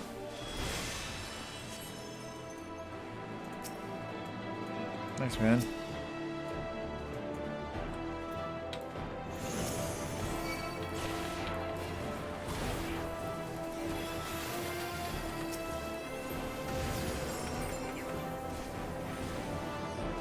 I can't remember what Brita used.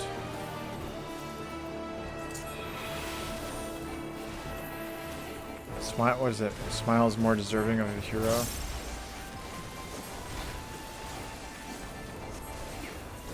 I will not hold back.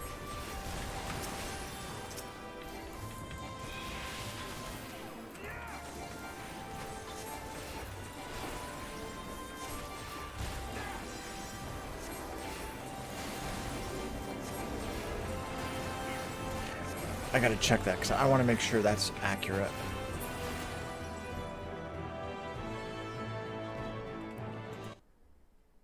And where was it here?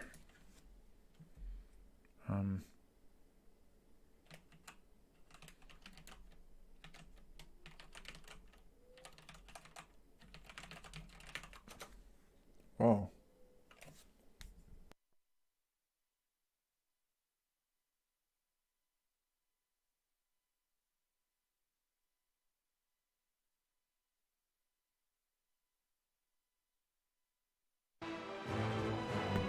A smile better suits a hero.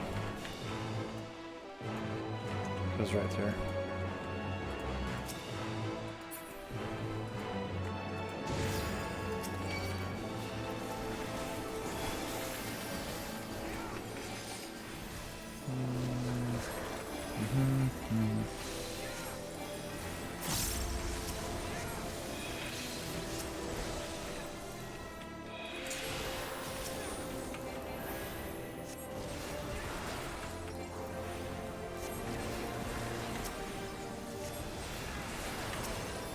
I wanted to get that quote right, because I've screwed up every other quote. There's so much going on.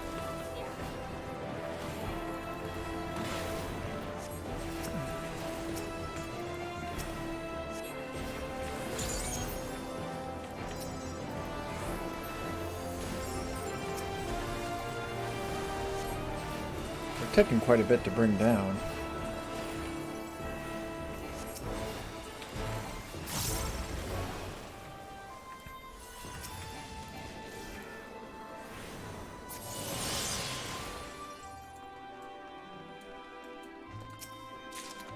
Oh, what was, quiet plus 12, okay. So who are we dealing with here? In my life belong to the Empire, and death I shall serve. Oh shit, it's written in. Still holding those principles in a way, I suppose.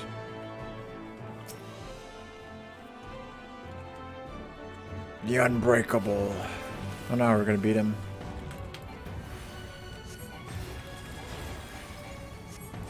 You had to cheat to beat him the first time. Seems impossible.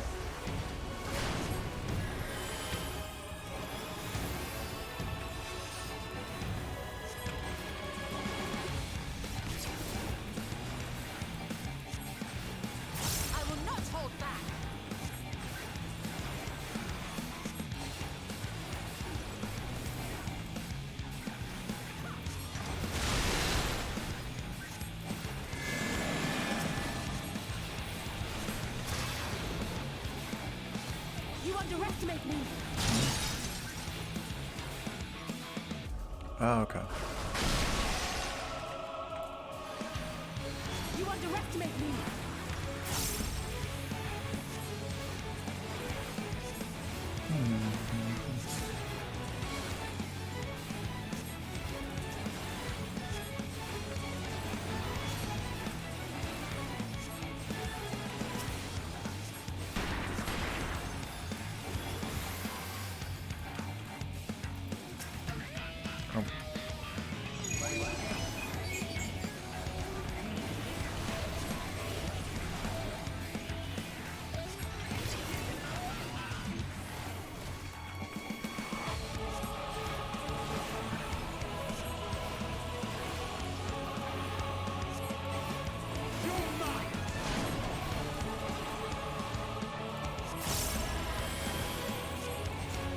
Maybe Varus is the final boss here?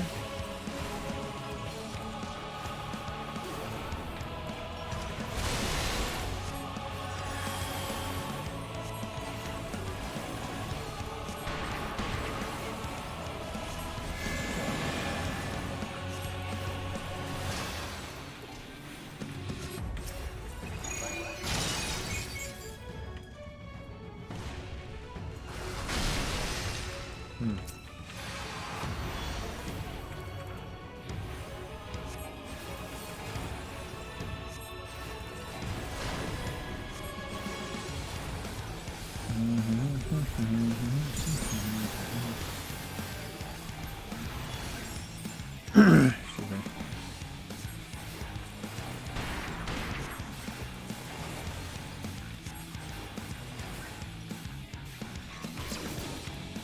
Follow where everyone goes.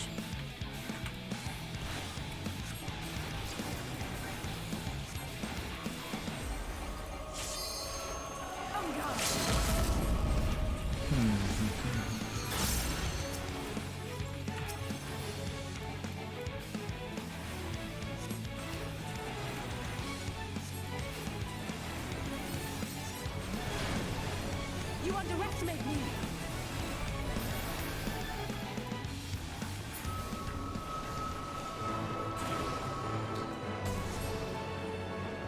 Rest. Your fight is over. Yeah, with his death, he was actually beatable this time. Didn't have to cheat to beat him. Because he's one of the hardest bosses in any game. Whoa. Cool.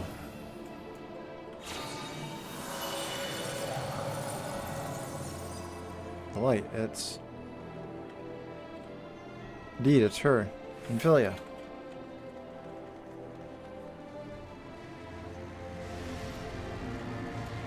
Whoa.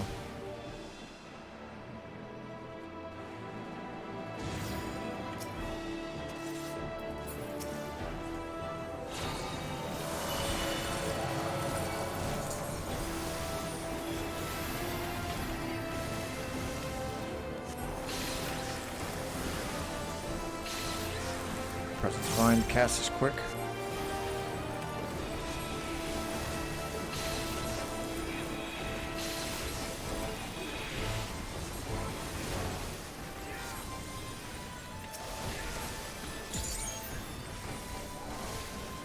I have you now.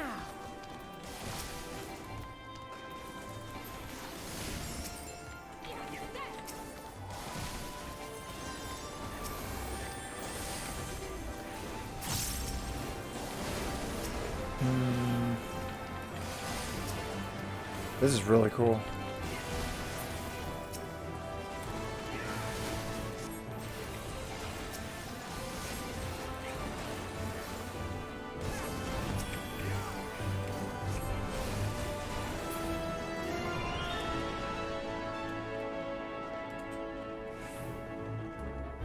All that. Oh.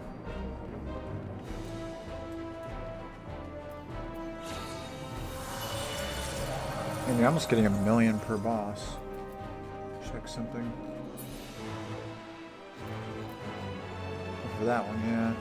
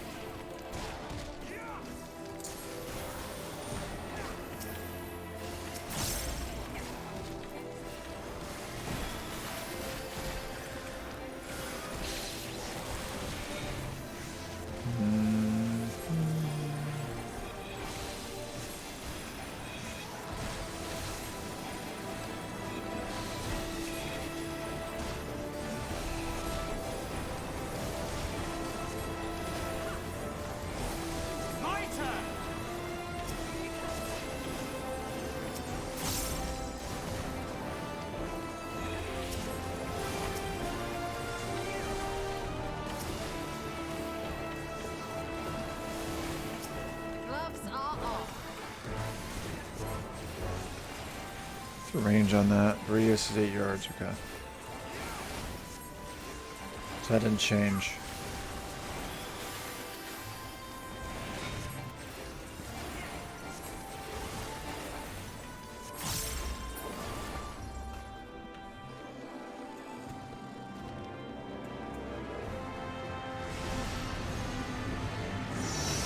Oh. Philia. Hey. She always was our lodestar.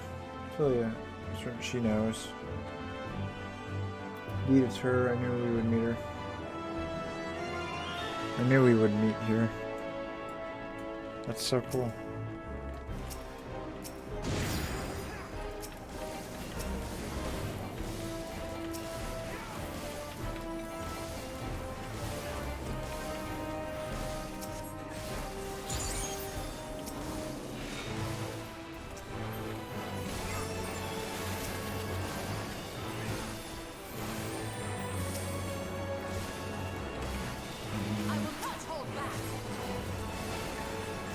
I'm not focus firing with them like I should be.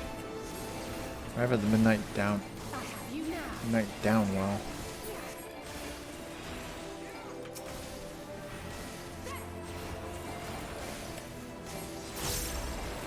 Let my lilies build up a little bit here.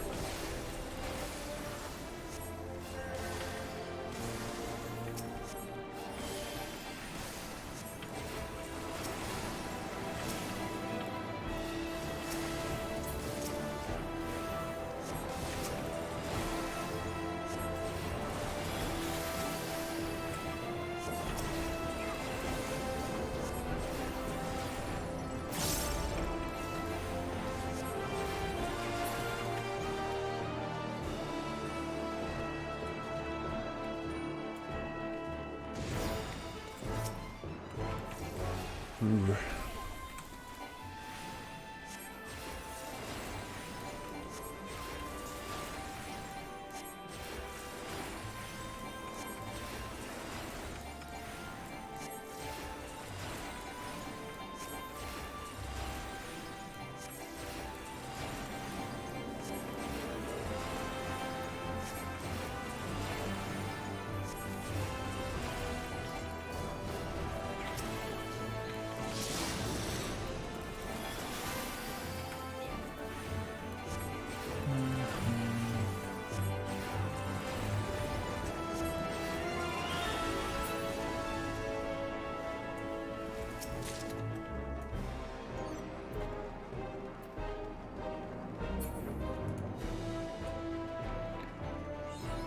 Okay, so what do we got here?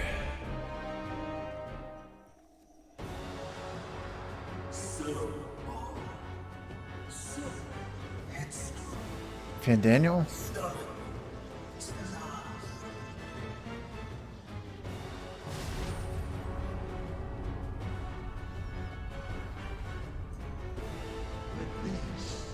Is as far as you go. Yep. Oblivion beckons! Jesus. And Soul. Oh shit! Yeah, it is. Mon the Undying. Ugh.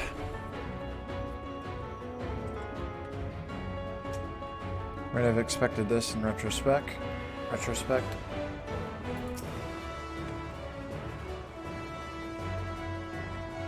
Let's finish him once and for all. Many faces have I worn, but this is my favorite by far.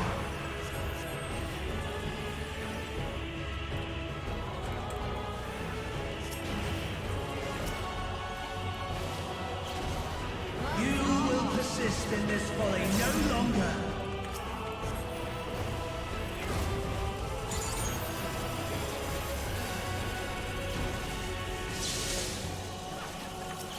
Oh, interesting. The stage is set.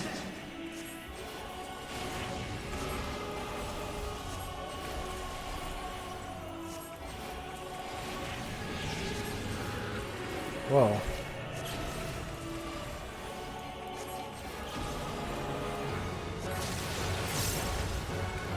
Damn. Oh, it says right there left. Right.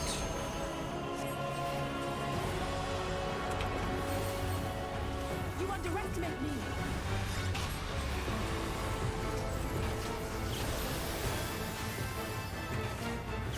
Let the curtains rise for the main attraction.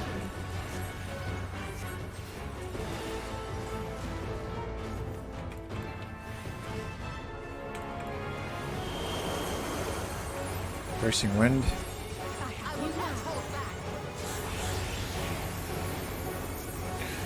Oh shit!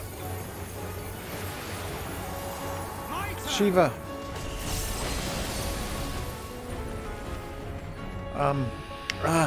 Can't remember her name. What a boorish audience you are. Sorry.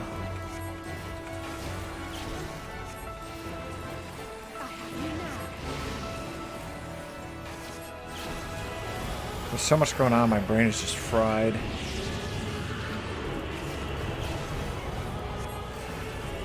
That's awesome that she shows up though.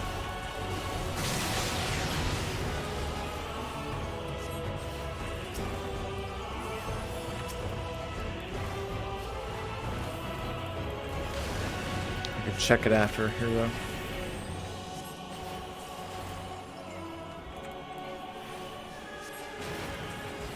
You sail. That's right. Sail. Sail. If you sail.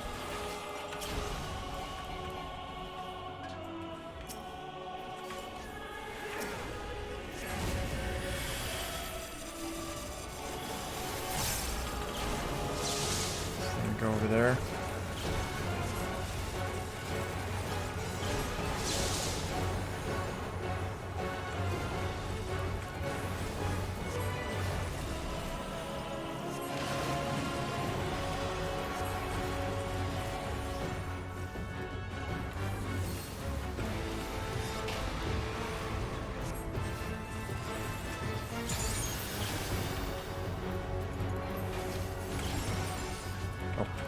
Yeah.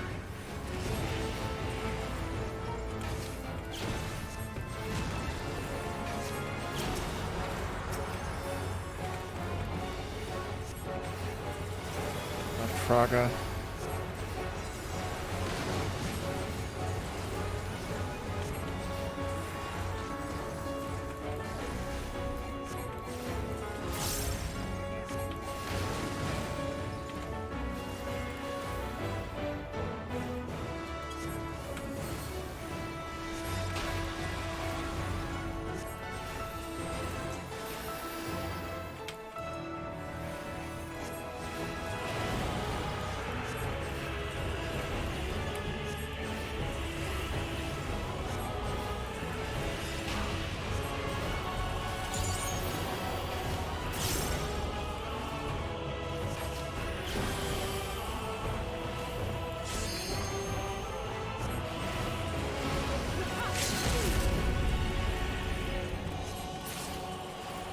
That was really good. I like that.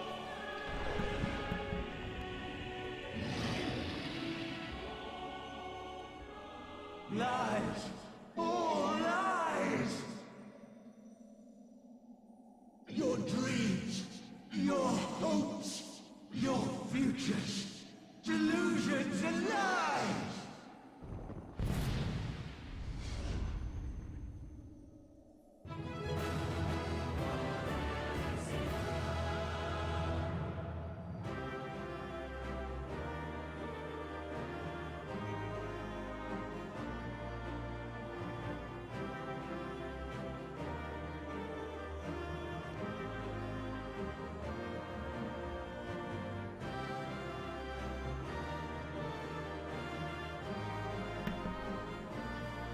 This is becoming tiresome. Some things can't be washed away.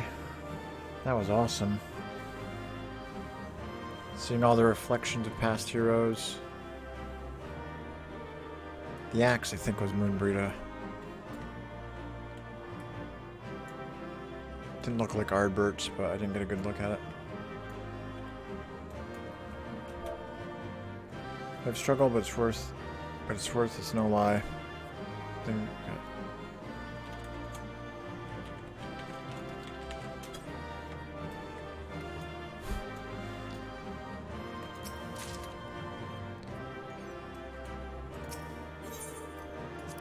All right.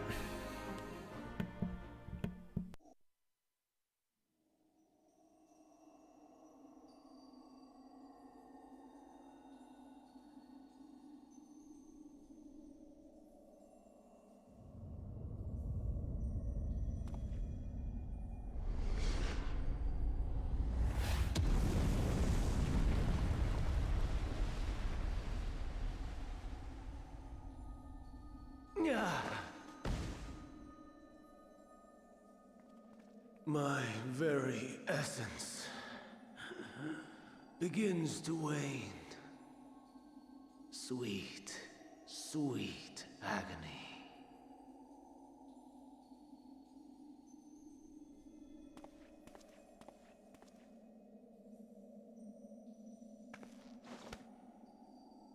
Leave this to him.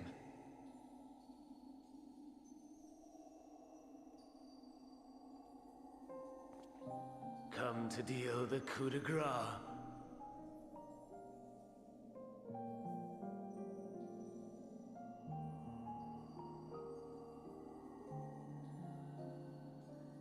Good. Watching you struggle against the inevitable is bad comedy. Erase me from existence, soul and all.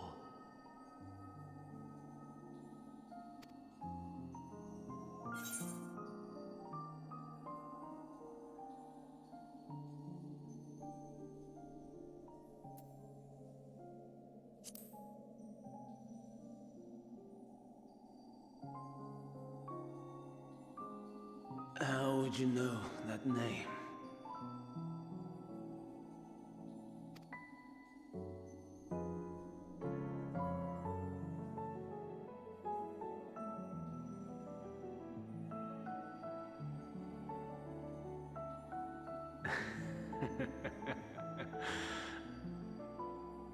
Then it was you. In Elpis. With them itself. The final pieces fall into place.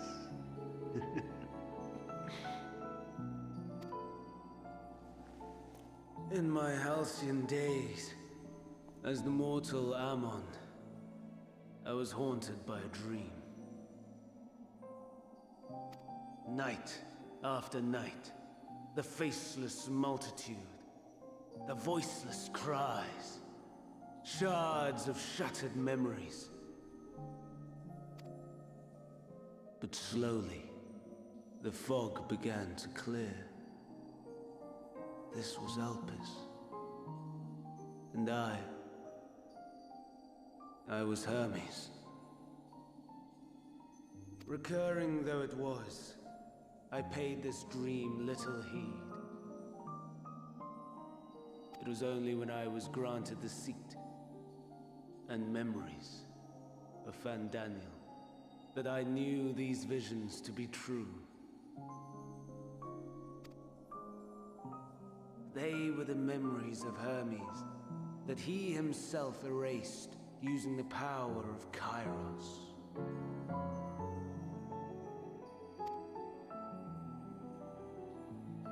Or so he thought. In his attempt to burn away the events of that fateful day, he succeeded only in searing them more deeply into his soul. My soul.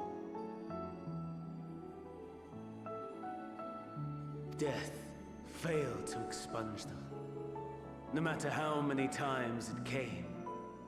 Rebirth after rebirth, from one Fandaniel to the next.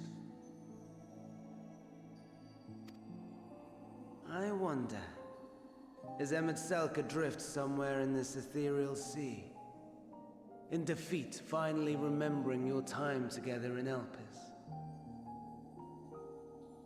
How it must gall him to be entrusted with knowledge of the final days, only to be rendered powerless to act upon it.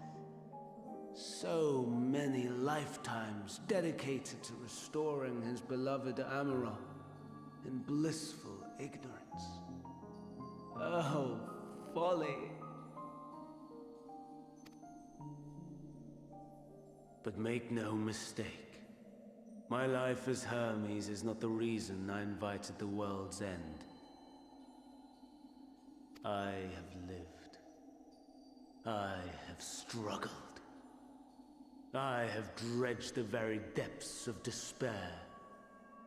And in the detritus of existence, I found the truth. I served a great ruler, powerful beyond measure. The world his dominion. Yet even he and his vast empire were destined to fall, to become one with oblivion. At the end of life's journey lies only death.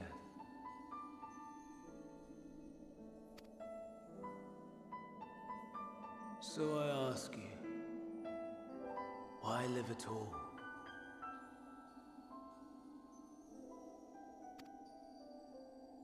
We betray, we torment, we murder. We are wicked, spiteful creatures, without exception. If life is so sacred, so precious, why fill it with such misery? Man wallows in a hell of his own making without purpose or meaning. To live is to suffer, and I would end that suffering by my own hand. It matters not if it flies in the face of all believed right and just. Death is the only solution!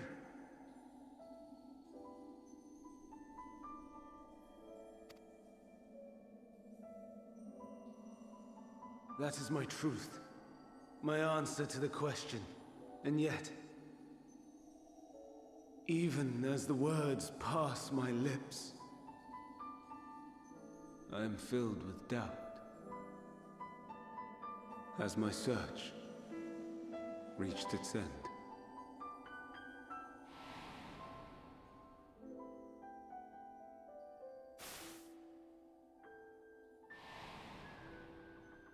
Was this the only way?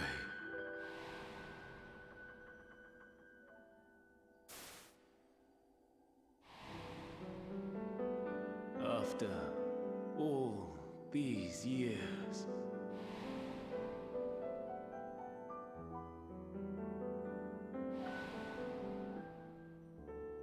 is this the answer I was hoping for?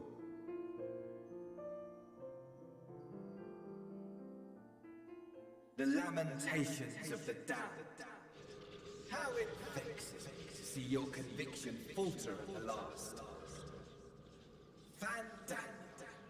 Still clinging to existence, I see.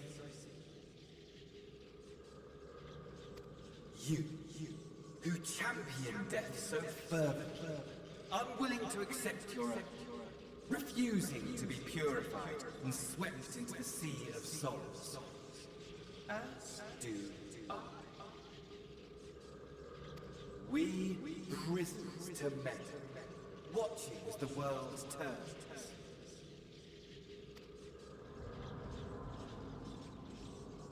Though unlike me, you will be spared the ignominy of having your corpse made a puppet, dancing to another's tune.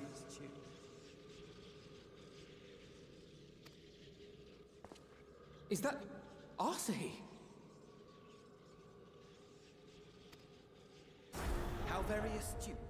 But let me be clear, I have not come to consort with the likes of you.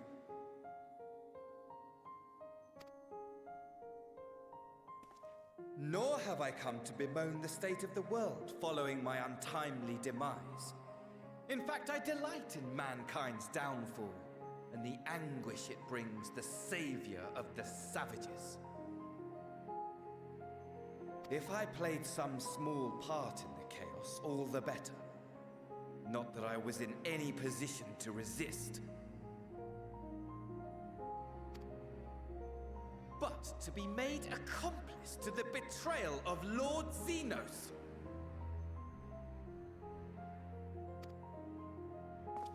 I would die 1,000 deaths to exact my vengeance.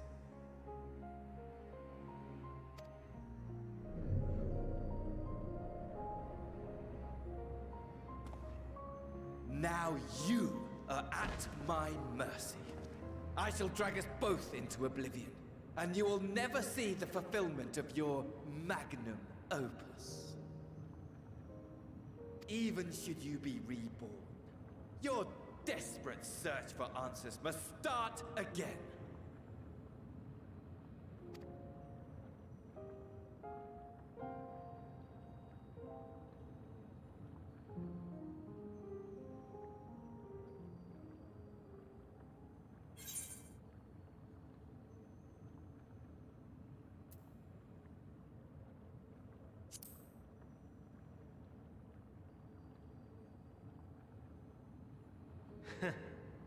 And what might that be?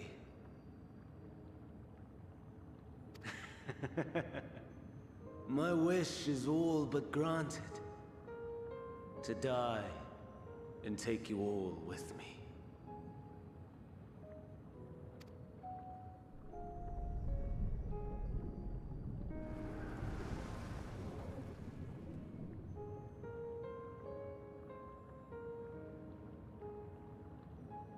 Don't try to follow me.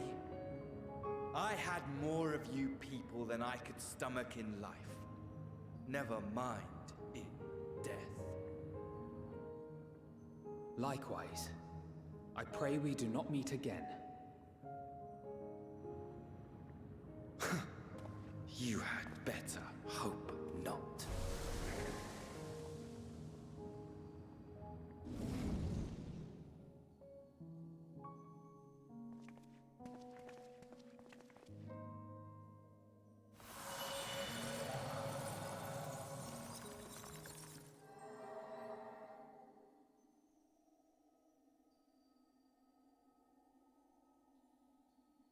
Come.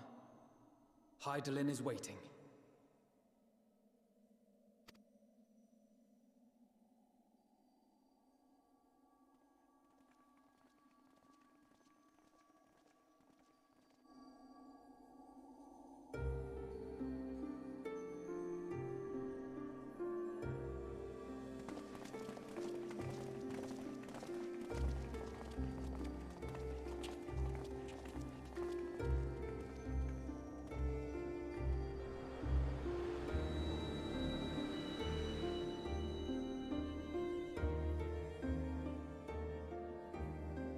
Brave travelers, I welcome you.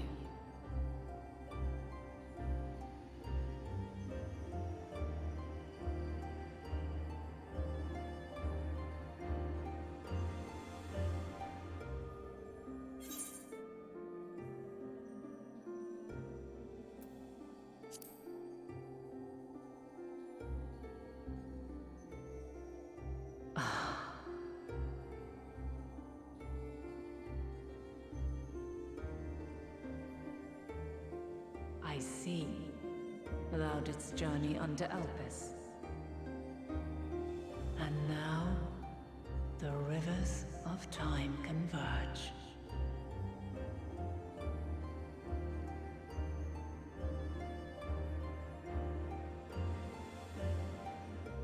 I know why you have come. Yet I would hear you speak your reasons all the same.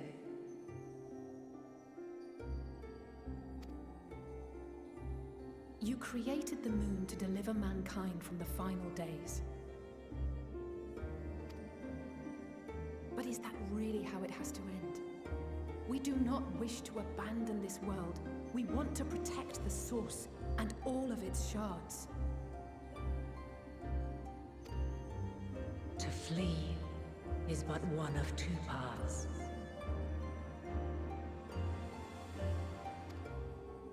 The other leadeth to Meteon, far beyond the stars, where she doth chant creation's requiem.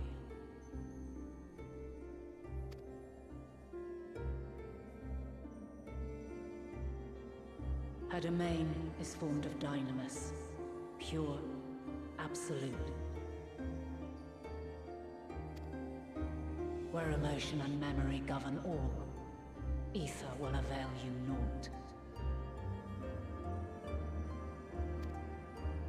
Meteon hath gathered the pain and despair of countless stars, and to go unprepared is to go unto your doom. We'll beat her. We'll win. I swear it.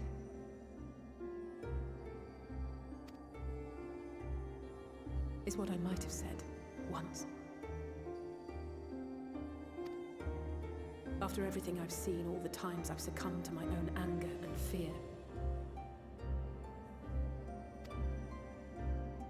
I can no longer pretend that courage and faith will be enough. But are we truly so powerless that our only choice is to flee?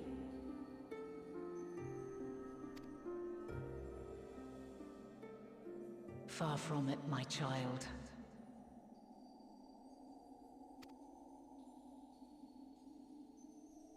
Long ago, the inhabitants of myriad stars, many more prosperous than Atheris, sought to free their worlds from life's woes. Sorrow and anger, conflict and hostility, despair, and even death itself. But as Meteon reported, every attempt ended in failure. Darkness abideth within every living being and can never be cast out. Neither reason nor faith can challenge this immutable truth.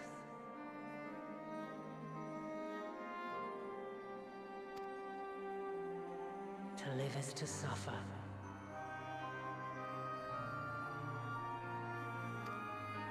And in suffering, find strength and purpose and hope.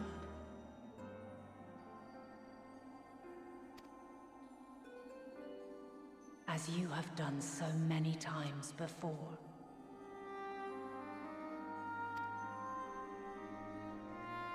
Thou dost pursue an impossible dream, yet knowing this, you pursue it nevertheless. And thou hast learned to depend on others as they do thee.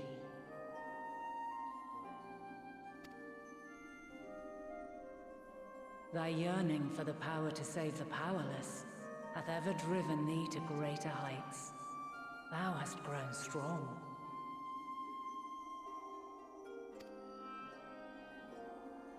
Though those closest to thee no longer walketh by thy side, their love remaineth thy guiding light. For duty's sake, thou hast been bound by truths unutterable time and time again. Yet thy heart hath never wavered, as thy companions will attest. In thy pursuit of mysteries great, all thou believest is brought into question. Undaunted, thy thirst for knowledge remaineth unquenched.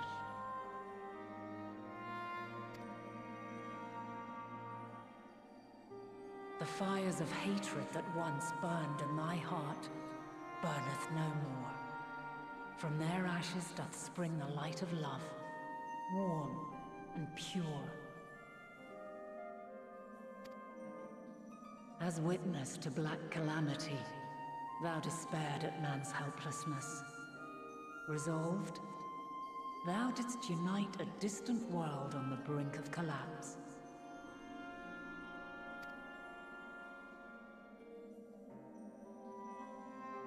And thou, my champion, when all did seem lost, thou never abandoned hope.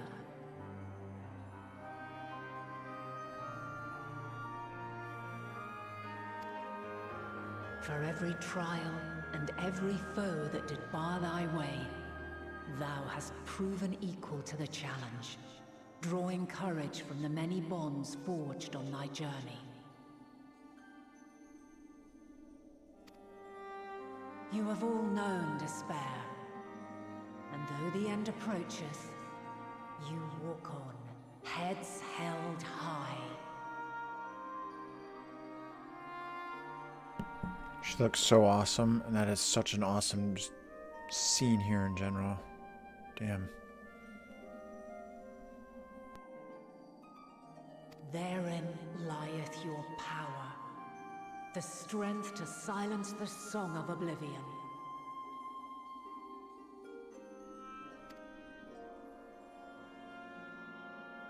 Then there is a means to confront her. Yes, if you should prove yourselves worthy.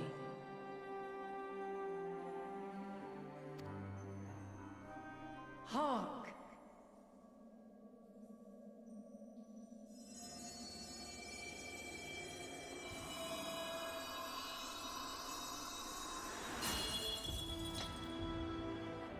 Nigh impossible is it to send mortals to the edge of the universe. Should you fail, there will be no second chance. As the will of the star, I ask of you this. Do you possess the fortitude to stand firm when all around you doth crumble? Do you possess the faith to vanquish despair itself? Should you lack the strength to best a supreme deity, I cannot allow you to make the journey. You must leave this star and never return.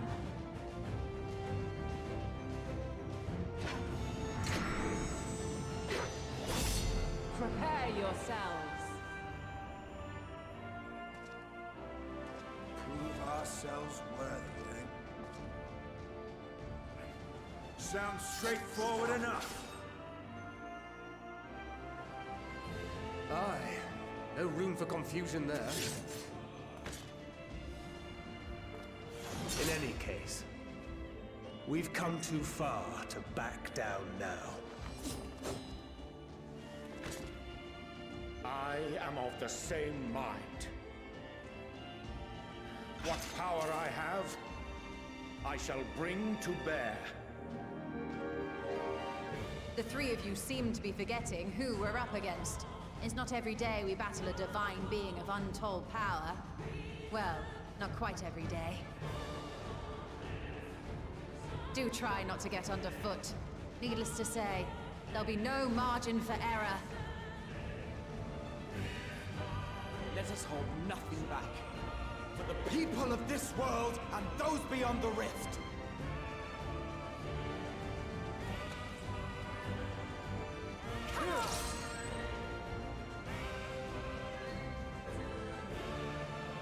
Alas, the question I posed to thee in Elpis hath remained unanswered these long years. I would hear thy response, warrior of light. Shouldst thou emerge victorious?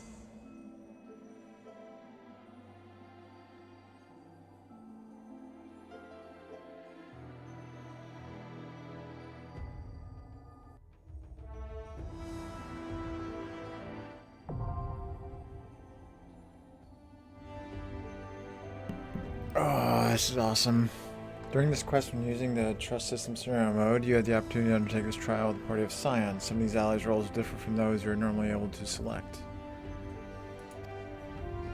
Additionally, you may now enter the Asiascope with a party of NPC avatars to make use of this feature. Okay.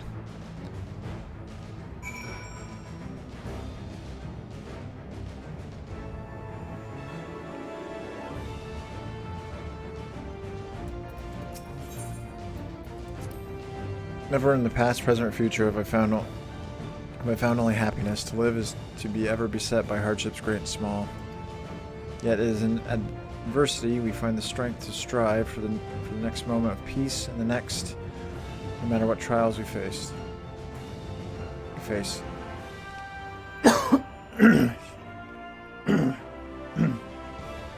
me. By this strength have the will of gods been defied and the fortune of men forever changed. May it be so again this day.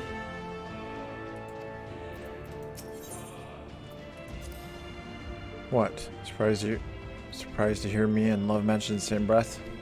I'm not a heart of stone. In my darkest hour, there were people I cared for, mentors, comrades. That mad woman who gave her life for us. Then you and Alphino threw my eyes off a bridge, and I've never known peace since. Strength is the courage to confront your failings and to accept that you are worthy of another chance. Rise from the ashes while the fire still burns, bloody but unbowed. And my friends have made me strong.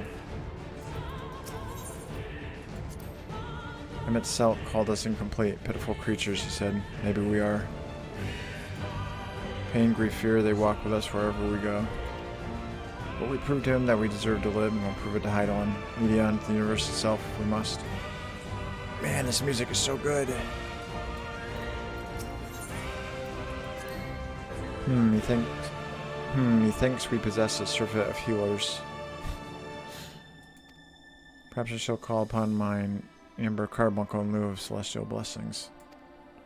Fear not, from union and camaraderie doth my strength arise, not my choice of magics. From the ruins of a sundered paradise did she rise to grant this star new life.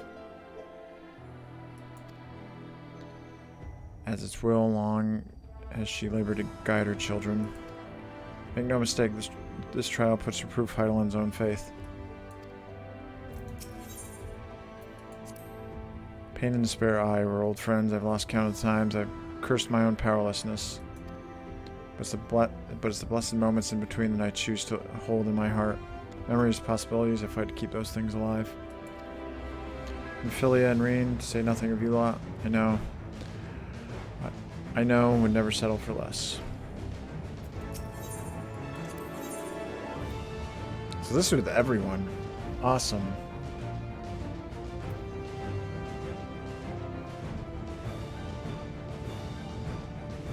That's the Lancer. Okay.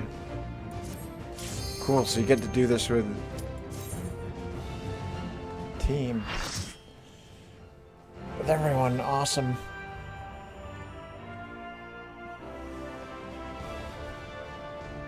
Sea of Stars, the Mother Crystal.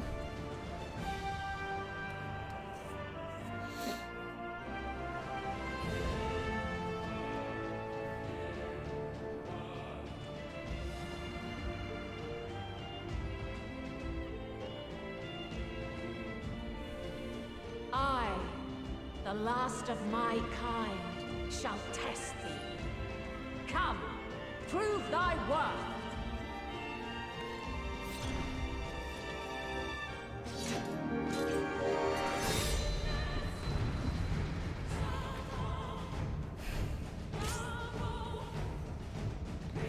Wow, this music is incredible. Have you the strength of will to alter man's fate?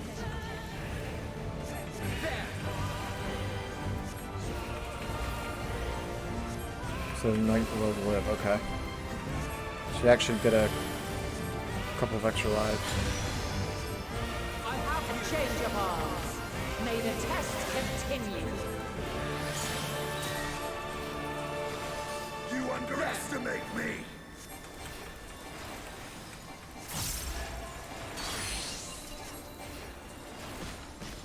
I am actually gonna stand Justinian.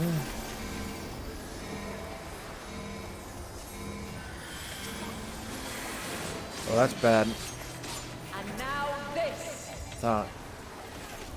You underestimate me.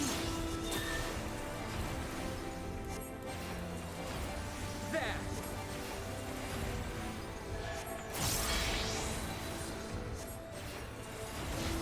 Light time yielding.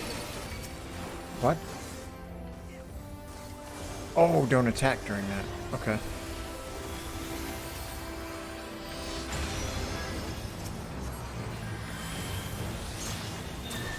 That's what he meant by we must be patient.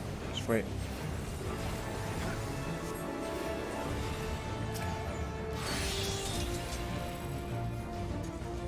By blade.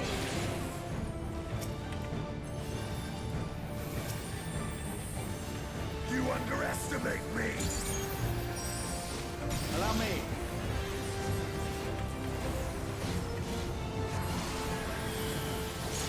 Tis a most fearsome familiar.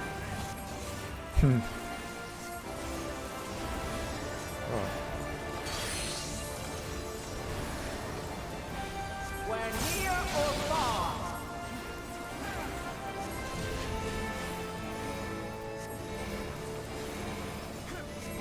Hold still. I have you. My turn. I will not hold back.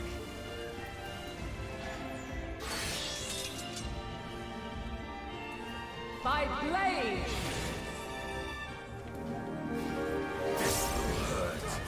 Watch for that other.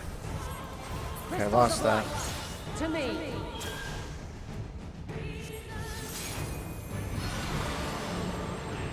Whoa.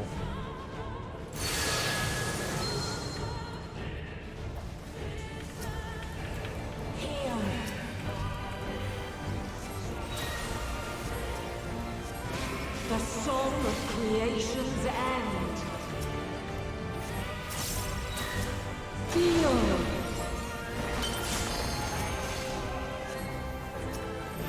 The sorrow at hope's demise. I have Think.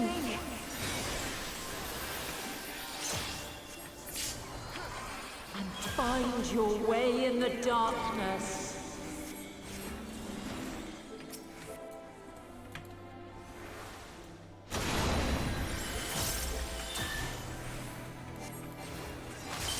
This is awesome.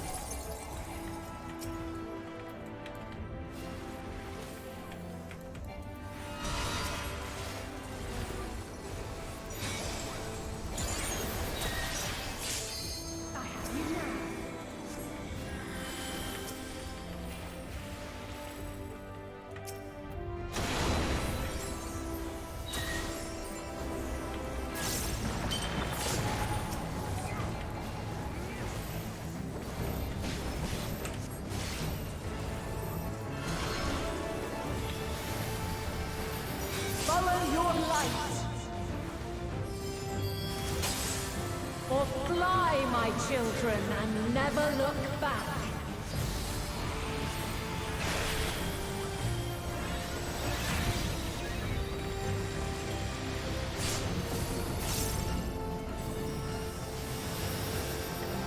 Then you are resolved.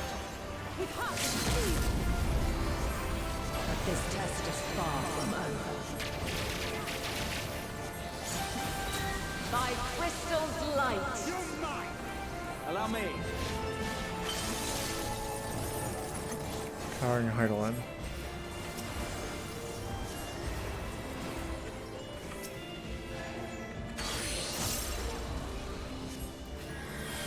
We're near or far. I have you now.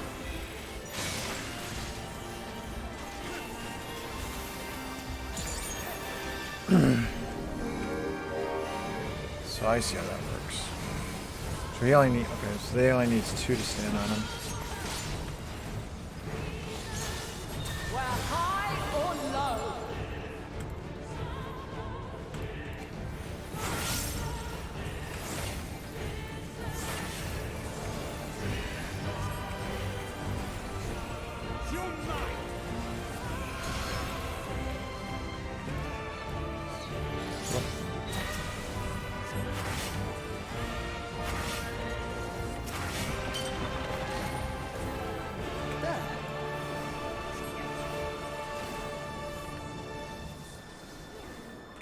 Stay separated from them. Light unyielding.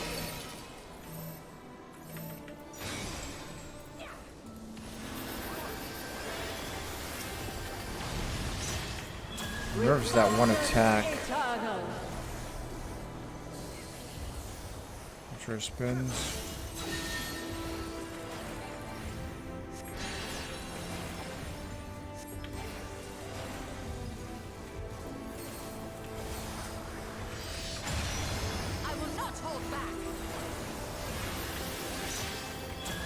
You underestimate me.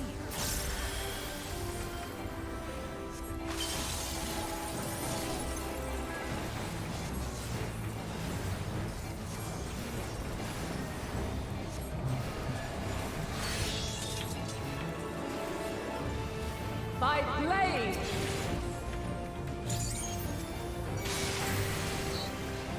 Ooh, that was close.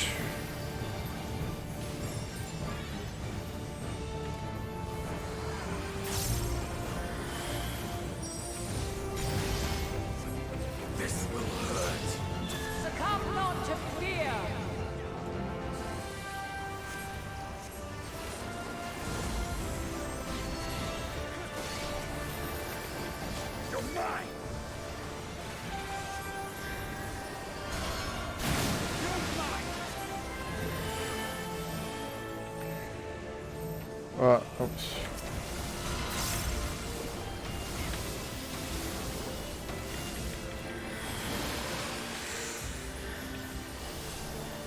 Oh shit, a flood of light. Whoa.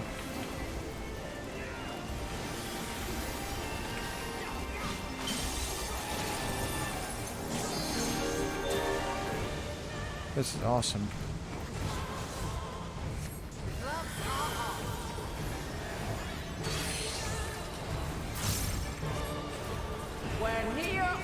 Oh fuck.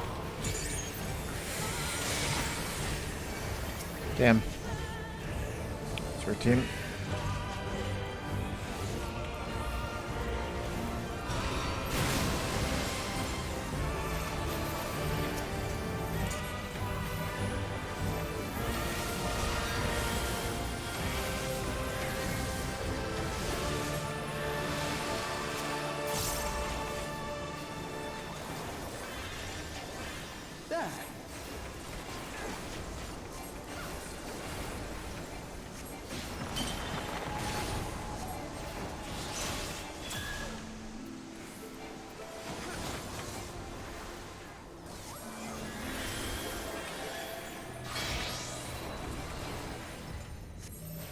Light unyielding.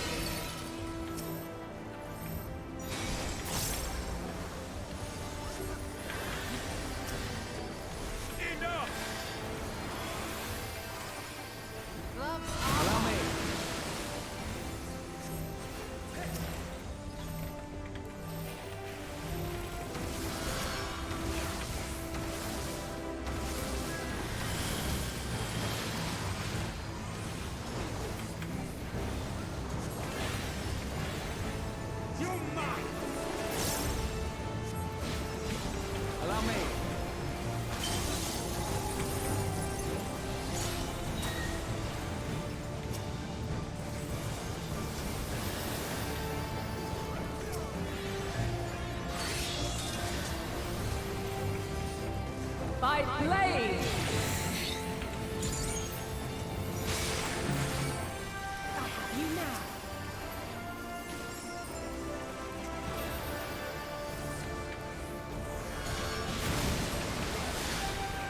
You underestimate me.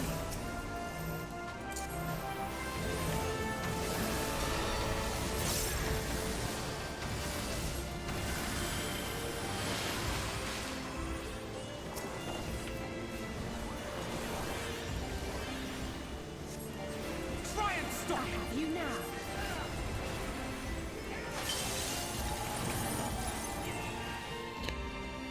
That was awesome.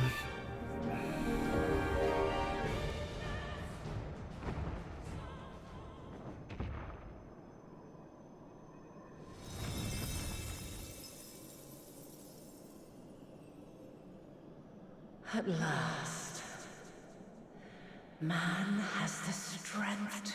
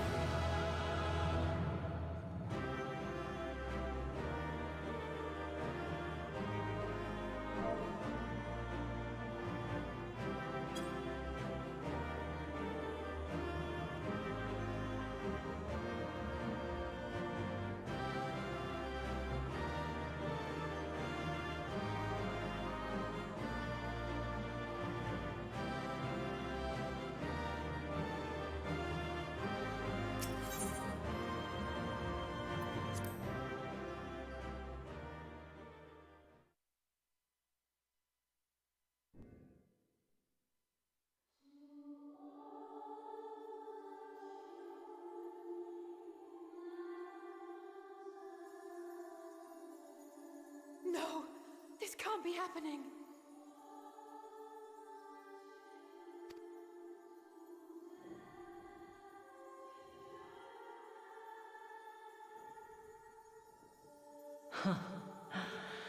Though my power is in constant flux, I have always kept a reserve for this very moment.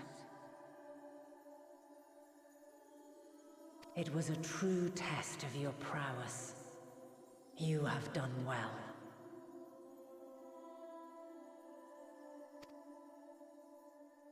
There is one thing I must ask.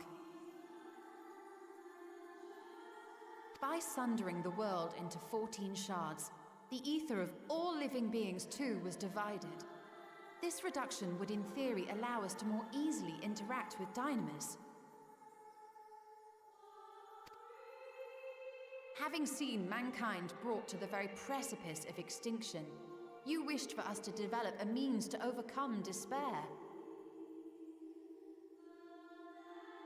You believed we had the potential, and sundered all creation to see it fulfilled, to deliver us to that swirling maelstrom of Dynamis in which our foe hides, and grant us the power to defeat her once and for all.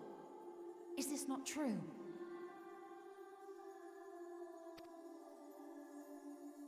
It is as thou sayest. 'Twas the trial to which I subjected mankind, and it hath led to untold bloodshed and suffering. There was no kindness, nor justice in the tragedy I wrought. When confronted with the almighty Zodiac, my only recourse was rend him and the world asunder, that his power be diminished for a time.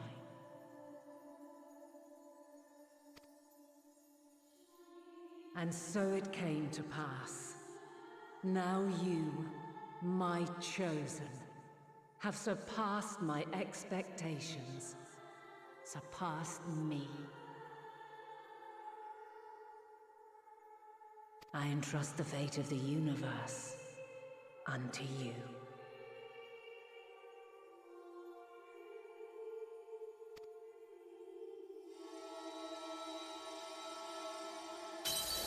This crystal contains the memory of Meteion's passage through the stars.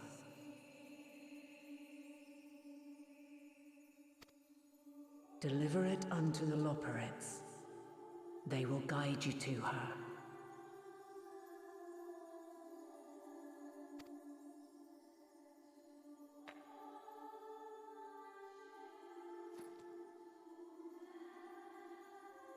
Though they may be capable of crossing great distances, there is a vast difference between traveling to the moon and the furthermost reaches of the great expanse. And unlike Meteion, we cannot simply soar on waves of Dynamis to our destination. Indeed. To make such a journey would require an astronomical amount of ether.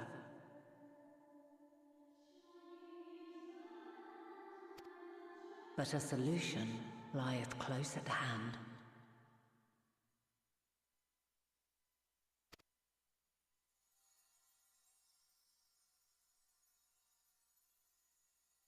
Of course. Yes, my child.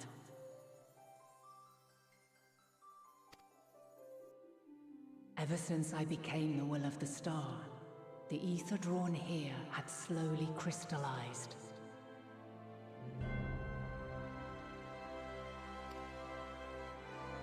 They who have answered my call know it well. While I have remained hidden, it hath become the embodiment of the planet's will in my place. A faceless, omnipotent force of nature.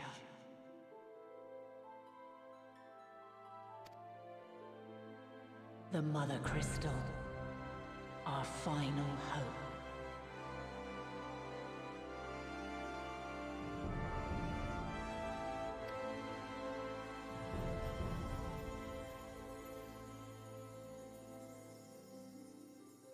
Alas, I can do no more. The fulfillment of this task doth fall to you, my chosen.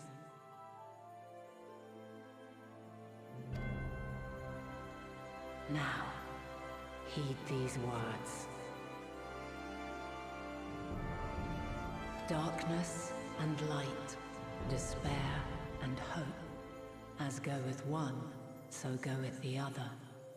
Become light, become hope.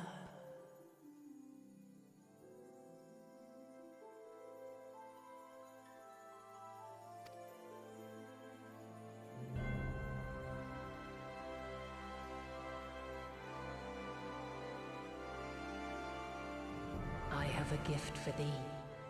Come closer.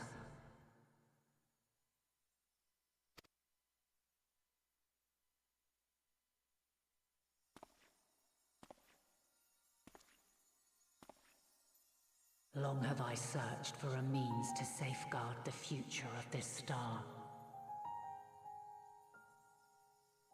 Though I knew failure after failure, by recalling thy tales and my promise to thee, I found the strength to carry on.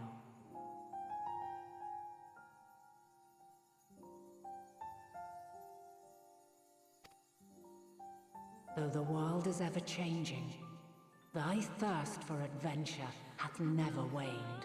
And well met, my brave little spark. How long you've wandered, burned bright as a star. Oh, I have awaited you patiently all this time. Past Thine unshakable resolve never ceases to amaze, to inspire. As a mark of my gratitude, I bestow this final gift.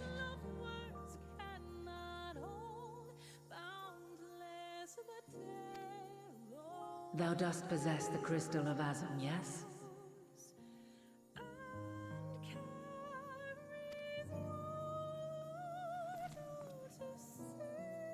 As Heidelin, I reside over the forces of stasis, tranquility, peace. The laws which impart stability to existence itself. I will weave this self-same power into the crystal, granting thee mastery over matter, to give form to the formless. Use it wisely, or it will not last indefinitely. As thou hast seen on thy journey through the ethereal sea, souls are drawn to thee. Mayhap this trait will prove to be a boon rather than a hindrance.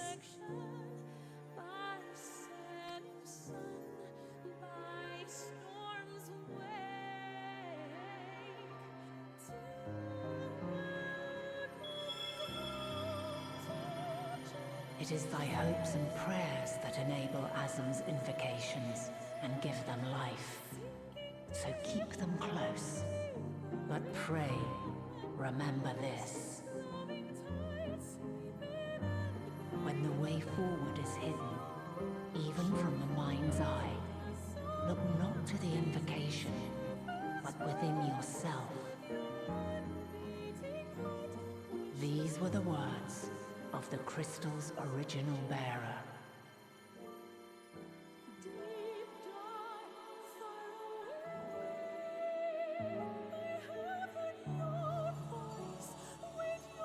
With that, my work is finished. Fulfill our promise. Right the wrongs committed when the world was yet whole. Silence the song of oblivion. Teach her a brighter melody. Show her our journey is far from over.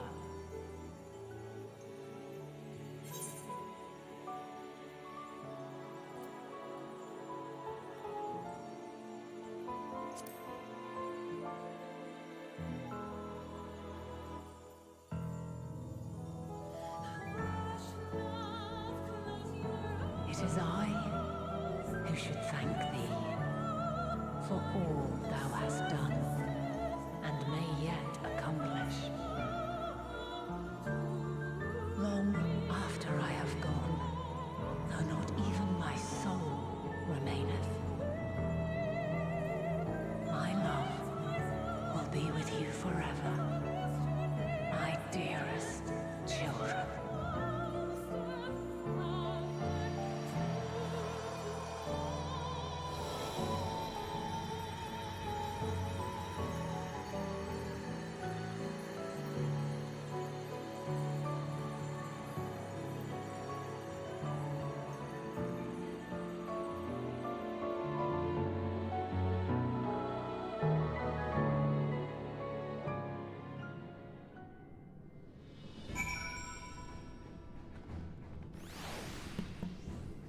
Holy crap. Farewell, Heidelin. Wow.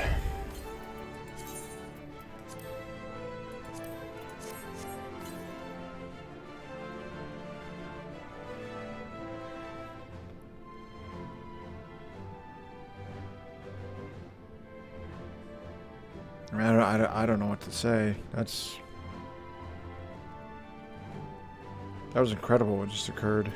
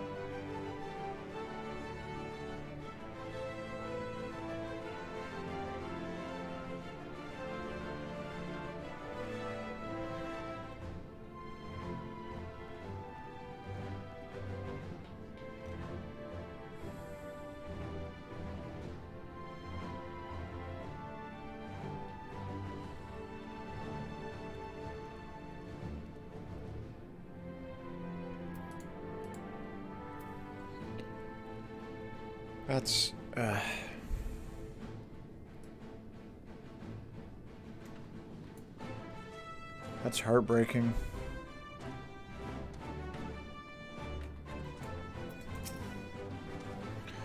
Thank goodness I never would have forgiven myself had any of you come to harm.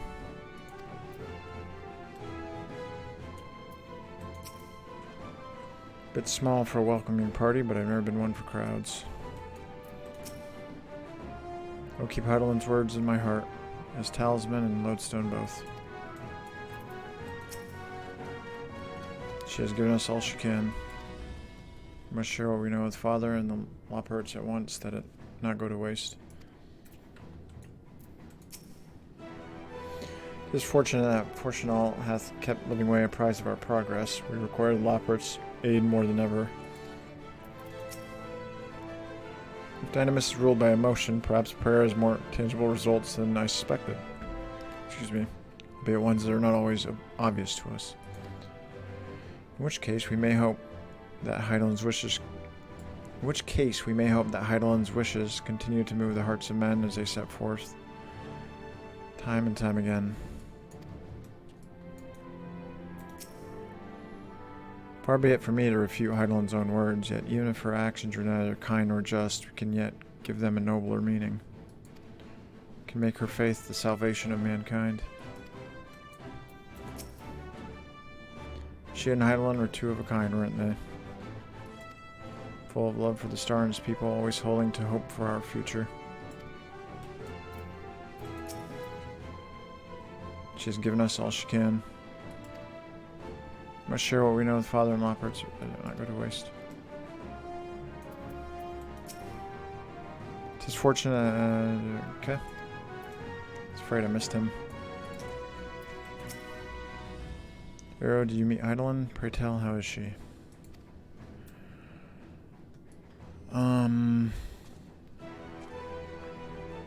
As far as stream, I'm going to keep streaming, but I'm going to take a break for the VOD, so I'm going to stop the VOD here, but I'll be back in about 10 minutes to continue on some more.